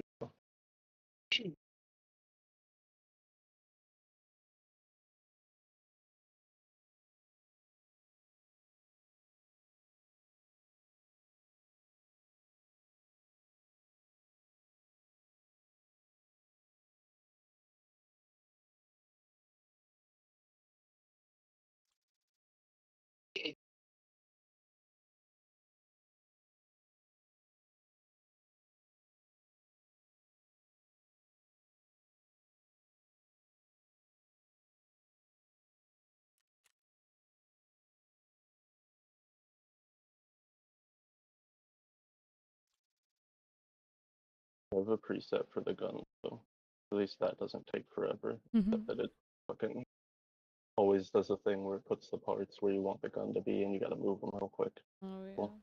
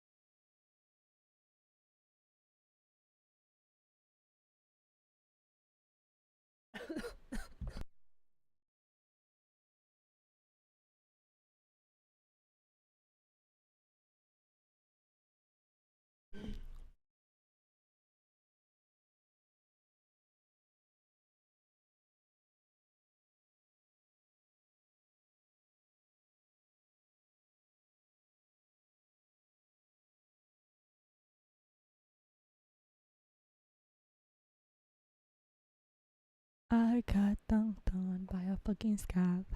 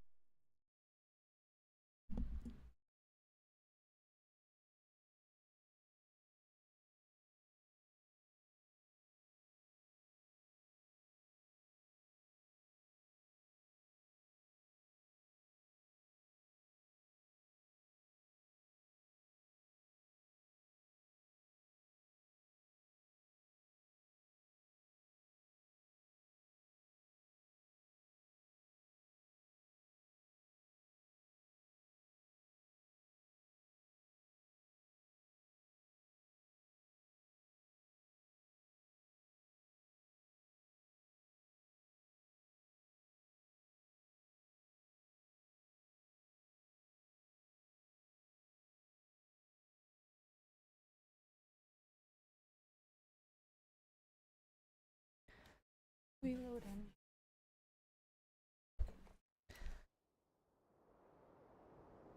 Here we go. Things will go swimmingly.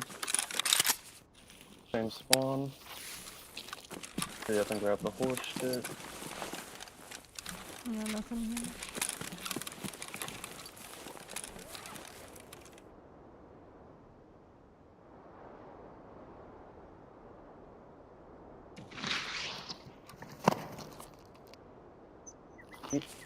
Take this one. Nope, nope. Take the other one. Fucker! There's something I already grabbed it with. I'm sorry. You're good, I'm just fucking being a little baby. Let's go. This girl gets dumped on by level 59. Was he 59? He was 50 something. I think it was 55, but I already forgot, so. Stab in front of me. Let's go, because he was aimed at somebody. Oh, nice. Good job. Keep it moving if you can, if not, catch your breath. Cool. Viper scab. On the same roof as the one time when he died. If you push up, he won't. On the roof overlooking crack house, basically. We'll figure it out in a minute. He shouldn't be a problem for a second.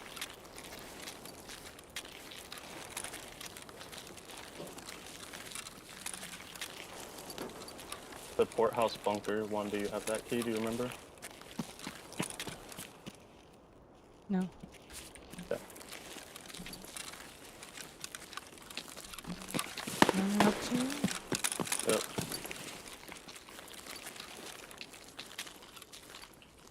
On that roof over there somewhere.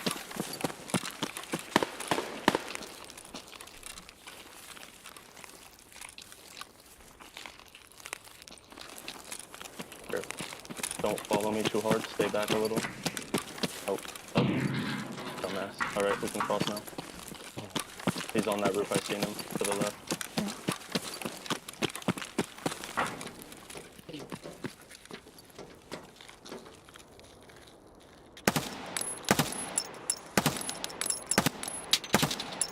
I got him finally. Pushed up. Are you okay?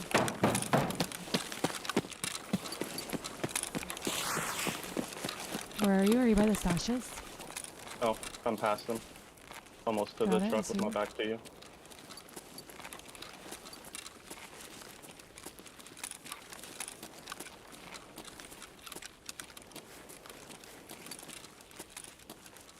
Should be able to plant from this side. Keep your feet next to the tires so you can't get shot from below.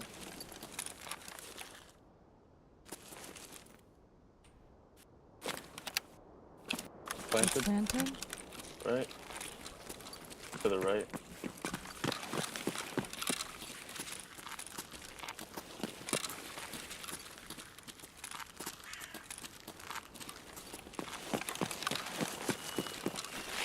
Alright, I have 13 seconds. Or you can just hide, I guess. I think I hear somebody. Yeah, I hear extra footsteps. I have Yep, 5 yep. seconds. You see him? Sure. Yep, not yet, but I'm pushing him. Did it scav or no? So, I don't know. It's done. Definitely some sort of AI. Alright. Go, go, Are they please, dead? dude. No. Okay. Your son. Go! He's in front of me to the left. I'm about to swing. Hopefully just kill. He's dead. Alright, you can move over. I'm touching him. Yep. I'm just grabbing his gun for fucks.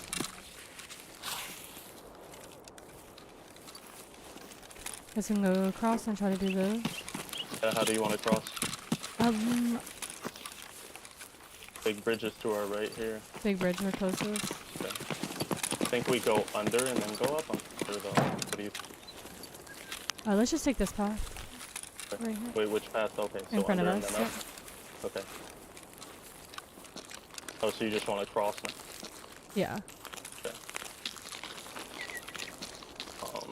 You could pre-med if you want, but otherwise let's go then.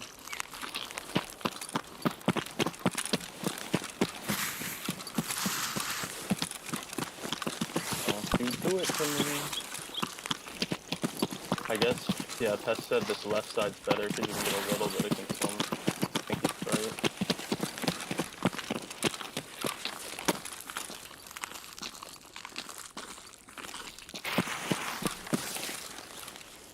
I think we go to like trailer park. I have And then director's enter. office key. Alright, yep, that's fine. That works. I guess we need to get on the other side of this fucking shit. Oh my god, I thought I saw somebody down by the bridge. It was a fucking bush. And that owl scared me. This is ugly. We needed to get on the other side first. So, alright, get up there.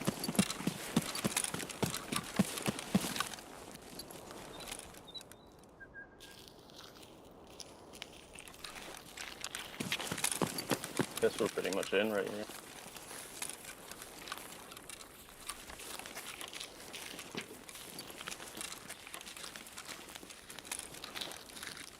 Something by blue. I see that. Alright. Yep. You need those kills, but I'm scared of everything in the world. Alright, let's go to Big Red then.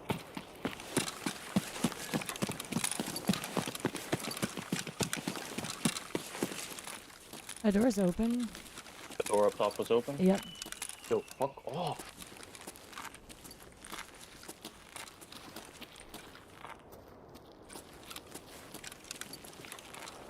We're going this way first.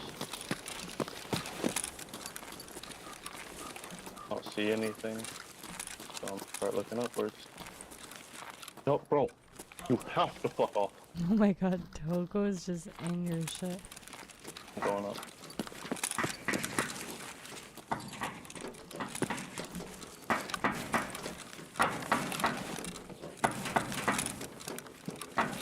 All clear.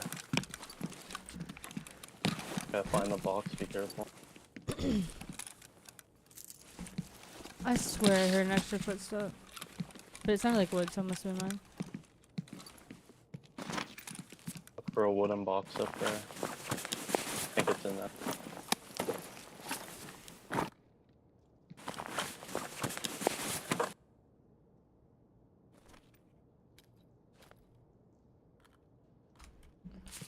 You found the wooden box already? No, no. Oh, I found it. It's a package over here. Farming part 3, right? Yep. Yeah, it's like a big box. Yep, I see it. Okay, and so my last thing was, It was the train car all the way over there. there, so yeah, But so yeah, we'll so just go for the extract. Yep, we'll go for trailer Did you park find here. anything? No. I guess I could... Picked up that backpack at least, right? Yeah, there's a backpack on the floor, which There's nothing to loot here. Somebody's been here, why would we? I don't want to waste my time in this awkward spot. Alright.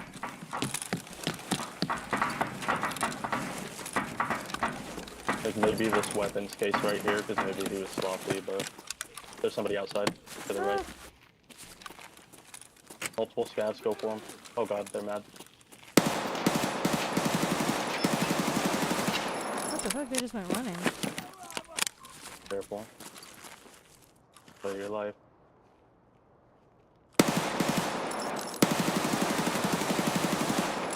Took it forever to go.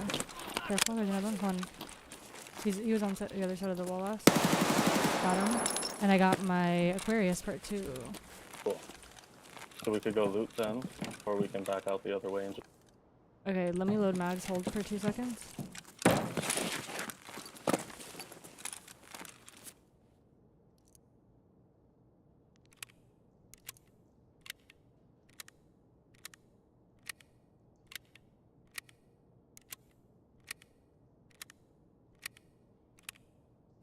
Another scab where you killed the other one.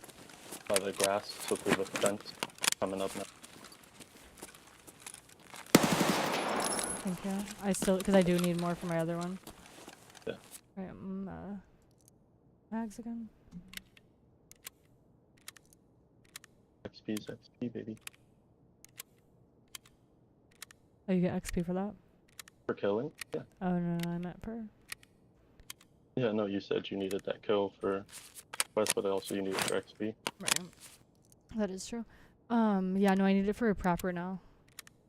Yep. Yeah, picnic or something. Unless that was the Yeah, woods I think picnic. that is it.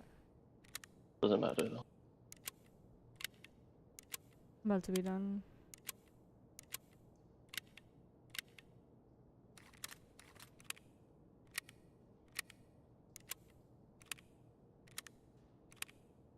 And then what did you want to do? Do you just want to get out with your items? Yeah, you can just get out.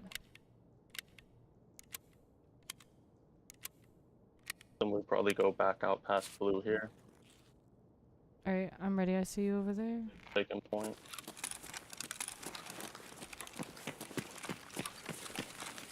But if I like get killed by a 3-man really fast, then just go the other way.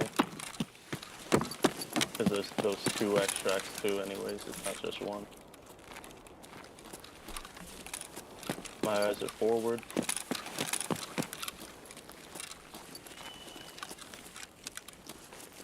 Touch this guy when we get up to him, please. Get a little more.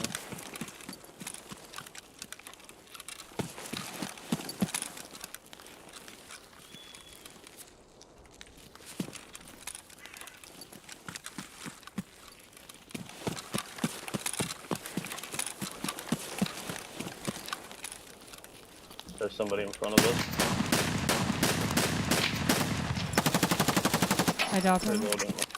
Shit. Somebody to the... That might have been a dog. I don't fucking... I think that was a scav, though. Yeah, I do too, but...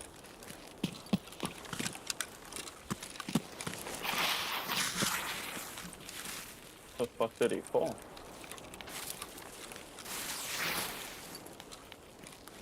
Oh, he was all the way back here.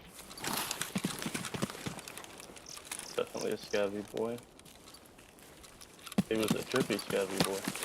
Alright, I'm moving that extract. Yep.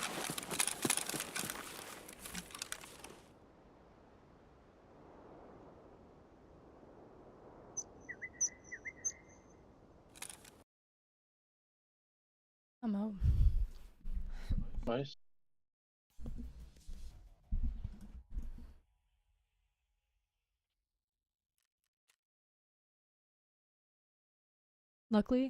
Luckily all my kills were headshots, even though I know that I had a lot of chest shots too.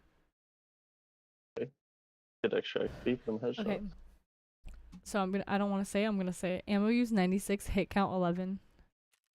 And I killed 6. No. I told you, I'm letting that shit fly. It's just the green ones. So if it hits fucking chest, then I'm SOL. Because it only pens for like 20. You know? Yeah, bro, that guy in that bush fucking scared me. I was like, just barely walked into the bush, started shooting, and I thought he dropped, but like laid down. I don't even know. I just kept. I was trying to look so hard to find him. And I finally seen his whole fucking body just standing there.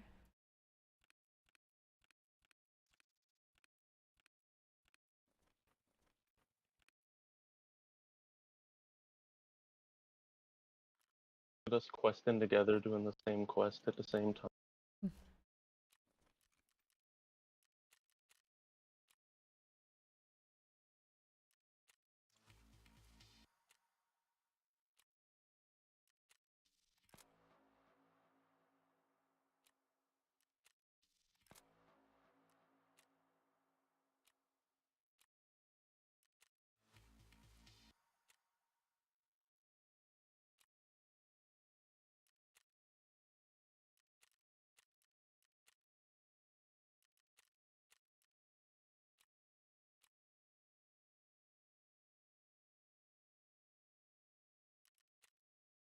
Whose quest did we just do? Proper?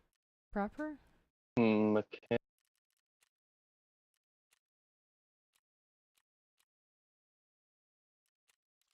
I had proper therapist.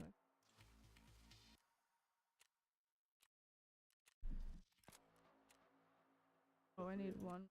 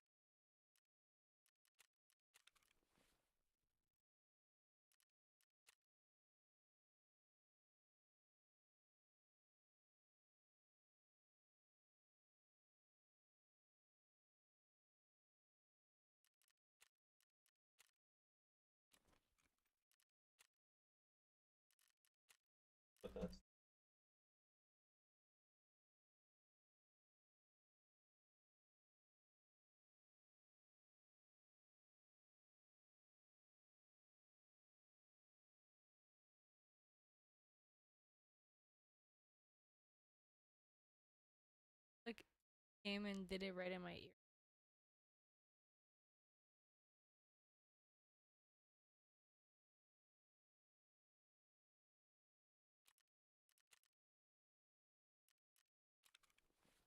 Where do I buy the gun from?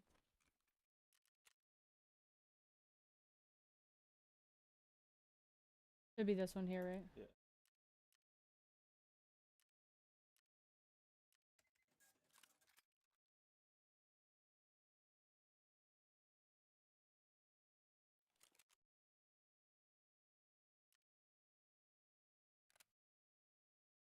It's not. That Right? one's not. Okay. That doesn't.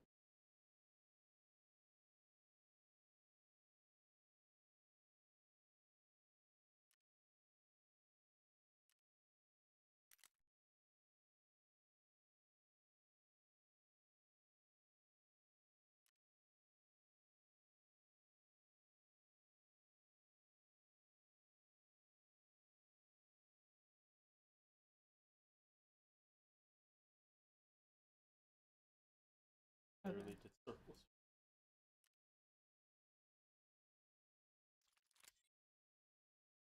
Puzzle break.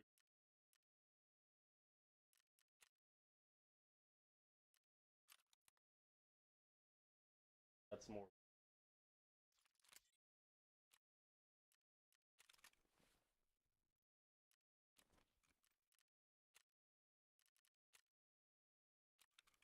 Oh. Yeah, because it's gonna say like you wanna put in an. Oh, just empty. I know, I realized. And then I was like, oh, I And see then that. fold it. Because that one fucked with me. You're like, how do I get it down to that many cells? How do I hold it? Hold it and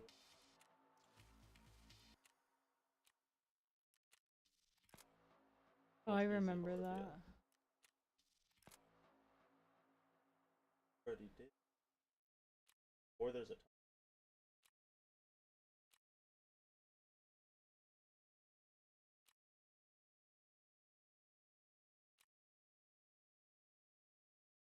so if you just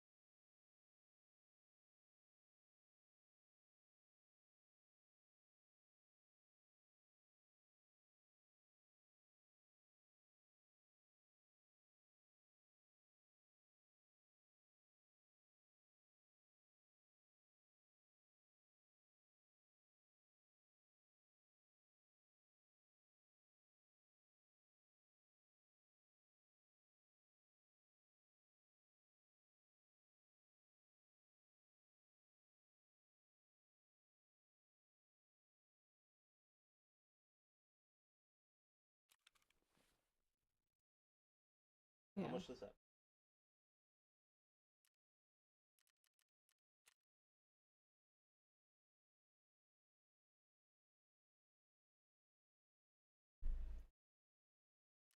Still not bad.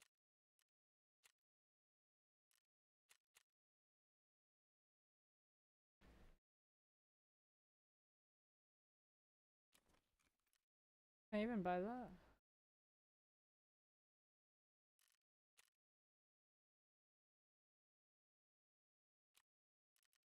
Do you think I probably could You get all don't the? have to start. Go to priest. Oh, like I didn't know you could do.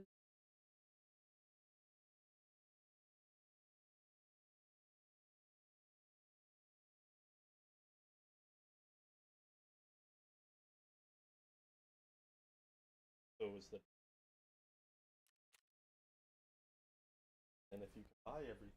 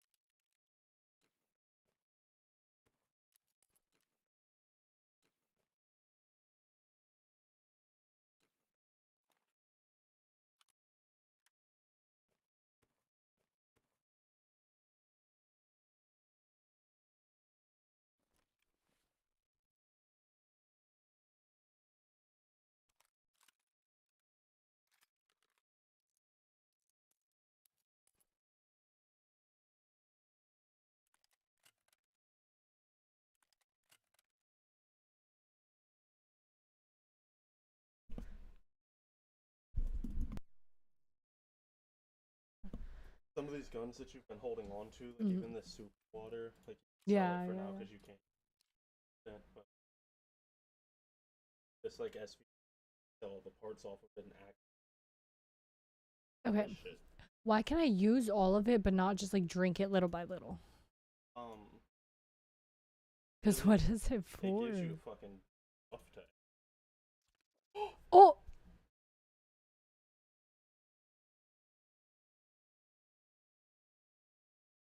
No.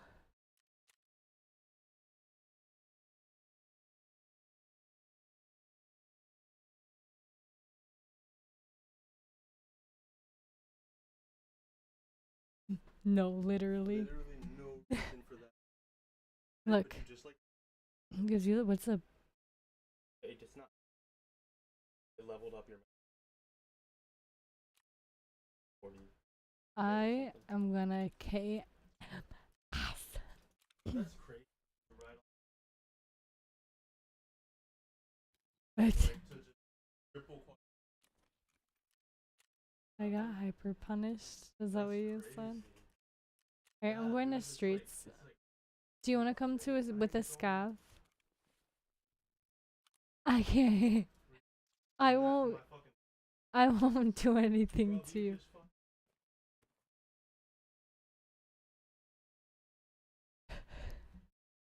And you were like, I just gotta click it one more.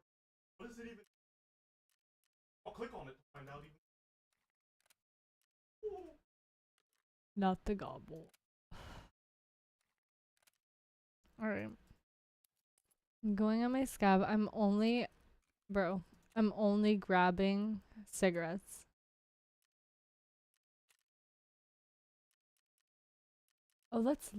Oh, yeah, because 2 wrenches because we need to upgrade it.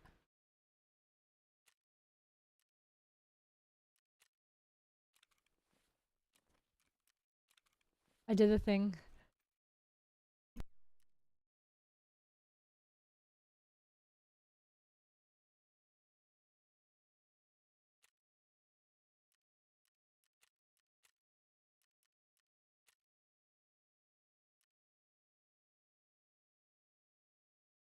And I was just about to say too, somebody can't even drink that much water, and I did.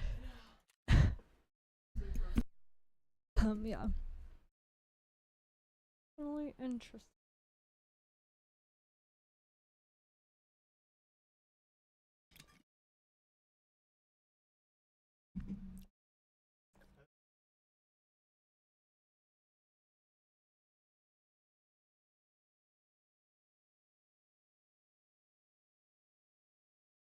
Oh my god, stop. Oh my god, I would cry. I would literally cry if I did that.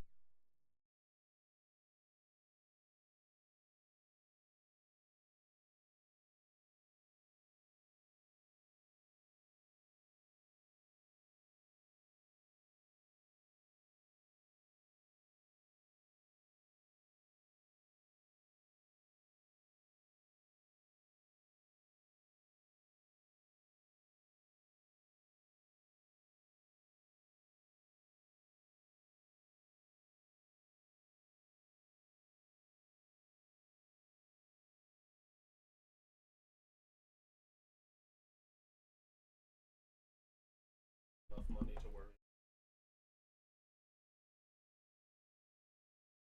They locked everything to get.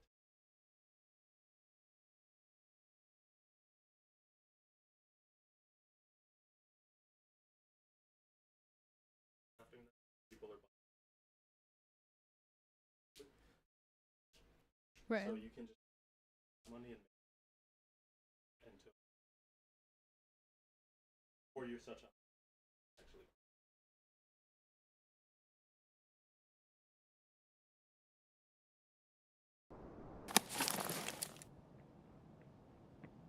I hear people in crack house.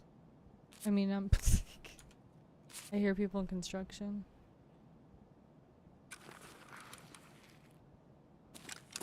Wait, where am I?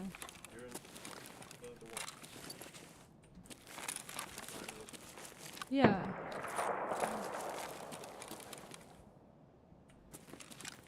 The place that we always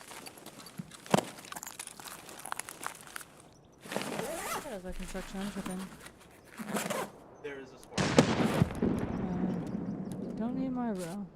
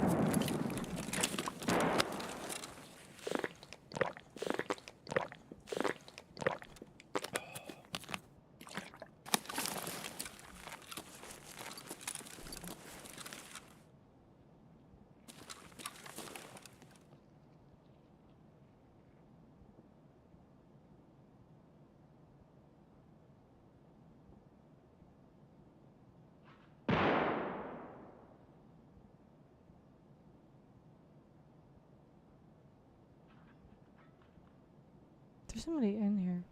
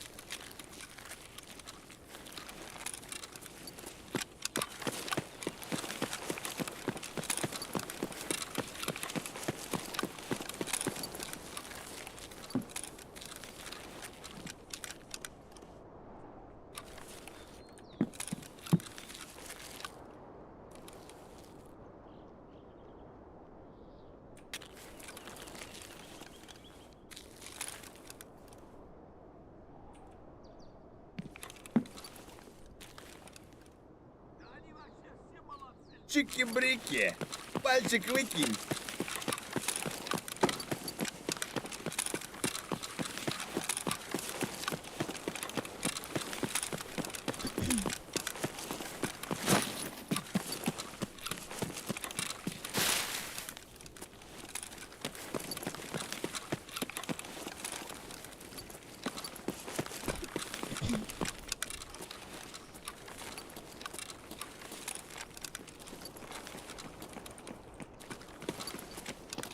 Do any of you have Winston's?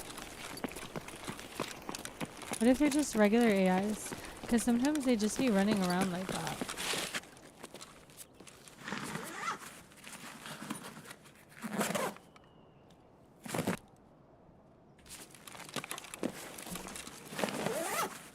Regular Spencer. It's like whatever that is. Sure.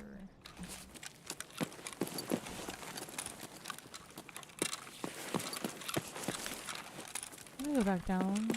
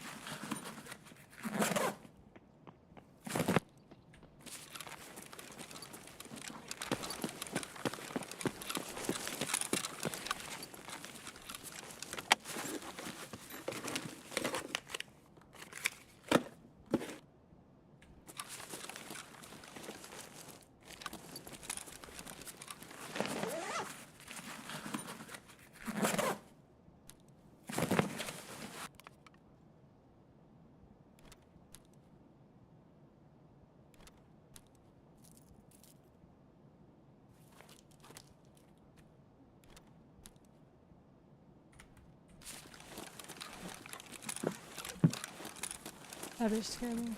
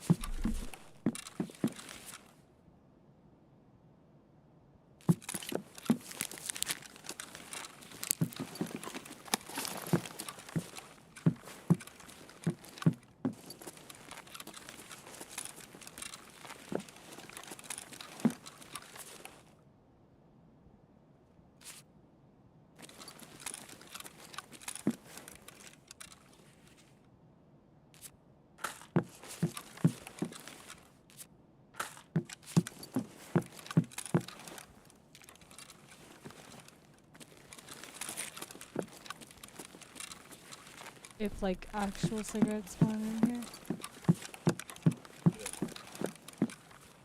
No. I found them in construction.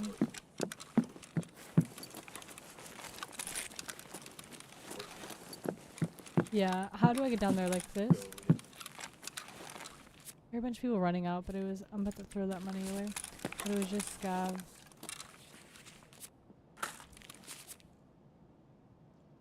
Oh.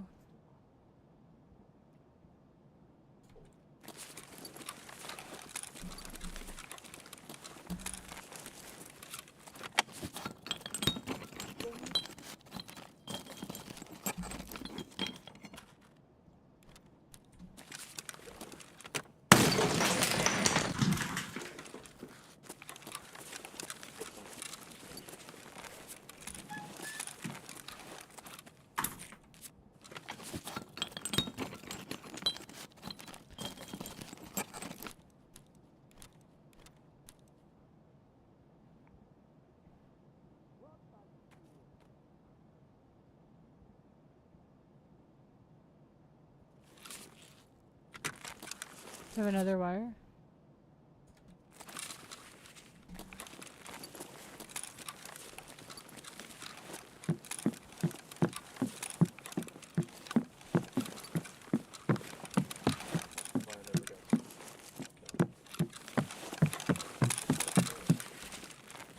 Huh?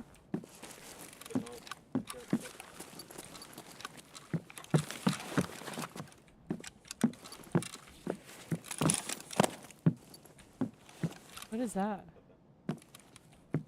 Oh, it's...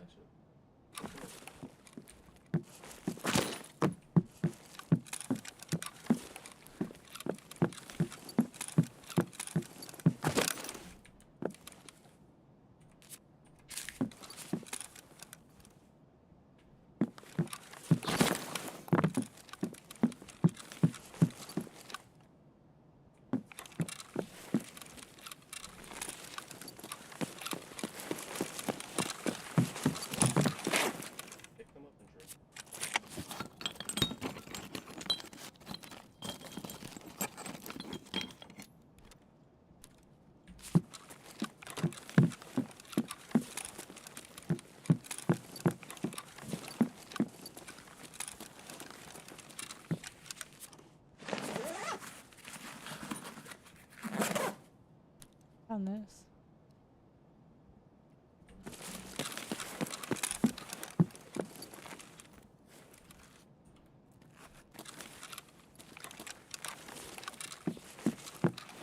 What a big ass guy.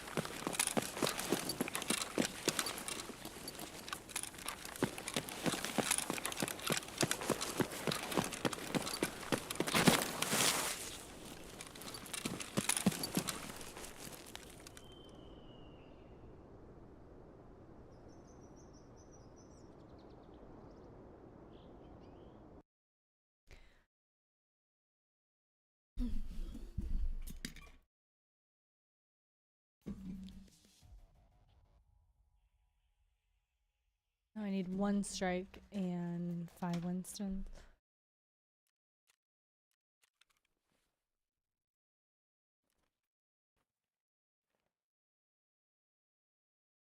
Oh, I think I heard that that was coming out.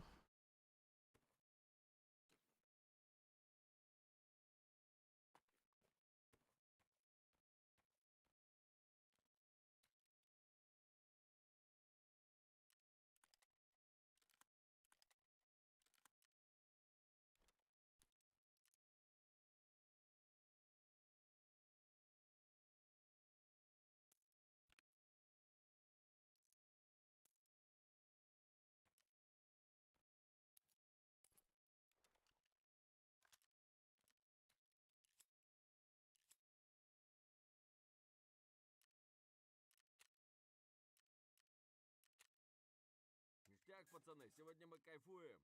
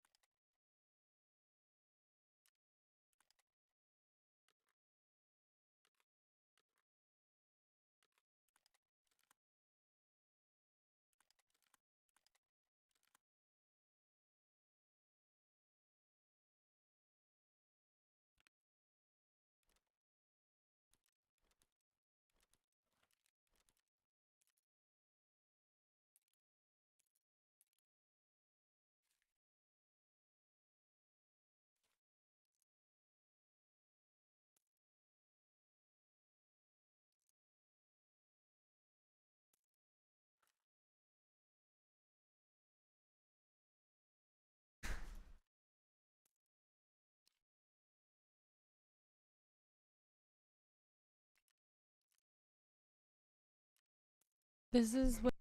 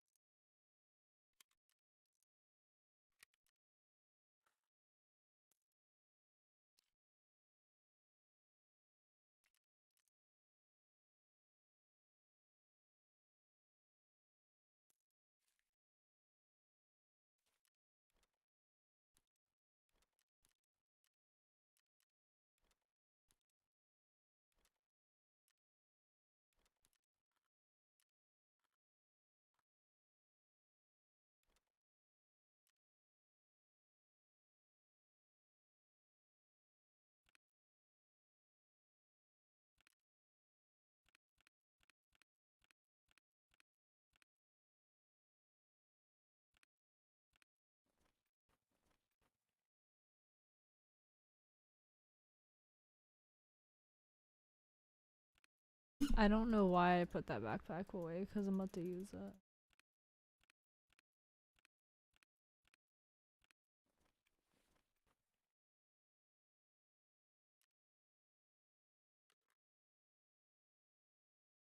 I found an op that I need.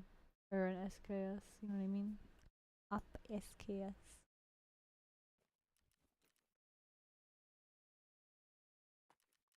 A little bit more. Okay, but thank you.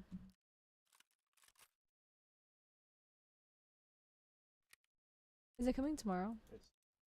Okay, good. Mhm.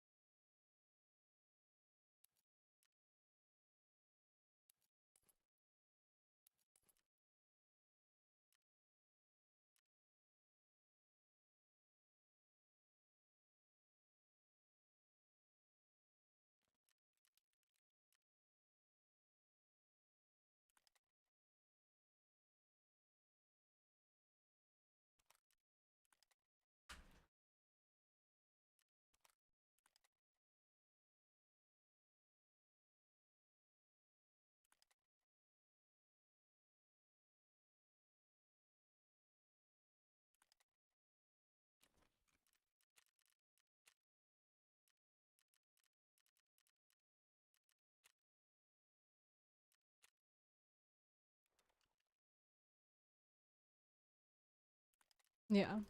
Alright, Bob.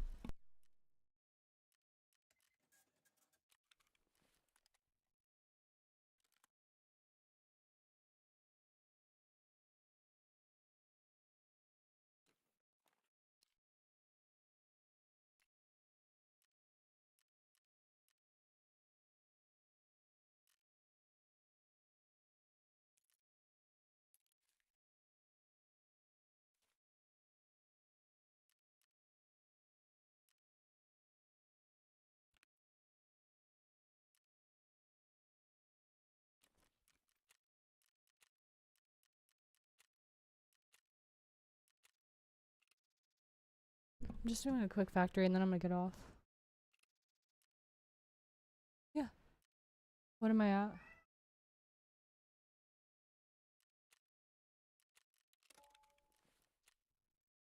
Thousand.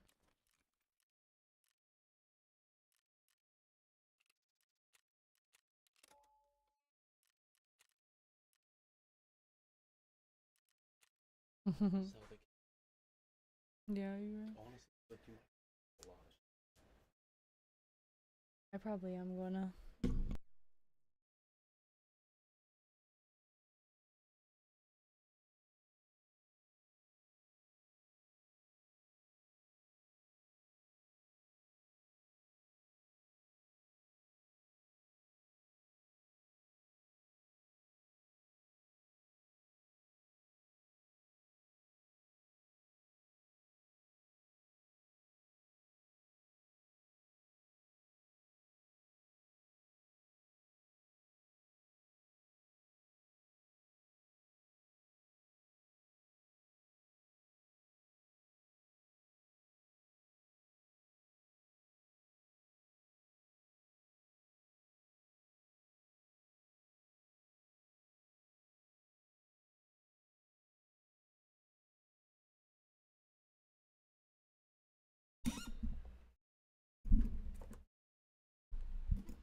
I have BS on factory. I think I like picked up this fucking helmet off of a scav. Like, I don't. Doesn't matter.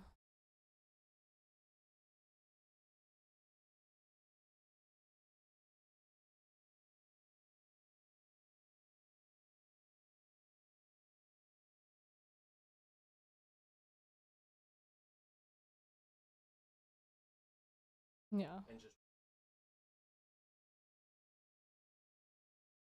minute that you technically, as you can see. Right.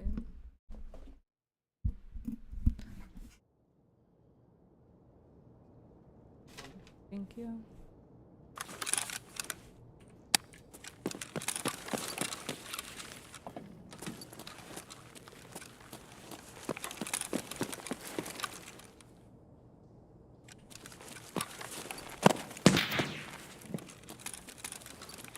don't shoot at me.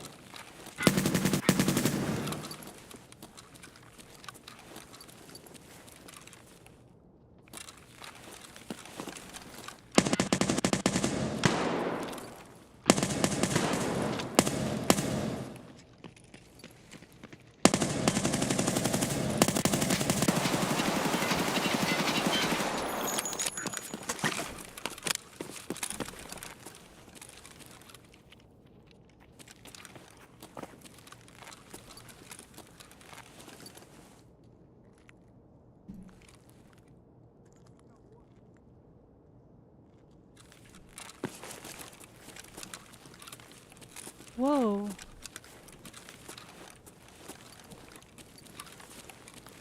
Whoa, I'm lagging.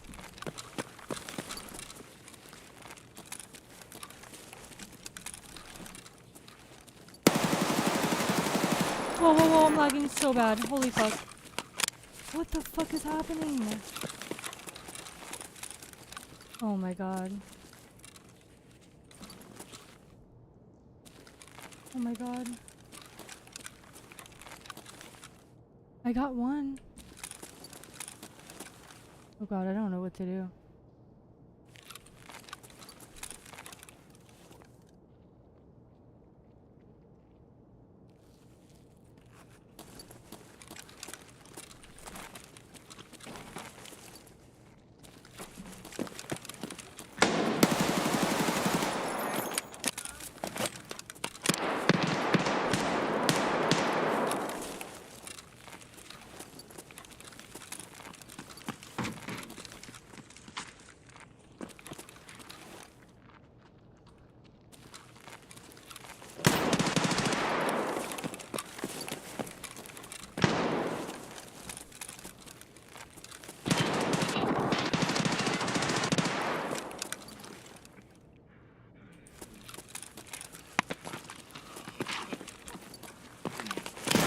Oh, he needed both of us! I just hold myself. Yo, I was dunking on that one guy, bro. What the fuck was that? Yeah, dude. But I ran into that nade. I got shit on. But yo, come on, bro. One, of course, it's a fucked up another. God. That shit started freaking. Oh my god. I've never seen one that bad since the one time. The way It wasn't even our that net. really, bro. No, it was the game. I'm just so confused though. Like I dunked on literally 2 of them. You seen the 2? I killed the one, and then 2 more people I dumped into. But this time I was trying to third party these 2 here, but he had like a perfect nade, and I literally ran into his nade, so I got shit on. But what the fuck?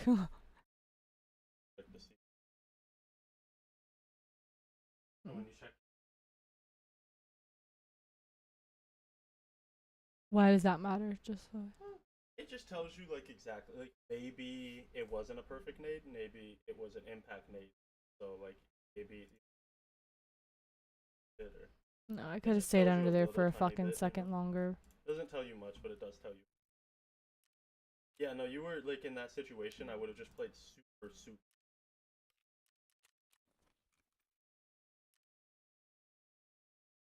Yeah, I don't know.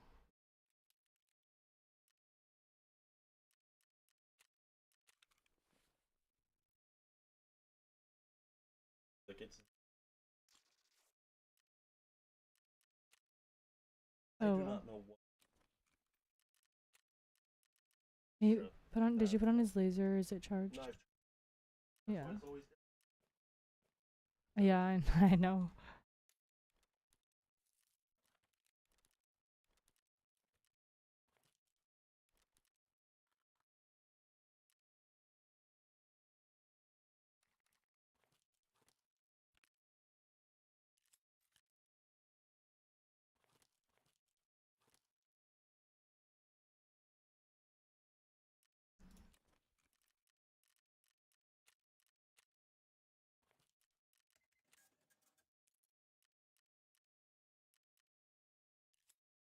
start selling those to you. I don't know who you just. The guy who. I didn't know he accepted knives. Yeah, he takes. Oh, that's because I didn't have him for a fucking minute. Yeah, that. I didn't realize. But you need to.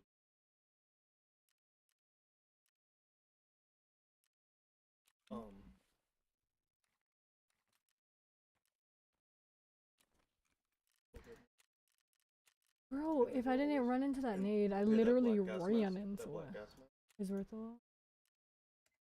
Yeah. No, you told me might even that. be able to. Bro, this is 100 more for 2. I don't know when I leveled her up.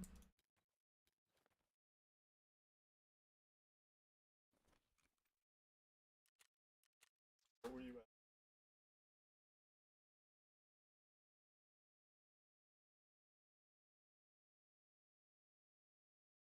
What is going on? That's just got.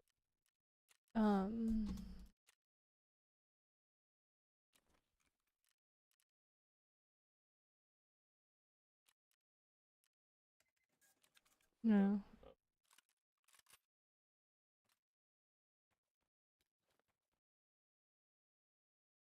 Before. Yeah. I just don't know if that's gonna happen again, you know? What? The most you can do is restart. If it happens twice in a row on fact, call that like I wouldn't be like I would probably still run another one. But if it happened 3 in a row, then I would be certain. But even 1 or 2 doesn't mean a lot, especially 1. 1 it can. And it really could, like, somebody could have been stopping their.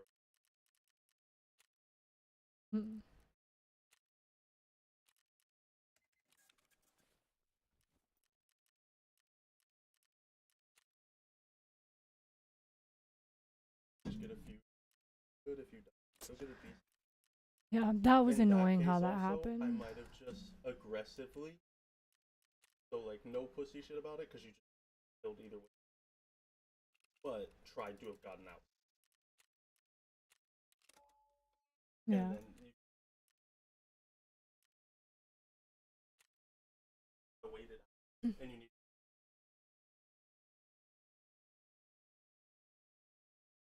But I.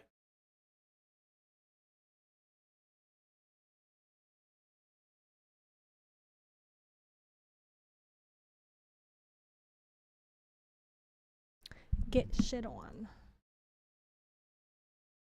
That was interesting.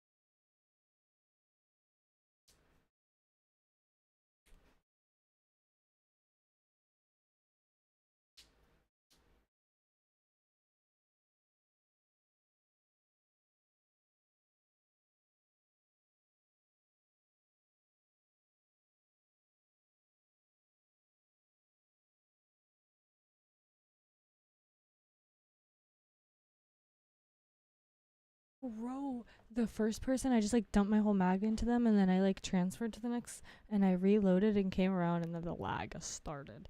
And then I thought I was good, and I come around and dunk on somebody else who was like underneath with me looking a different way. I dumped into him, but next thing I know, I'm literally like 20 steps to the side. Like, that shit was actually crazy.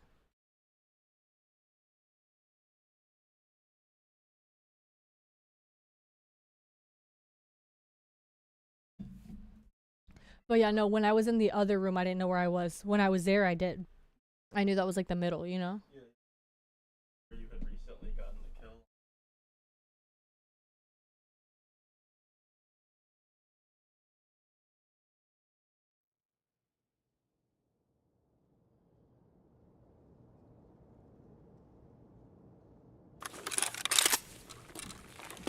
Oh god, I don't like this. And I didn't get a sight. It's too late.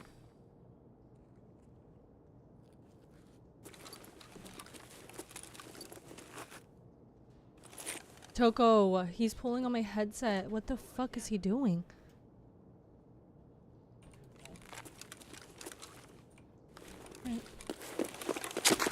Wow. You run along the right, bro. Bro. You run along the right, and then you dip to the left. He was just watching Do you that? hear, though? Yeah. Good. I'm about to you go have again. The hallway. There's a box here. He really just watched it though? Yeah, I told you. I thought he was gonna move on at least. No.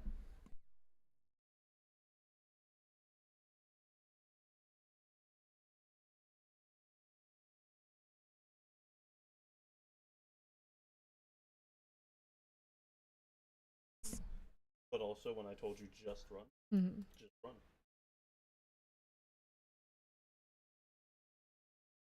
Yeah, because I thought I heard him moving. But he was just getting his little position.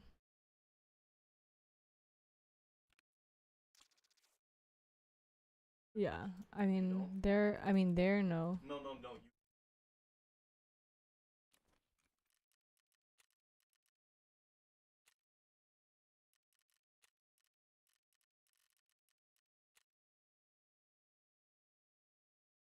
I was gonna do one more since it was quick, but that's fine.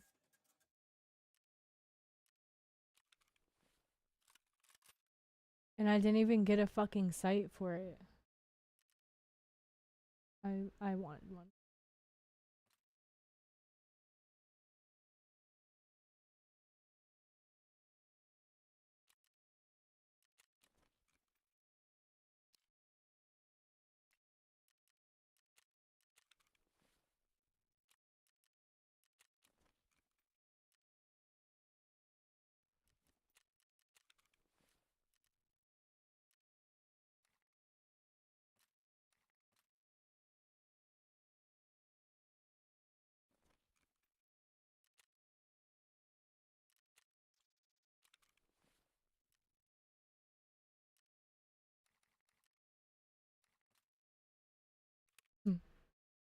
They spawn all the way. They can put a nade. Yeah, that's true. They can do that just pre. That's what I should do.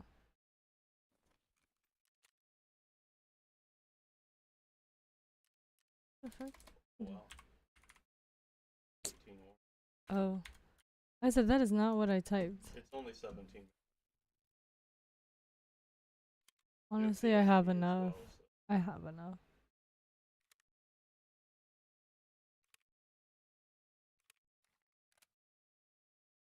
Oh, it doesn't really What's up wanna- with that?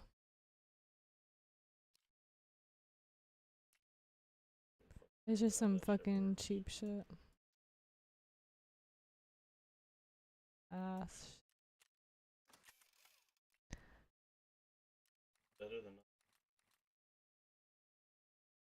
Yeah.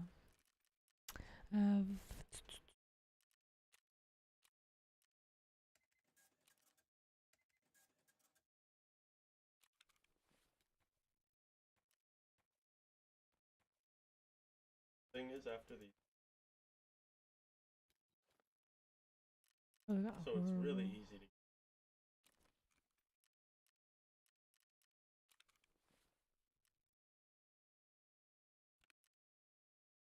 I just. But you get some A quests that are just like.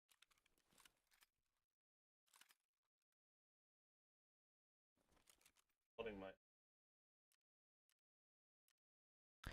I think I have to take this off. No.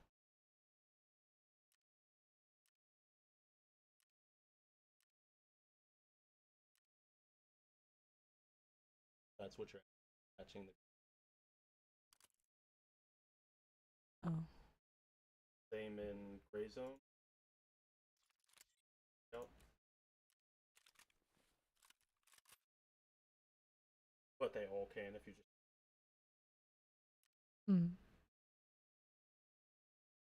Okay, I go like this. I'm not gonna bring a backpack. But BRB. You either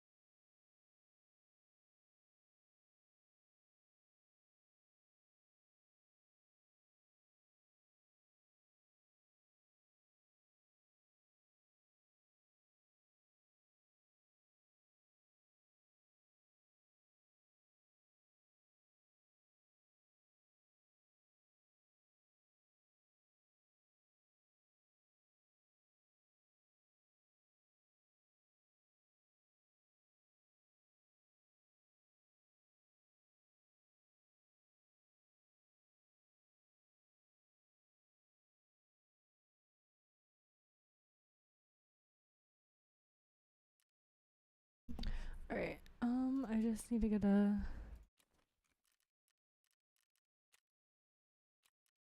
face cover and we're ready.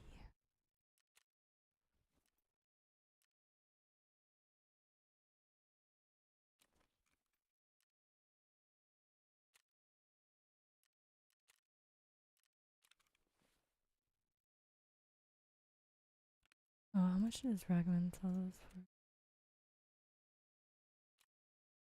Toilet paper.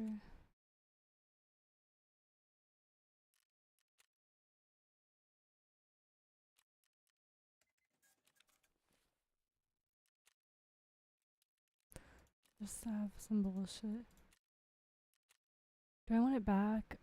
Yeah, I guess.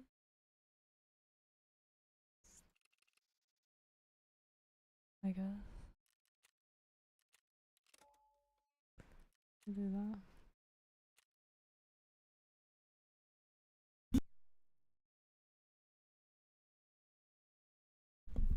And hopefully I don't lag this time, but we'll see.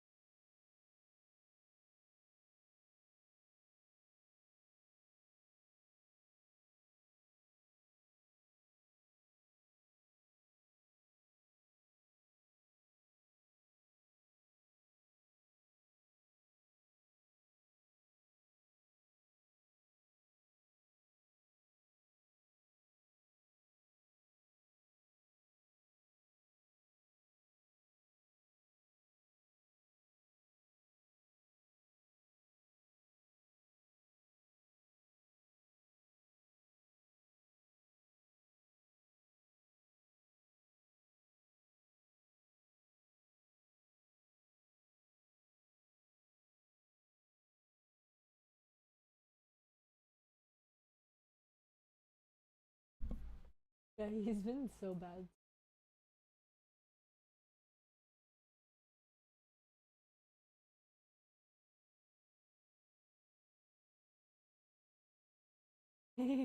He's been bad all morning, all day. Any sound is on Robert's mouth. Oh, it's okay, baby. He hates. You know what? The fucking The fly zapper. Lay down, baby. Lay down. Baby. He hates the fly zapper and they put it on in the living room.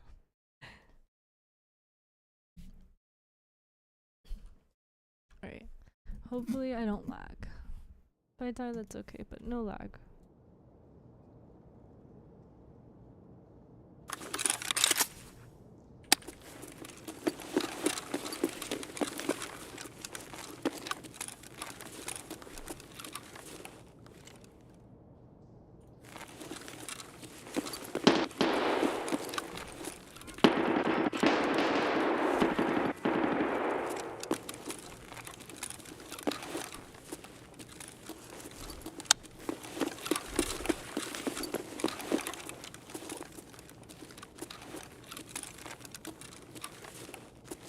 Oh, that's this one.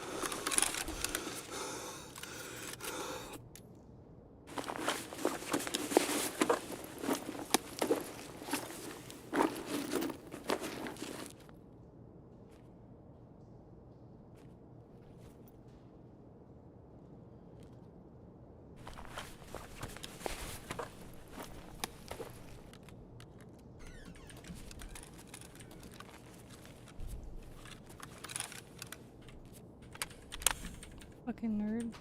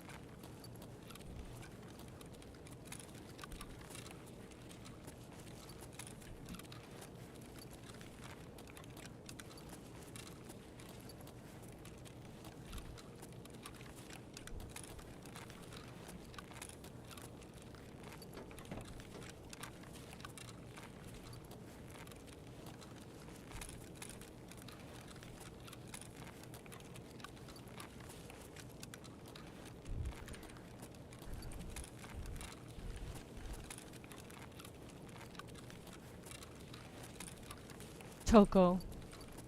Toko.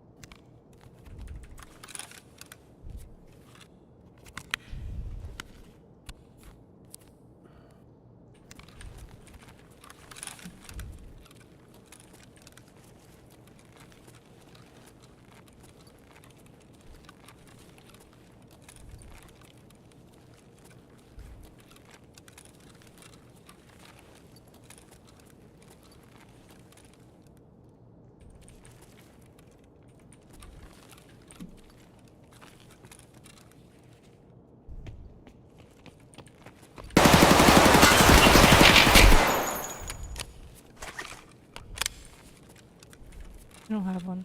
Oh, I do.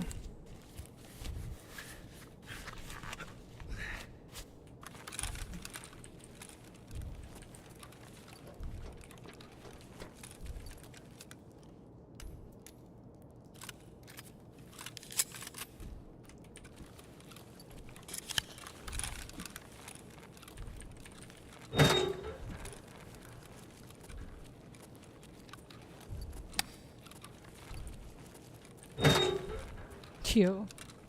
Yeah, I gotta get that.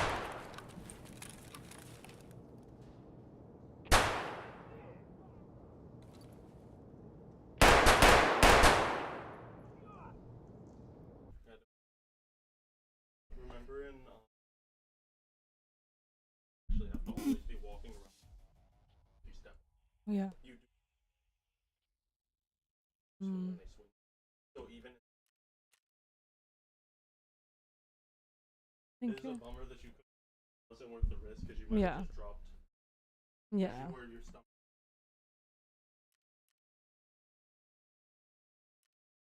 That's the poor people. Bro. Babe, I only killed those two people though. 584 damage to body and 505 to armor. Bruh, like, bro, I just fucking dumped. I don't think you've seen the first one, but I at least got a USEC kill.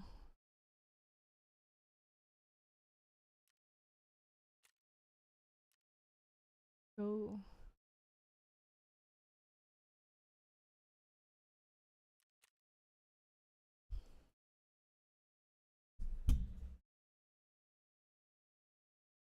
I finally did some damage. Oh damn.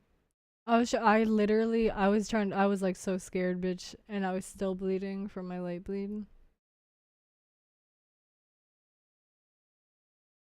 Audience is healed if Yeah. you had any. But when I left, I think there was somebody coming from behind me too. Yeah, and honestly. Yeah.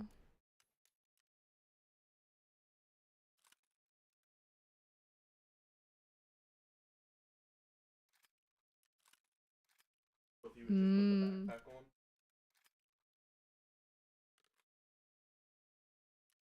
That's true. The type of stuff.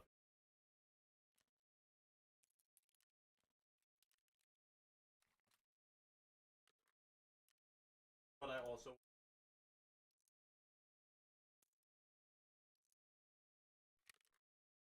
Right. But that's like a bet. Because you.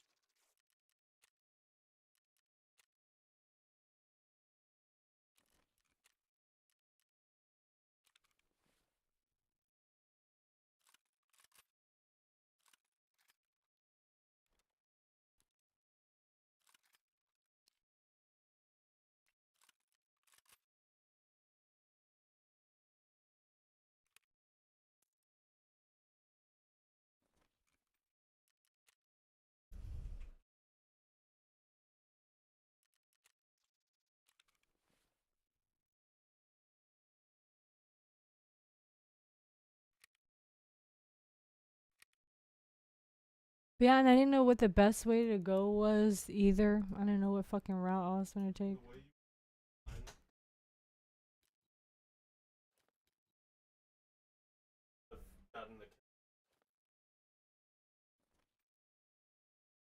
I don't even want this. Yeah, I don't even want this backpack. Oh.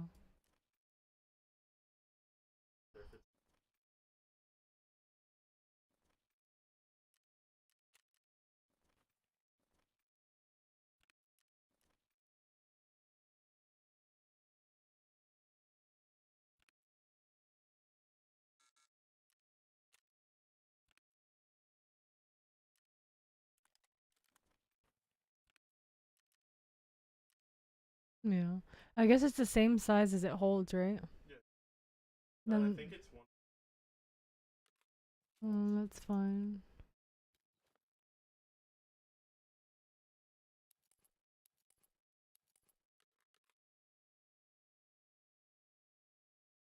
Right. Bro.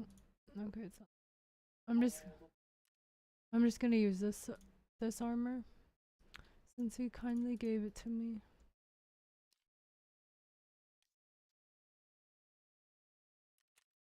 No, like 9 or 10 points.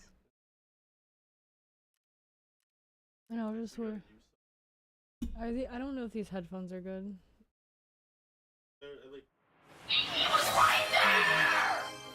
What's up, Kevin?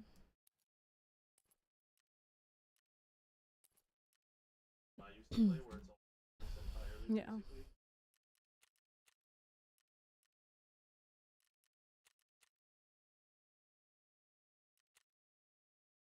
And I used all the fucking heals that I had too.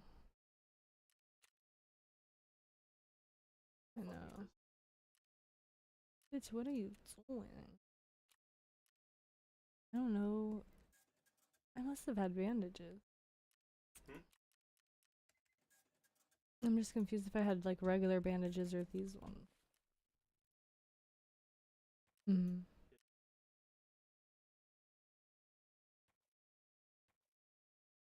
Oh yeah, see, I did, and then I did have a light bleed. See, that's why. That's why.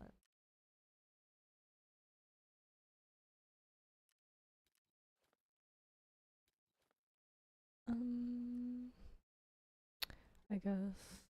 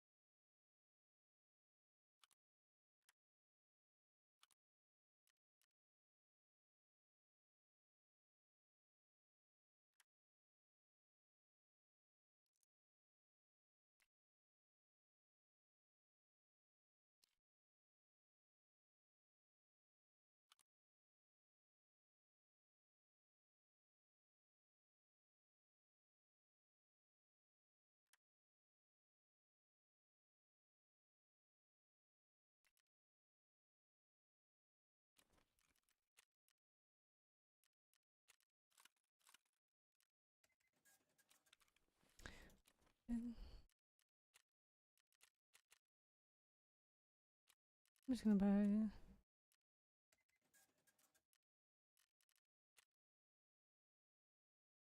Oh, I still have this from my scab a minute ago. Bitch, I didn't need that. Bitch, I didn't need that. It's fine. I'll need it later, I guess. That's fine. Yeah, that's about it. How much XP? I think 4,000. 3,500.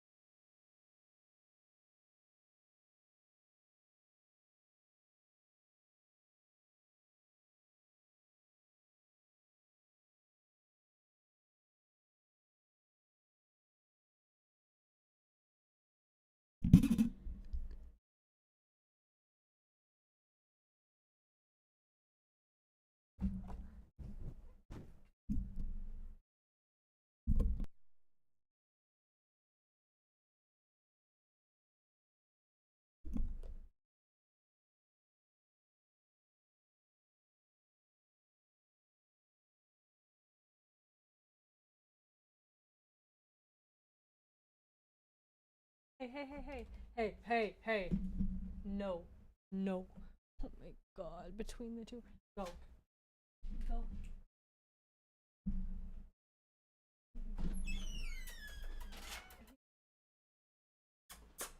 They're all under my desk.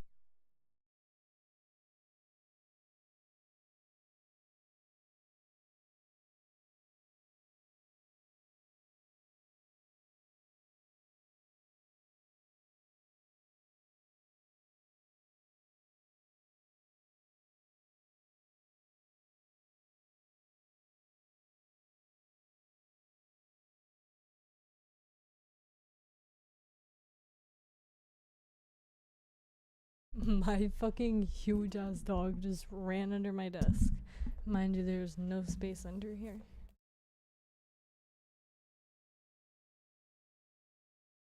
Because he's scared.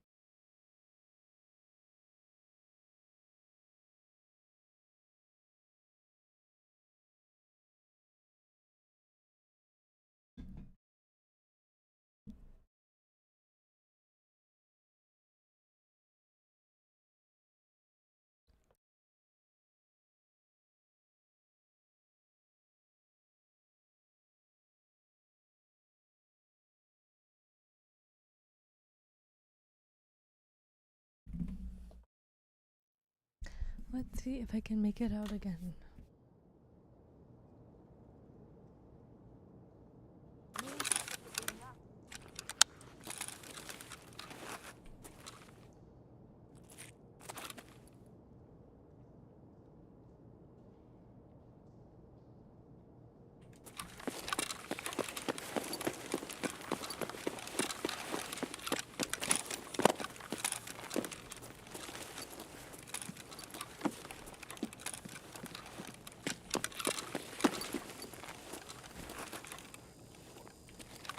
Nothing really to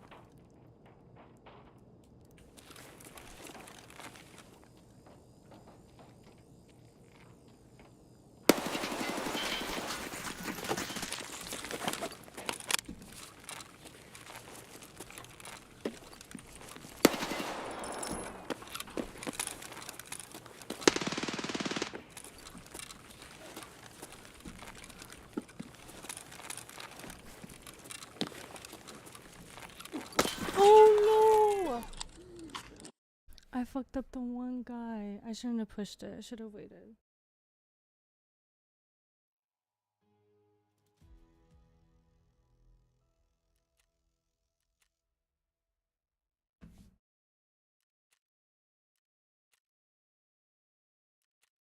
Yeah, I should have waited.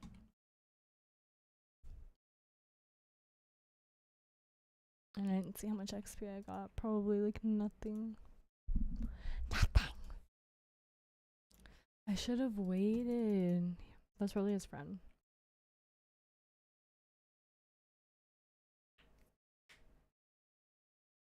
That's what I get for being greedy. Bruh. How long? I died.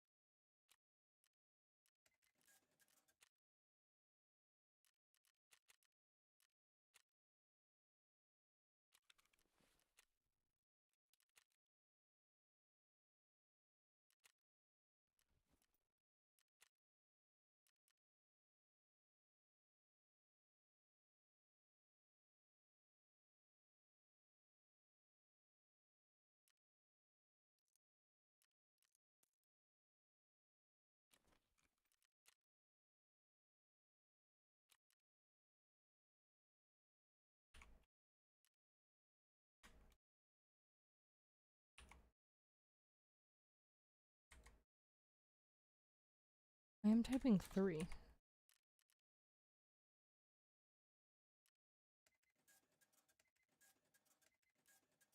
Fucking annoying.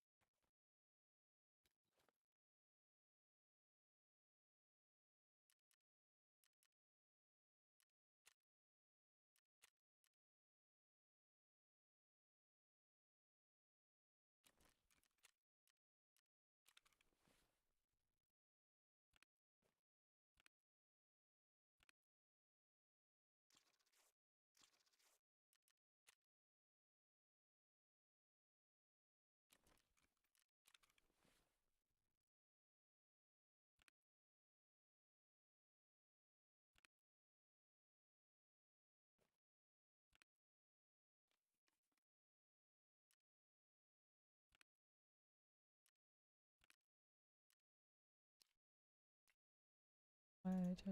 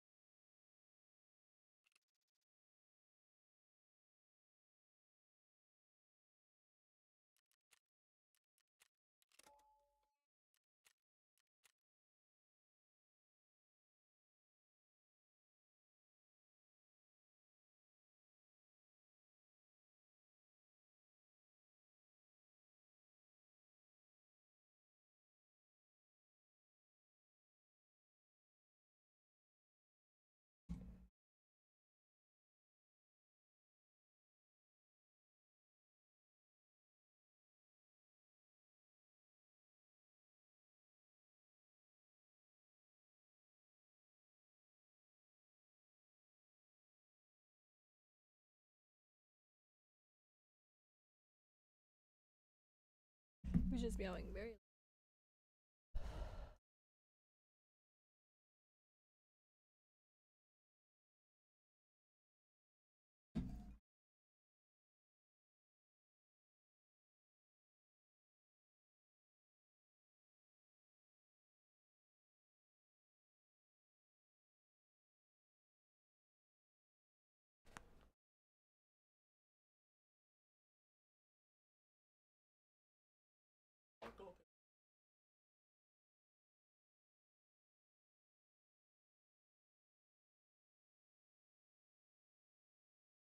Yeah, I fucked somebody up and I didn't kill them.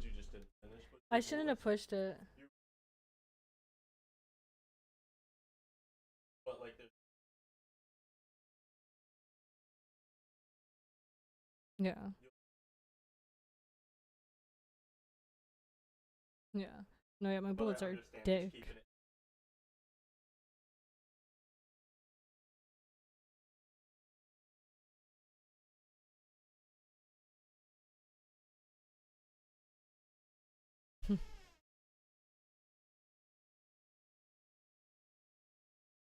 Yeah.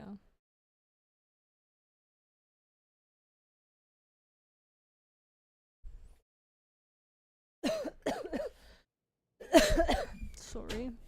Let's put it in auto.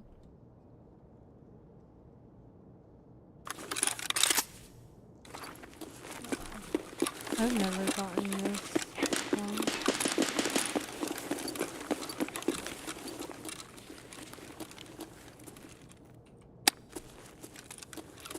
Oh wait, I know where I'm at.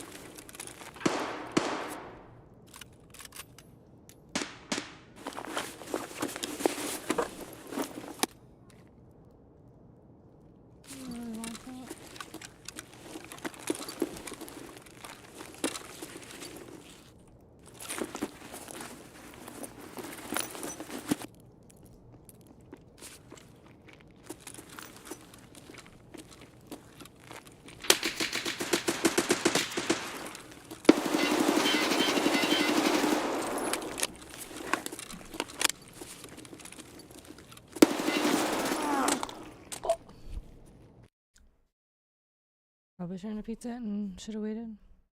Let's see, I had a big helmet. I think I don't actually know. Got one.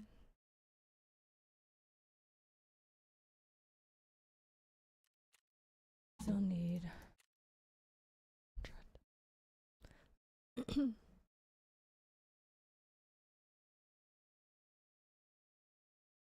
Oh my god, I'm so close to 15.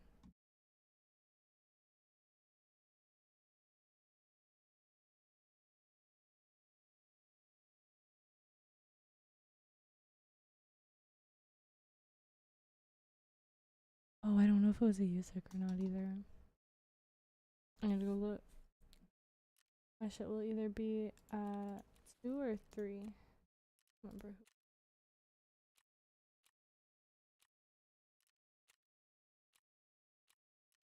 I feel like it was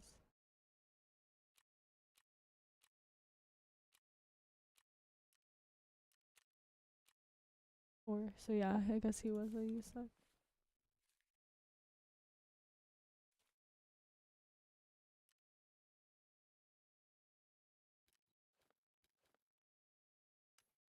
Hello. Thank you. I didn't know if I actually killed the one guy. Yeah.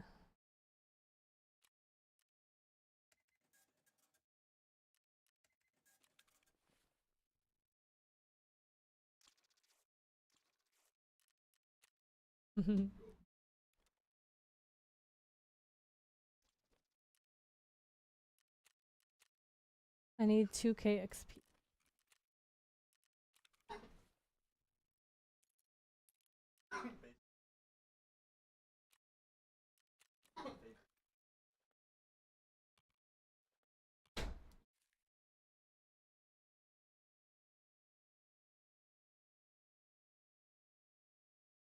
The food's so good right now.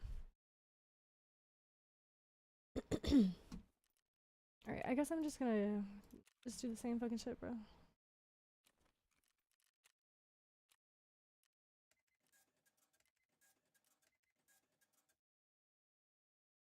Almost.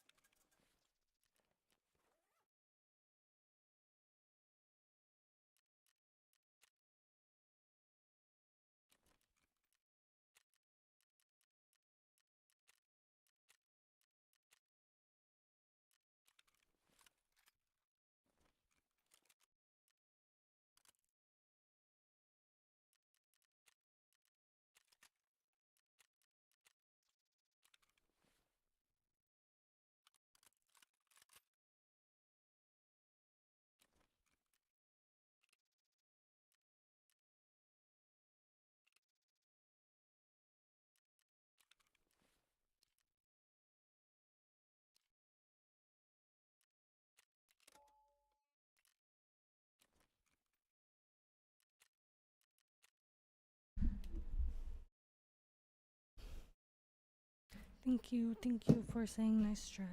Very late, but you came in and told me also.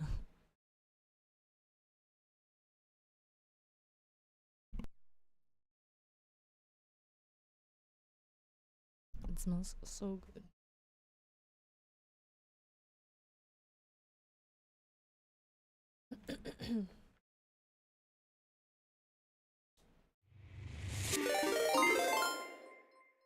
Oh, thank you so much for the raid. How are you doing today?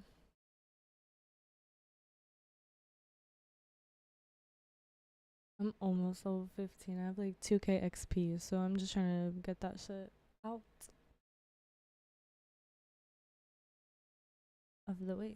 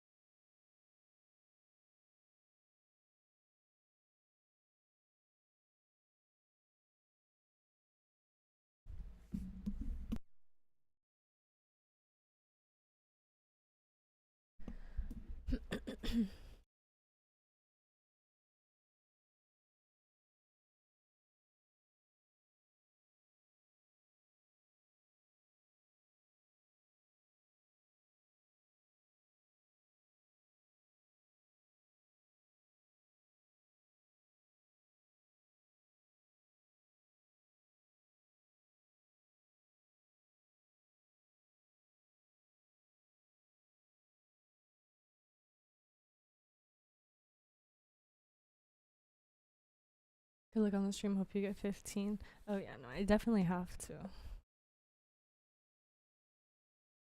In the next like raid or two. Thank you. Oh, that key if you do, for real though. That's definitely the plan.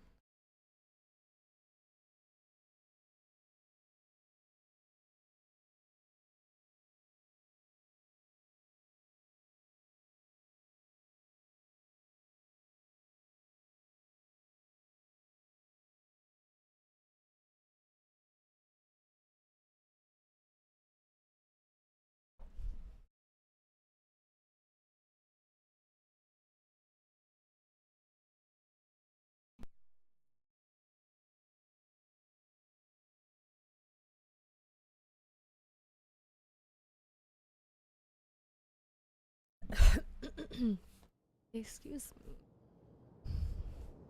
I need to put my gun in auto.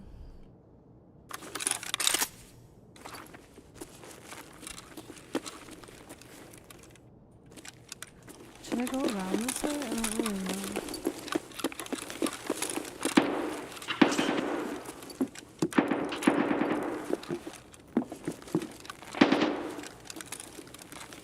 Somebody ran out already.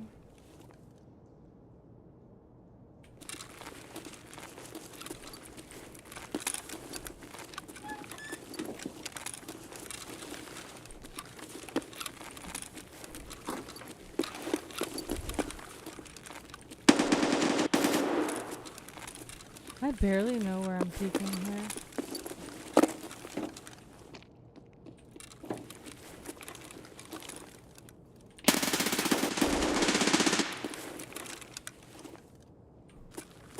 That's it. Okay, I see where I'm at.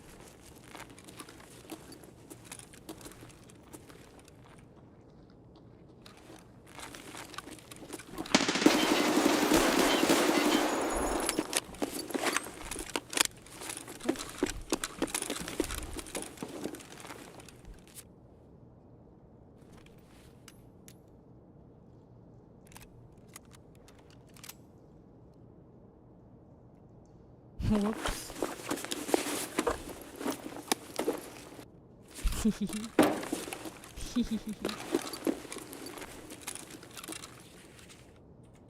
No, I don't need to go back to arena. I need to learn these fucking maps.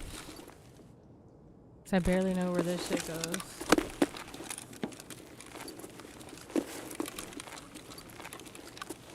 Like, I'd be lost in these tunnels. Oh, I know I'm not.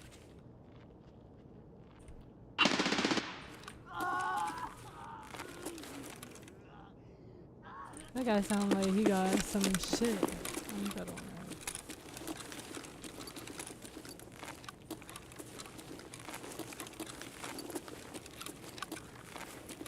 I barely know what's over here though. I think that's no, that's the middle.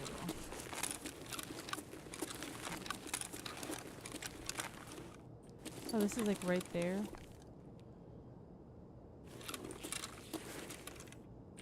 Okay.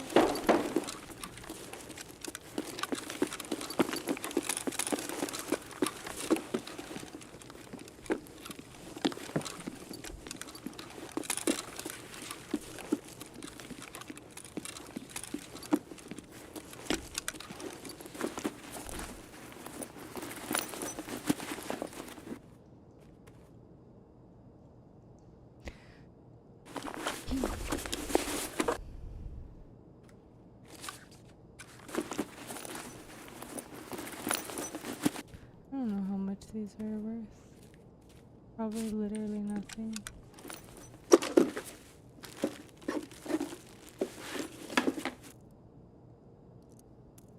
Don't want that.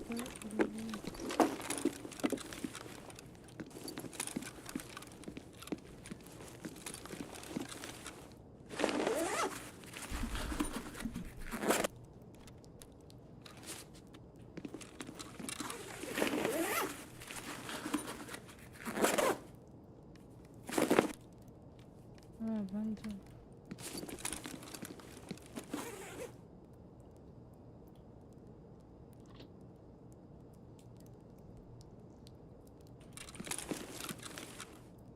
I was in, I don't know, was it the office store?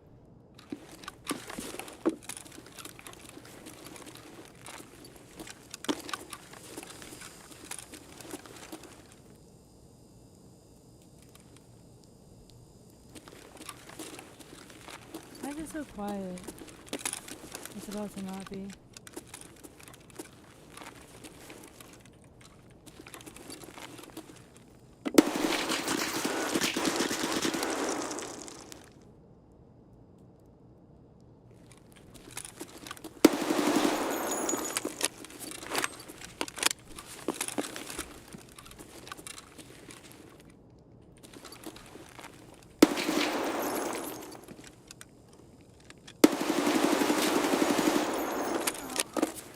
Bad news is I'm hungry.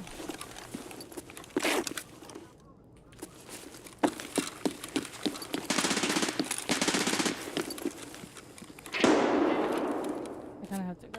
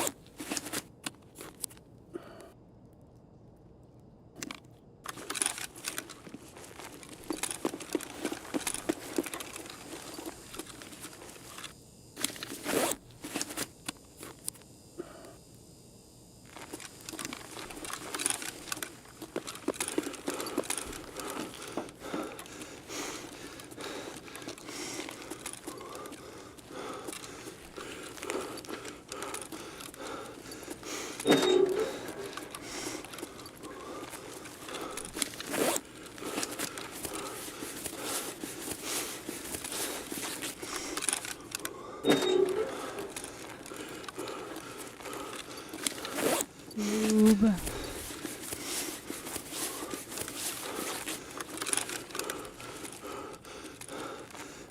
Let me out, I'm dying.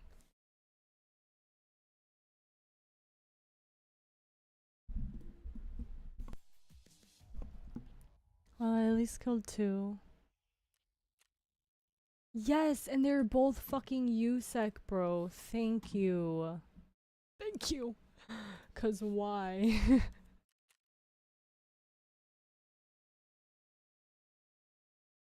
So we doing that. So we doing that. Oh wait. How much was it? I don't know actually. Looking, I was like one. Yeah, I'm finna.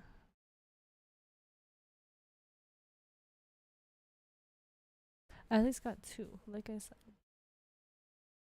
But I was fucking dying. I had, like I said, I had food in my last raid, but I died with it, I'm pretty sure. Yeah, I brought like a water and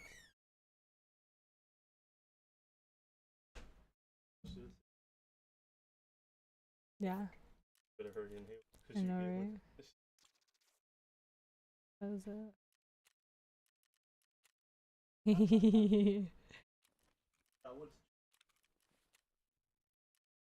Right. Going with a fucking piss. Going with a Big titty lover, 69. I believe so. Here, you did the right thing, kind of, but I would have done tag maybe, but yeah, because go see what 50 of them. It's like 17 per. 73. So I said 17. It's just not either way. Yeah. I don't know how much these are actually going for though. They're going for more. Yeah. And your bullets are so cheap that they're not even. No. This is bullshit. I just bought that. Yeah. I just grabbed it because I had space. Bruh.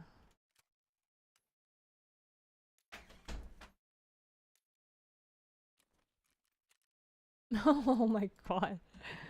My freaking dog is so scared of that thing. One more Yuseco. Can we get it?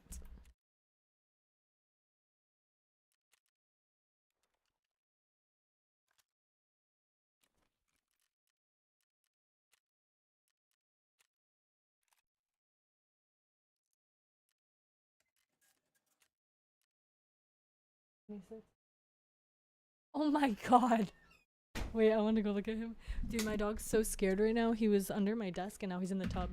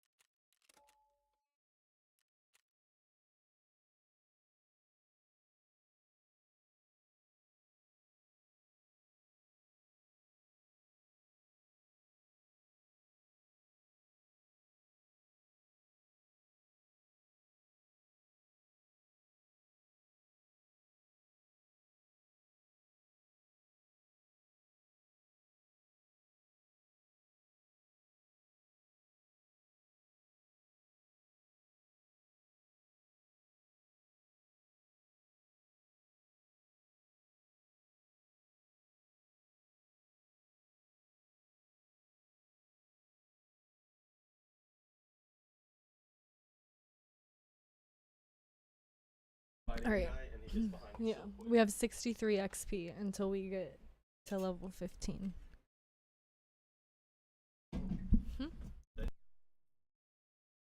And then the key is getting sold. Yeah? Oh, that? Oh, baby, I'm scared of that. Not saying it's gonna happen.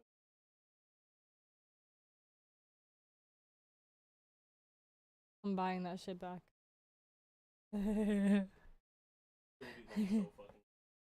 Yeah, people be looking for him like that.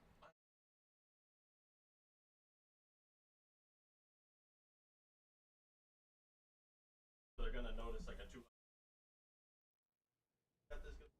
Thank you.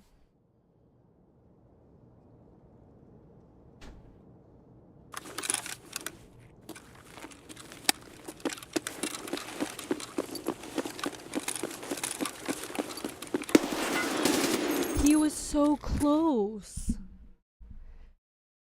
I'm pretty sure I just heard my boyfriend laugh at me. He was so close. I was expecting him to be back just a little bit.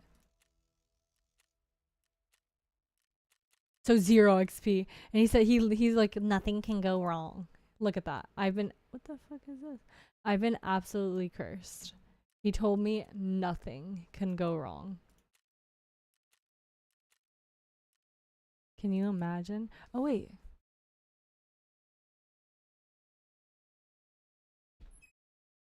He spawned so close.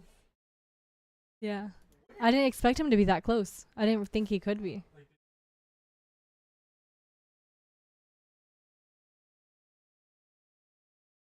Yeah. I got 0 XP. Yeah. He had some extra ass shit too. Yeah, look how quick. Shut on.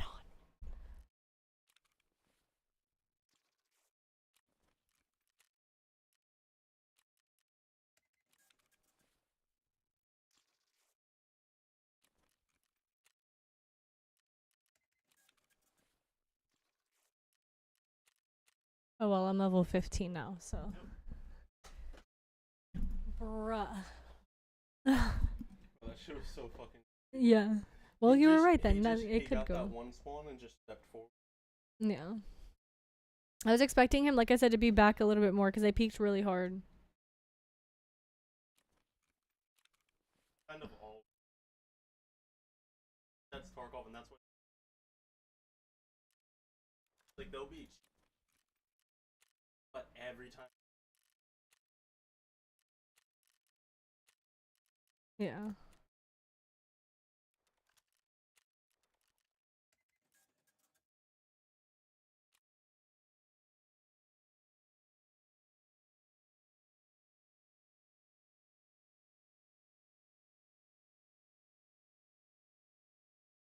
He's scared of the fly swatter, my poor baby.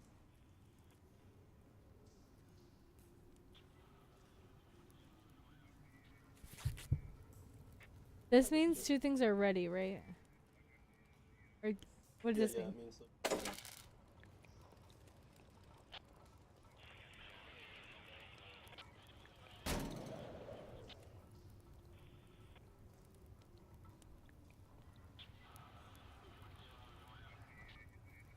I don't know, my strength's level 2, I'm strong as fuck.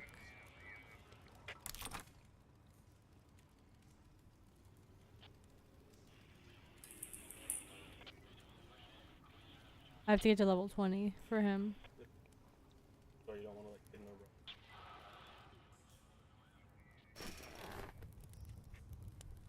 row. Wait, I can't even get a bed, bro? Nope. That's rude. I'm not gonna lie.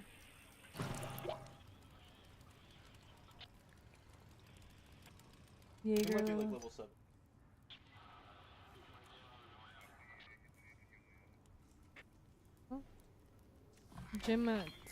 Gym I can get.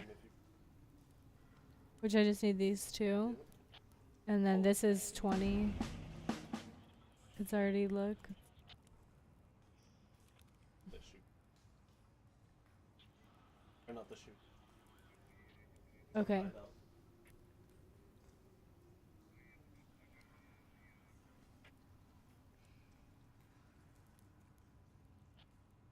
So yeah, you gotta find a 10.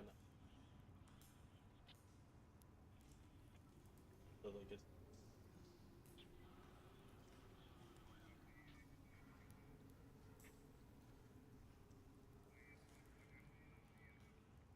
Put it up above, What do I do?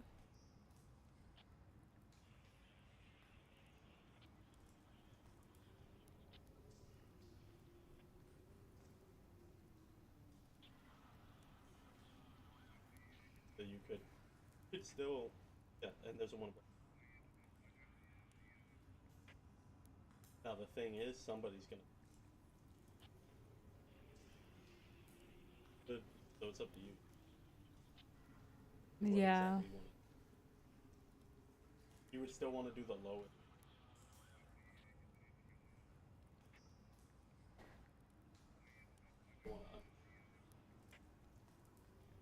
Right.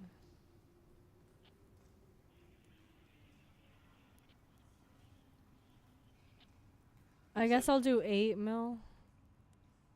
Right? So what do you want to do? Guys, you want to. Right above. Right above.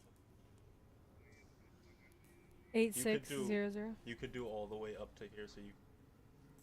7. Okay. Go pretty. The next highest one his act.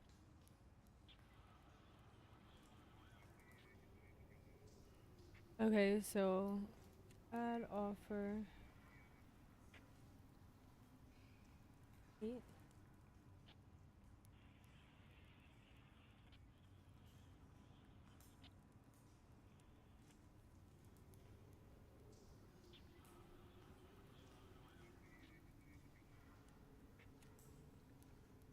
Cool.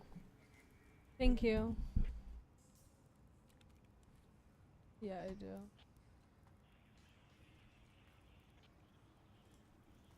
Yeah, I'm selling this. I don't care how much it goes for. I just didn't want it. Hold on. That's what it. I just didn't want to sell it. For yeah, that's what I'm saying. You were telling me it was worth that, so I was not gonna do that. Yeah, 5 is what it usually. Not red. Even the red is safe because it's not like 1/4. Damn. No, I know that hurt. Like.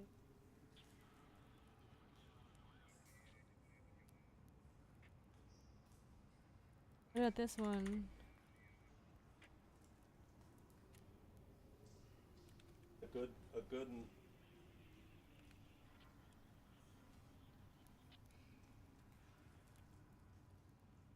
Right. That's probably. My gas mask. A lot of it. We'll show you.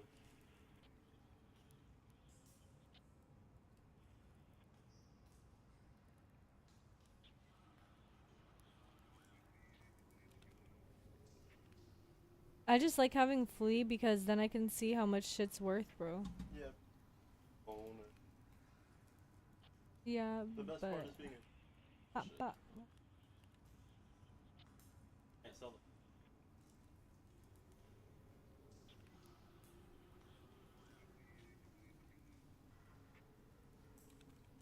So first, probably want to start with you. Stuff. And if Right. you go to the fleet.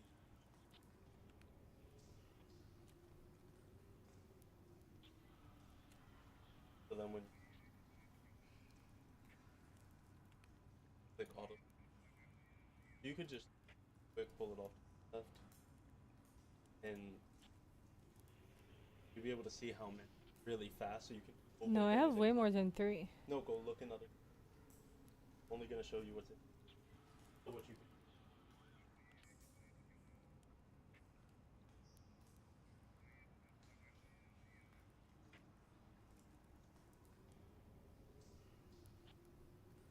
Basically, see red on your screen.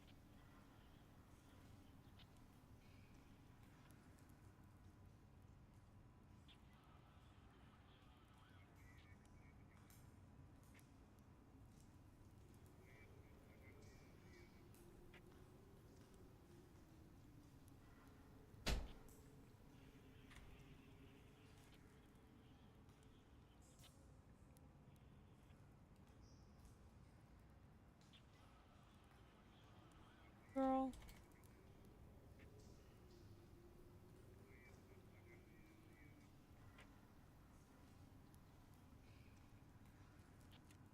Oh, shit.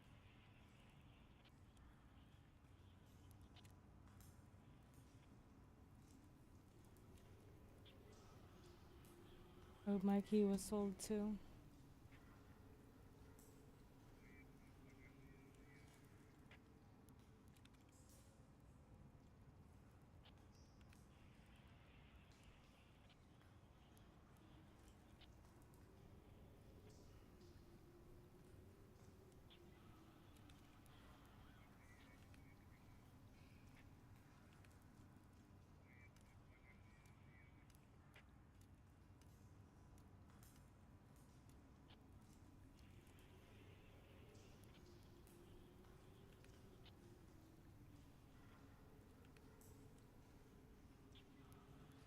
Oh yeah, I'm about to sell all these bolts too.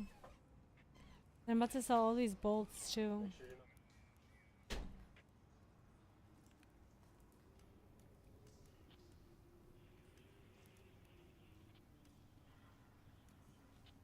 nuts Yeah. and bolts like you've been using Yeah, constantly I guess to make your that's it. magazine. Which I believe you can. I have 1,000,000. Yeah, you literally still. Anything else that you have? I don't need thermometer for anything either, right? I'm just gonna sell that. Even if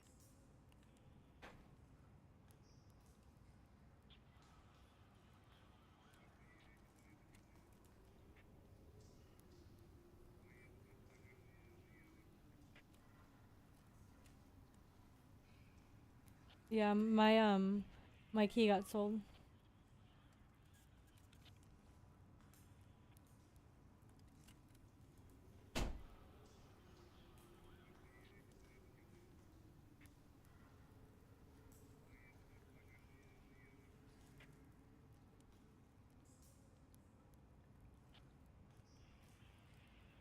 Sorry, but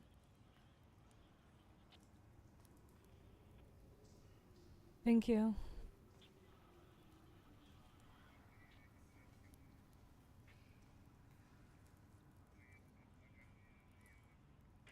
Yeah, I didn't have the bunkhouse before, see, because now it's showing me.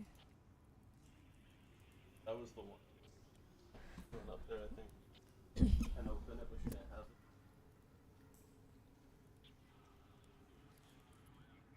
Oh yeah, I can get a dog's case. Extra special.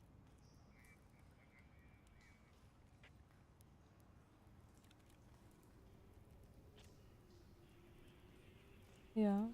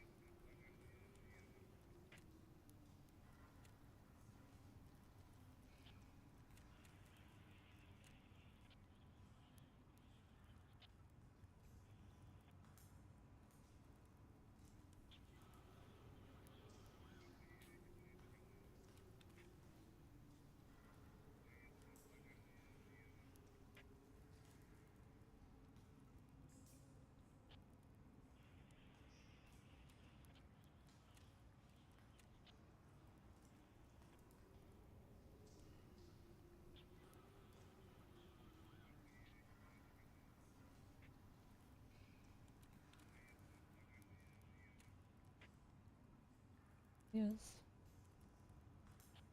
I don't know, I just have so many and they're annoying. But yeah, you're right though.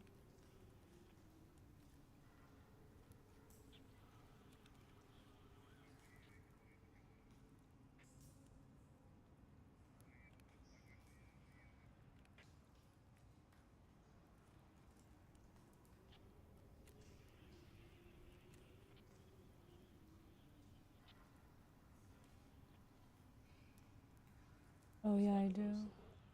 I have those are 5. going for.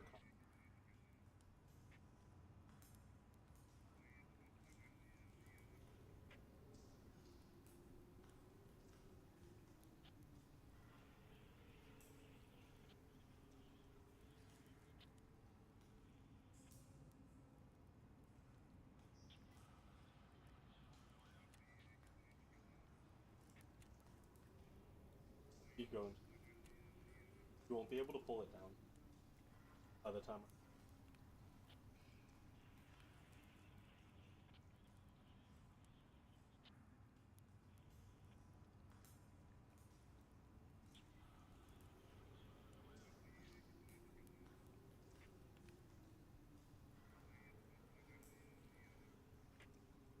Did I sell them?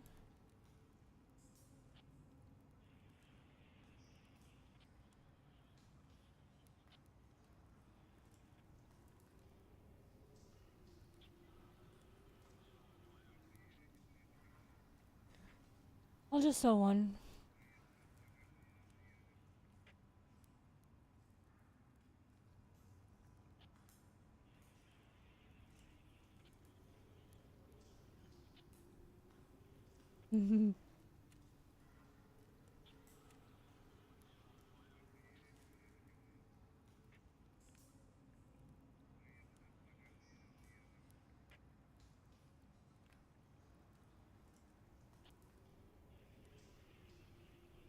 Could I sell these?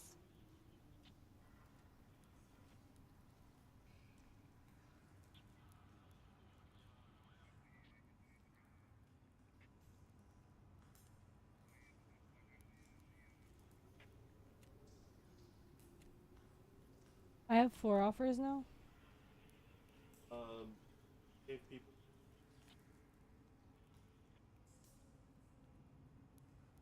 Oh.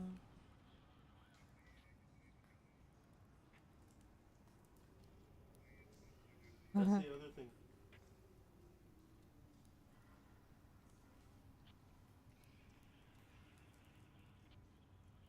True.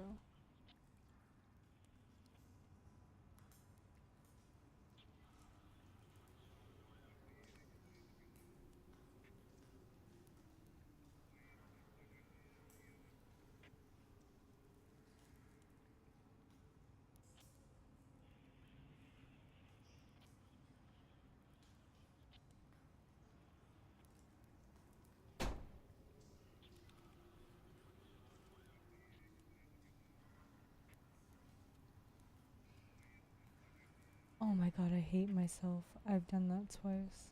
I just ate so much food. 70k worth of food. I'm done. I at least have a. I should at least have one more. It's like I just ate.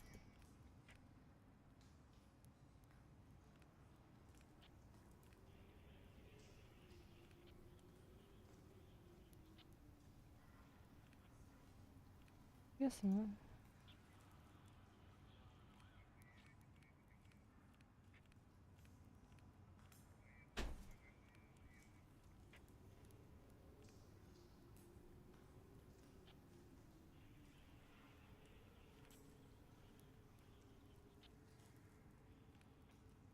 Alright, I'm gonna sell these sugars. And then I'm gonna hop off.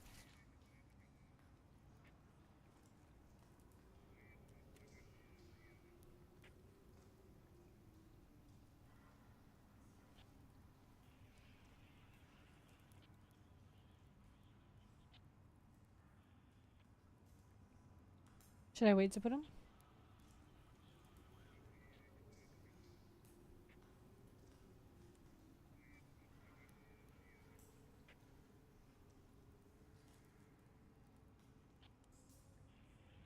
So it may not change.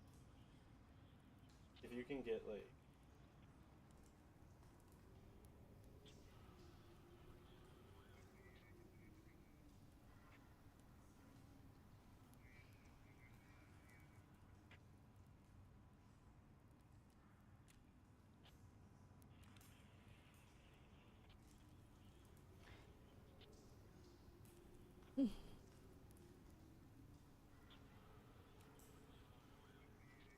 Yeah.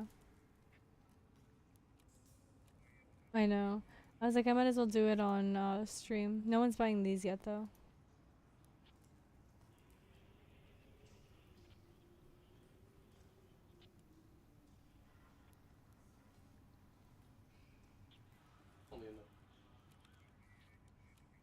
Ready? We're at 3.7.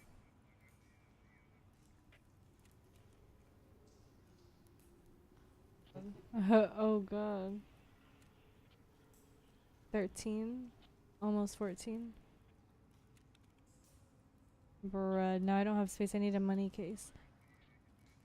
You know what I'm about to buy? Oh my god, I hope they're not expensive. I'm gonna be annoyed. Wait, is it better? I guess I'm gonna have to do the math, or do you know? Is it better? Can I do the trade yet for my dog's case?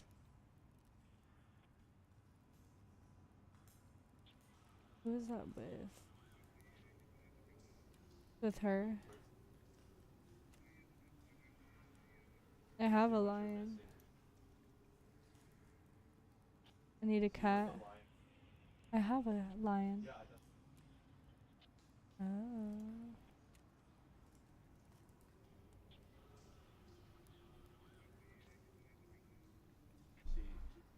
Okay, got it.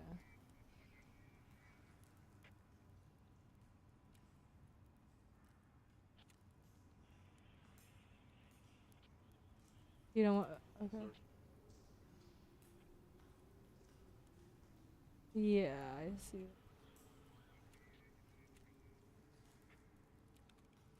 Oh my gosh, thank you. You can put so many, yeah, it is cheap. You can put so many keys in here. And my stems just sold too.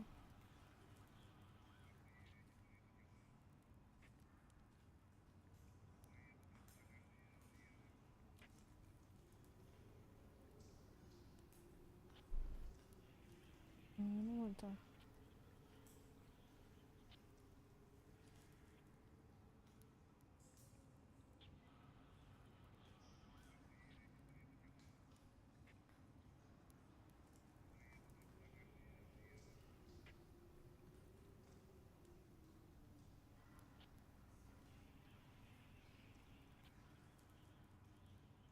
Alright, I am out. I can't get this yet.